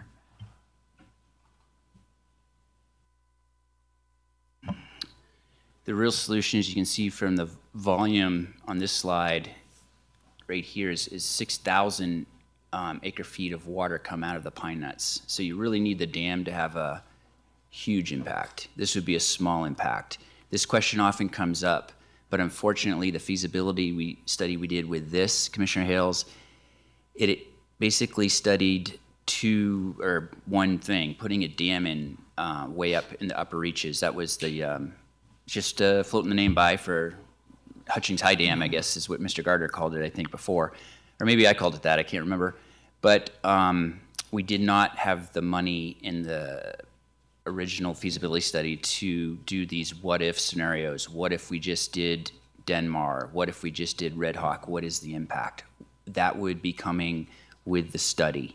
That would be funded by this item. We could tell you, I don't know, about this time next year. If the study's authorized in July, it'll probably be about a 6-month deal. I could come back and give you a report of that impact. Oh, Courtney's got something. Courtney Walker for the record. And the other big impact I think that this project would have is that it would prohibit another parcel map from occurring in this area. If you go back to that picture that shows the whole parcel underwater, I think it's fine if it's underwater, if it's just a county-owned vacant parcel. It's not harming anyone to be like that. But if the sellers decide to divide it up and then sell it to others, then we'll have some future potential issues. So the proposed acreage on that plot is 309 acres. No, the proposed acreage is about 40 acres, Commissioner Nosad. The volume, once we excavate down, is about 309 acre feet. Okay, all right.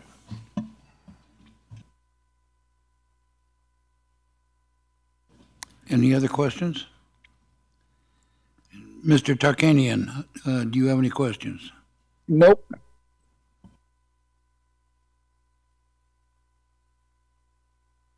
For possible action, so we will open it to public comment.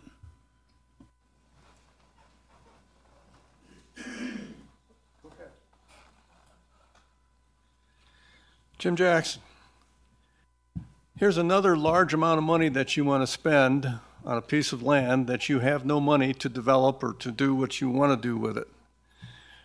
One of the things I heard say was it floods now. If the county owned it, then nobody could sue the county because it's county land that's flooding.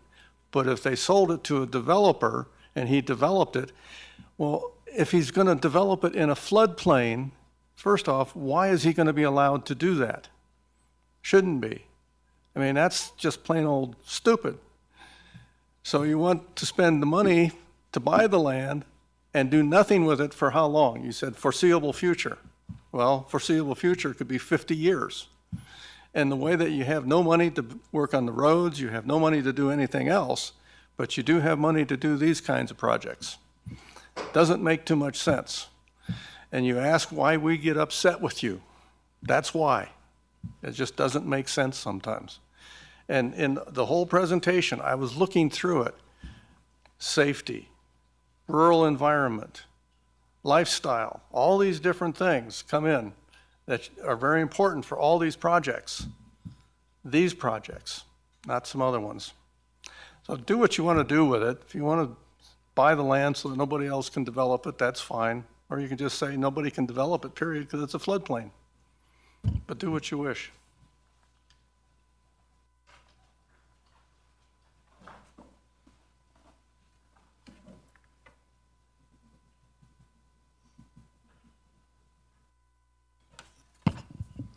Thank you, Mr. Chairman, members of the board, Mimi Moss. As a prior Community Development Director and Floodplain Administrator for 11 years with Douglas County, I support the county's efforts in purchasing a vacant parcel for a combined park use and floodplain control facility. However, I will bring to your attention that merely purchasing a parcel does not give the county the right to develop the property outside the zoning regulations found in Title 20. For example, the staff report does not identify that the extraction of earth material needed for the flood basin is not allowed in the RA5 zoning district. The code defines this type of use as open or subsurface mining. Under Title 20, the only zoning district which allows extraction of material is the general industrial zone. Nor does the report identify that the only recreation use that is allowed in the RA5 zone is a park or play field, day use only, but it's subject to a special use permit. In addition, a flood control basin isn't even identified as a permitted or type of use in Title 20. So how is it possible for the board to allow this type of development without the proper zoning in place? My questions to the board. Will community development staff or the consulting engineer be considering the applicable code regulations such as, 1, the implications of developing in the primary flood zone and what permits and approvals are necessary to meet the floodplain ordinance and FEMA regulations, 2, the need for a zoning map amendment and a master plan amendment to general industrial, along with a special use permit for the mining operation. 3, applying for a special use permit for park use. Or 4, amending the development code by first defining a flood basin and then allowing mining for a flood control basin in the public facilities zoning district, the PF zone, which also allows park use. A change to PF zoning district for this property is consistent with other county-owned property and would not require a master plan amendment. The PF zone change would be similar to the zone change the board approved last year for the Dangberg Home Ranch, where Scott Morgan brought forward the change due to increase in the activities at the home ranch that weren't allowed in the A19 zoning district at the time. I will remind the board that I brought forward this same issue several months ago with the Spring Creek PD. At that time, I also identified that Title 20 did not define or allow the extraction of material which results in the construction of a flood control basin, nor does it define where a flood basin can be allowed. As a professional land use planner in the public sector for over 30 years, I believe the county would be better served by making changes to Title 20 before you move forward with developing this 40-acre property or any other regional flood control use. Please follow your adopted zoning regulations. Direct staff to amend Title 20 by defining flood control basin facility use, allowing this use in the PF zone, and then bringing forward a zone change to PF for this site. By doing so, you would afford an open and transparent process when implementing your stormwater management program. Thank you. Thank you. Any further public comment? Seeing none, I'll bring it back to the board.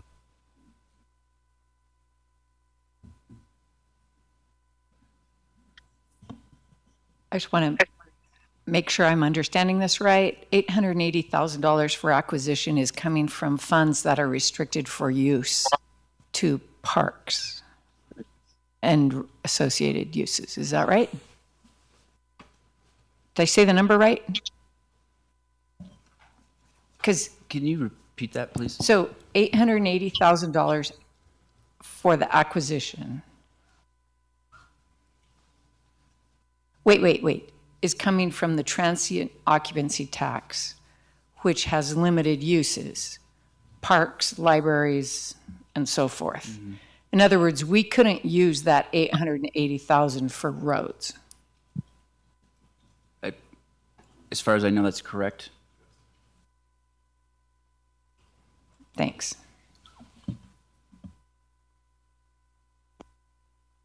Any further questions?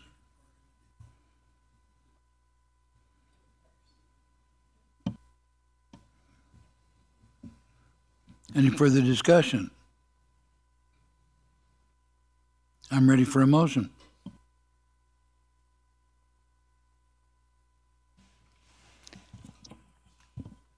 I move that we approve the attached purchase agreement for real property to acquire the Denmark parcel APN 1220-02-001-003 for $880,000 plus $13,200 in closing costs for a total of $893,200. Authorize the county manager to sign all documents necessary to purchase the Denmark parcel, and authorize the county manager to sign a separate contract with a consulting engineer in an amount not to exceed $100,000 for the design of a park and flood control facilities on the Denmark parcel and the associated permitting efforts. Second. We have a motion and a second. Any further discussion? All those in favor say aye. Aye. Any opposed? Mr. Chair, in consideration of the public comments that have been made, I would ask staff to take a look and make sure that as we go through Title 20, that we make those necessary changes that would be appropriate to ensure that we are following our own code when we go forward with this. Should we ever get to a point where we need to use it other than a park or equestrian trails or whatever else is designed. So thank you. Thank you.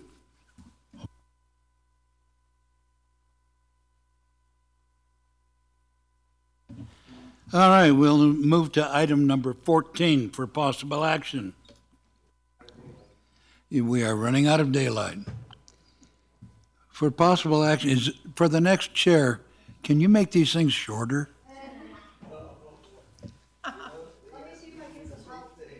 That was not a short joke, by the way.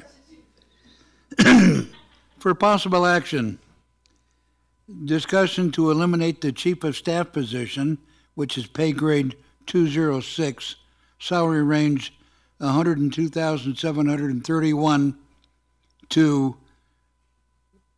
143,811, and create a chief operating officer position, pay grade 212, salary range of 170,665 to 256,006 in the county manager's office.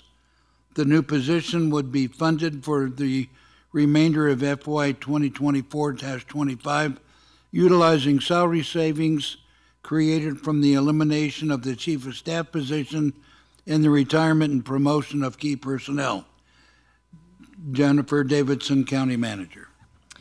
Thank you, Mr. Chairman, members of the Commission. Jennifer Davidson, County Manager for the record. I apologize, I did have a presentation for you, but somehow when I uploaded it to my thumb drive, we had an issue with the file being corrupt. So I'm going to refer to my presentation materials in front of me. Out of respect for your time, I won't break to try to get that technology issue solved. And my presentation materials will also be uploaded as part of the supplemental in case anyone wants to reference slides that I am referencing today. Since the time the county manager's office created the position of assistant county manager, there have been a number of changes over the years in the county manager's office.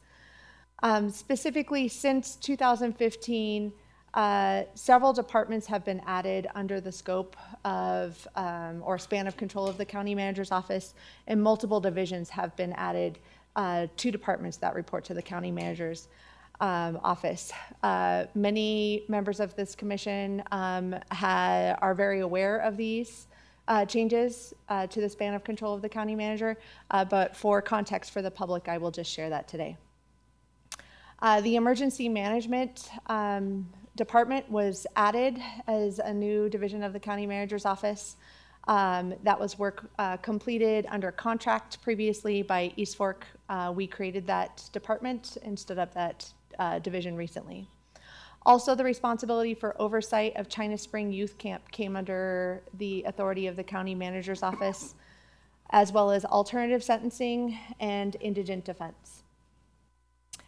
Additionally, we added the divisions of stormwater management, the VHR program, the public guardian, and we assumed responsibility for operations at the airport, previously operated under a contract that was administered by the county manager's office, but contracted work by others.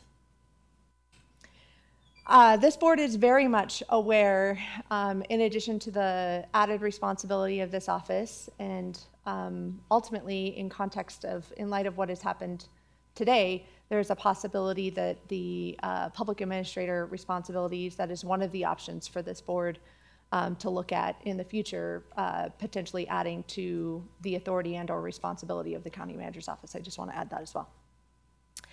This board is very aware of the very extremely wonderfully ambitious plan that we have adopted in terms of our strategic plan and the goals and visions that this board has set up for the future of our community. When we talk about our strategic plan, we have a lot of work to do. Success in 2030 as defined in our strategic plan looks like this: managing growth and infrastructure, preserving natural beauty and rural character, enhancing public safety and related services, prioritizing community engagement, which we heard loud and clear from the public today, enhancing quality of life for our residents, ensuring responsible, transparent use of tax dollars, supporting youth and young families in our community, addressing our multiple transportation infrastructure needs and issues with traffic, supporting local businesses and focusing on long-term economic sustainability, balancing affordable housing needs and overdevelopment. And that's just a start. We have only just begun to scratch the surface on our strategic plan, and we have a lot of work ahead of us to tackle these important issues, these critical needs for our community in the very near future. My office is running in several different directions at high speed constantly, as is this Board of County Commissioners. When I interviewed for the office of county manager, I spoke to the board about high-performing organizations, something that I studied in my time in my master's degree program. And what I found were certain characteristics that high-performing organizations do. Yes, they have a long-term strategic orientation, but among the habits and behaviors that high-performing organizations adopt is, in addition to having that long-term strategic orientation, they also focus a lot of their time and attention on the organizational health and organizational capacity, basically the ability to accomplish the things that they have set out for themselves, the objectives they have set out for themselves. The analogy that I will use is we as an organization are driving 100 miles an hour on a racetrack to achieve our strategic objectives. But to quote Commissioner Gardner, we're on a bus and no one's checking the engine light. No one's checking the tire pressure. No one's really focused on the capacity of this organization to get things done efficiently and effectively and to operate at our highest levels when it's needed most to tackle these critical needs for our community. With the creation of this chief operating officer, I think we can do both, and I think we can do it well. I think we can divide our time and attention between both, between the objectives of this board, the vision that you have set out in place, this very ambitious 5-year from now strategic outlook, the goals that we have defined for ourselves. But I am concerned that if we do not also focus our eyes internally on departments such as human resources, IT, and our finance department, and pay attention to the long-term fiscal planning and organizational capacity needs, that our bus may break down eventually, that we're going to run out of our ability to move at this high rate of speed. The reason why I'm concerned about these things is because we have done a look at the health of this organization. We have done it through a risk needs assessment. It has identified a variety of things that we just don't have the time to currently get to. We have outdated policies, we have outdated practices, we have things that we can simply do better and should do better. With the retirement of key personnel and the promotion of other key personnel, there is created a salary savings and an opportunity for us to address this. To add this position to this organization at this point, we can do so without negatively impacting the general fund. If we do not create this position, let me be clear and transparent with you, we would have somewhere between $50,000 to $60,000 in savings in the general fund that this board could prioritize for other purposes. I could just hire a chief of staff and move on. However, if we do create this position, we would still have $30,000 in savings in year one and $20,000 in savings in year two. Subsequent years, I am committed to looking at the needs of this organization and determining whether or not this position and this plan is still in the best interest of this organization moving forward. But I can tell you, based on my education and the research that I have done, that this is a private sector best practice and something that I am very much looking forward to having a conversation with this board about. With that, Mr. Chairman, I turn it back over to the County Commission for any questions that you may have. Thank you. Any questions from the board?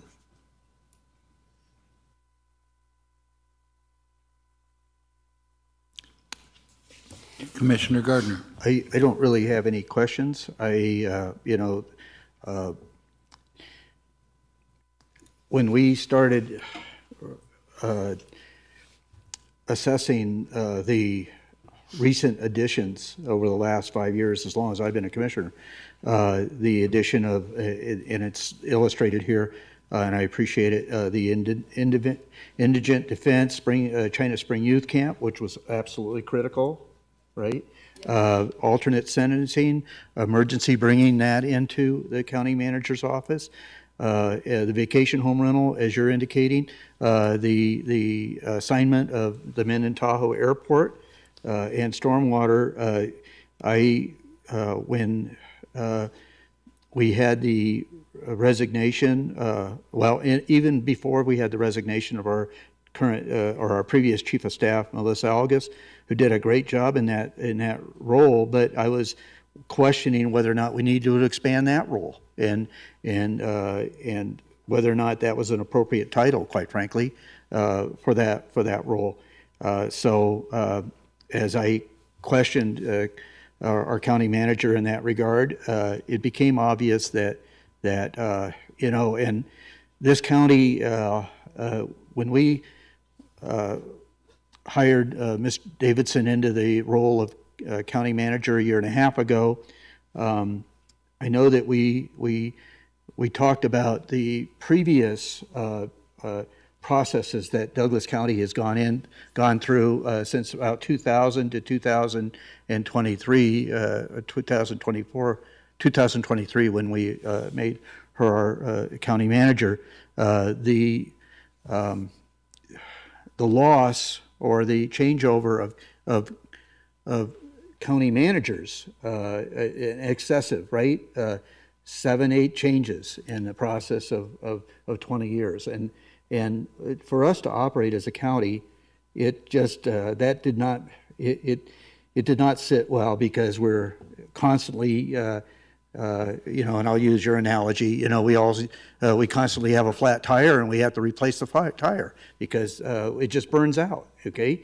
And one of my chief goals when we went to replace the county manager was somebody that could be in this role for an extended period of time. But I don't want to have so much on that plate that we have a burnout, okay? And so the distribution of responsibilities and this type of process. So I really appreciate our county manager of looking long range and seeing how we could reorganize our county manager's office to take all these things into impact, into account and plan for the future. And so when we had the discussions regarding this possibility, I encouraged her to flesh it out and come forward with a proposal. And I think this is good. And it doesn't, of course, we always get the question, are you adding staff? Are you adding staff? We're not adding any staff. Okay, we're neutral on FTEs. And over the long range, it may cost us a little bit more money. Right now, it's not going to, so that's a plus also. So anyways, I think this is certainly a move in the right direction to ensure that we have the proper staff to handle the tasks at hand. And with the possibilities, as you're indicating, we may have to take on an additional responsibility in that office, depending upon what this board determines later on in the next month or so. So, yeah, yeah, I'm there. I'm good. Thank you. Commissioner Hales. I agree with those concerns. I'll elaborate or share maybe a little different perspective as well. But I want to absolutely agree that county manager turnover is not good. And we, as a board, are picking up and doing some things that have been kicked down the road that are important. For instance, stormwater. And and the Justice Center was kicked down the road. And those things are a heavy lift.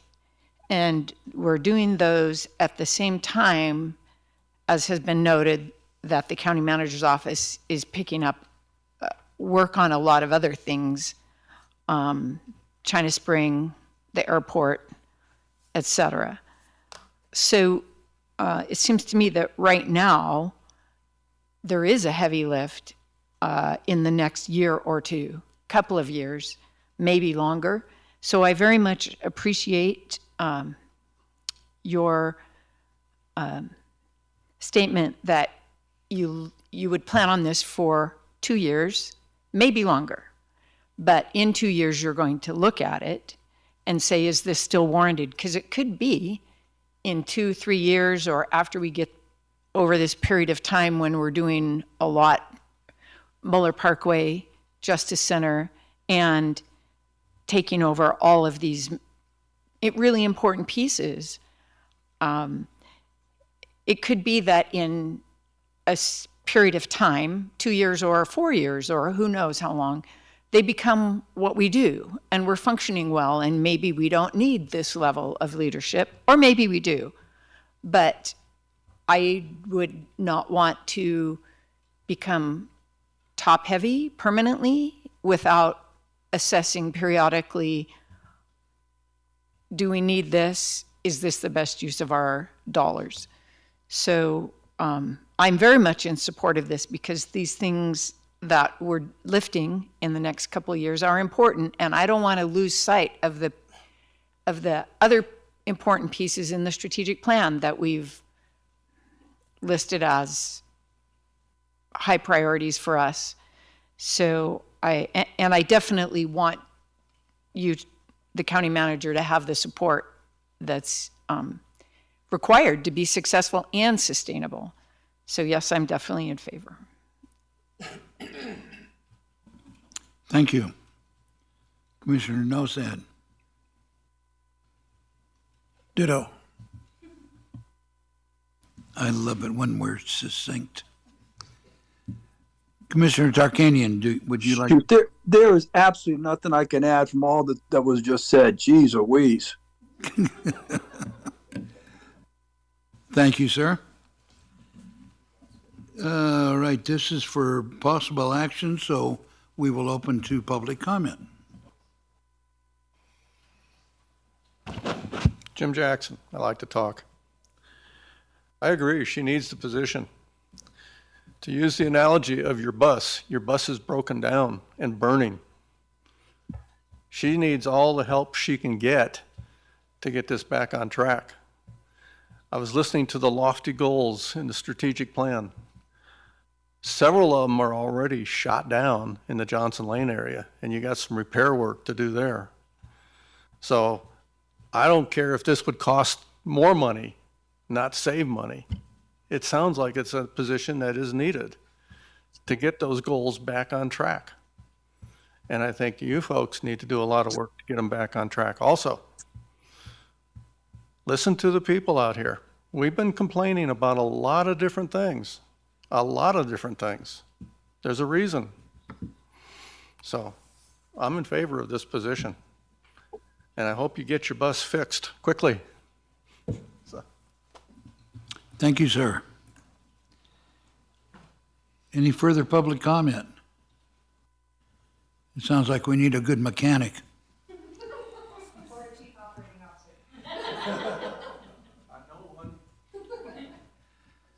All right, this is for possible action. I'll bring it back to the board.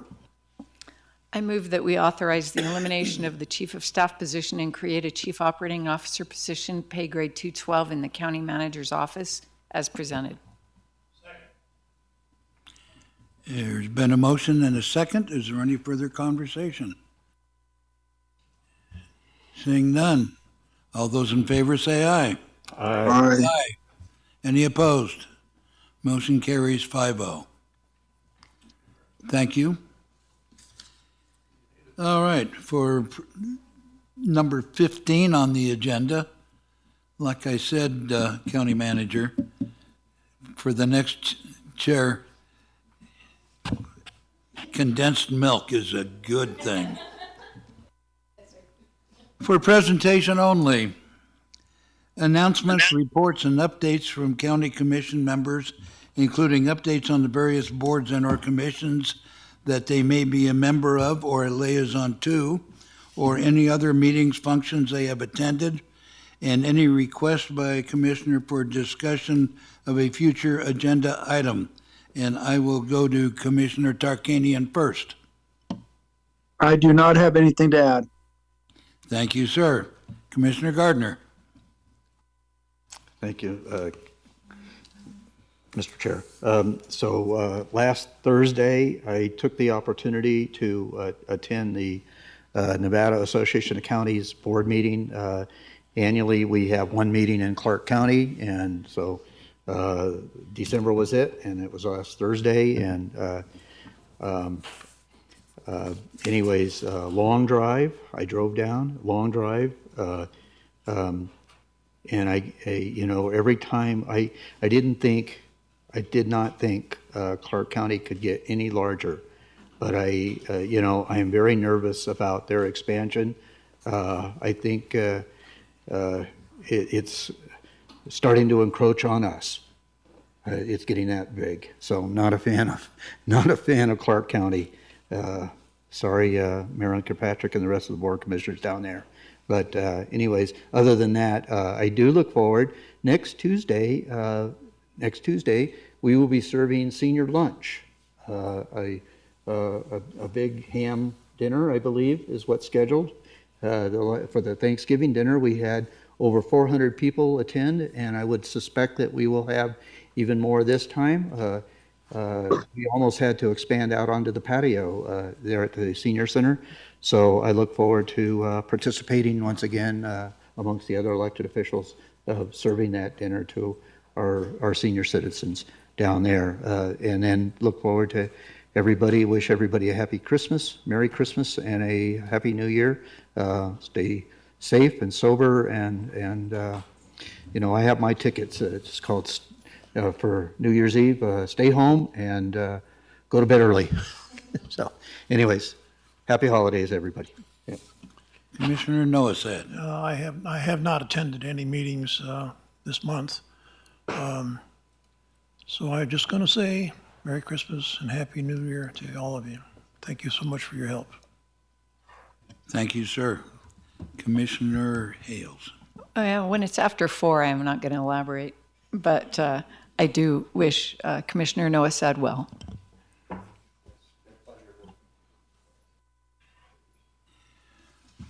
I have attended a few meetings. Luckily, I had a couple of them that were canceled because of the holiday, thank you. I did attend the TRPA meeting yesterday, and even though I'm no longer on the legal committee, I stuck around for that because they were discussing possible infractions by the Tahoe Event Center for possibly violating the BMT requirement. And other than that, there was no decision on that, by the way. And other than that, I have a meeting with Tahoe Douglas Transportation tomorrow, and that's it until the end of the year, thank goodness. And I wish everyone a Merry Christmas, a Happy New Year, Happy Hanukkah, Happy Kwanzaa, Happy whatever. And we are going to closing public comment. And let's not forget Melikaliki Maka Ali Makahiki. I knew I'd forget one of them. Jim Jackson, Senior Chief, as a Sergeant in the Marine Corps, I salute you for your service to the country and your service to this county, and I thank you very much for it. One of the comments that was made earlier, I know that you get tired of hearing about all the things we complain about and stuff, but sorry, but that's the way it's going to be. You talk about listening to the public. I wish you had listened to you when we submitted 750 names on a petition and had close to 300 people here in the hallway, out on the grass, talking about NOx. You didn't. Now we're suffering the consequences of it, and so are you. You're having to put up with us every time something goes wrong up there, and it's going wrong every single day. We don't know how to solve the problem. We're looking for a solution ourselves, and we hope you are looking for a solution. As you said, step by step, this was one step. Were we all against this ordinance? No. We just don't think it went far enough. You left off a lot of us that are up there. And if it's because of the agreement or whatever, modify it, do something, because this can't continue. It's going to get worse and worse and worse. My asking for a stop sign there, that wasn't a very big request, but I'm looking at the future on what's going to be happening up there when we get those 60 trucks a day going through there, paying no attention to, I mean, you heard them. They ran through stop signs. There was another one up there. There was a school bus stopped. Stop sign out, lights flashing. The truck went blowing right on by him. Didn't even bother to try to stop. We got a witness that saw that. What do we do with that? We don't know. Nobody seems to want to do anything. We've had trucks going down Johnson Lane without covers on the back. That's in violation of an ordinance. Sheriff's car was sitting there. They didn't do anything. I think it's a rather expensive ticket. County could use the money. So something's got to be, some directions have to be given to the sheriff's department and say, go enforce the laws there. Just the laws that are on the books. Enforce them. Do something. The trucks going up and down Sunrise Pass. No, they're not gravel trucks, but they're not an emergency. They're their trucks. I followed one tractor from the Judicial Center all the way up Buckeye, across the East Valley, on to Fremont, up Sunrise Pass. He was just taking a shortcut to get his tractor back out there. He didn't have a license on it. He shouldn't have been driving on the road, but he was. So anyway, I wish you all a Merry Christmas and a Happy New Year. Wish you the best in your retirement. Hope you have a very good time, and we will miss you. Thank you. Thank you, sir. Hello again. Shaunie Garen, Douglas County Recorder. For the record, while I hate to keep you an additional 1 to 3 minutes in your long day, I've had some follow-up questions since the comments that I made earlier. And the one consistent question is always, is it happening here? Are we seeing seller impersonation fraud, where individuals are impersonating a property owner and fraudulently taking possession of property? The short answer is no. knock on wood, we are not yet seeing it here. That doesn't mean it can't happen. It doesn't mean it won't happen. In fact, I will elaborate to say that across the state, it is not yet a problem for the state of Nevada. I am aware of less than a handful of actual instances of any type of fraudulent recording. And I would be remiss if I did not give credit on the record to the frontline people within the property records industry, or the real property industry, the realtors, the title companies, the escrow officers. They're the ones that are doing the due diligence in order to help mitigate this, to take the necessary steps to make sure that they have the right parties involved. Of course, every document that gets recorded does not involve a title company, but that is where the lion's share of that mitigation is happening. And so I just wanted to go on record to clarify, no, it is not yet a problem here that we are aware of. Also, I will say that the Recorders Association, the State Recorders Association, has done a tremendous amount of work on just making sure that we are educated, the most educated we can be on it. In this fall, we actually hosted a real estate fraud and cybersecurity workshop. I sat on that panel, and along with speakers, we had guests from the FBI, Washoe County Sheriff's Office, the Attorney General's Office, the Secretary of State's head of Notary Division, and we all came together, as well as the Nevada Land Title Association, and shared a little bit more insight with the other industry partners so that we can be united in that effort. And so I just wanted to address those final concerns and thoughts that have been presented over the course of the last several months and even today. Thank you. Thank you for the presentation. And it seems to me that this is a result of very good insurance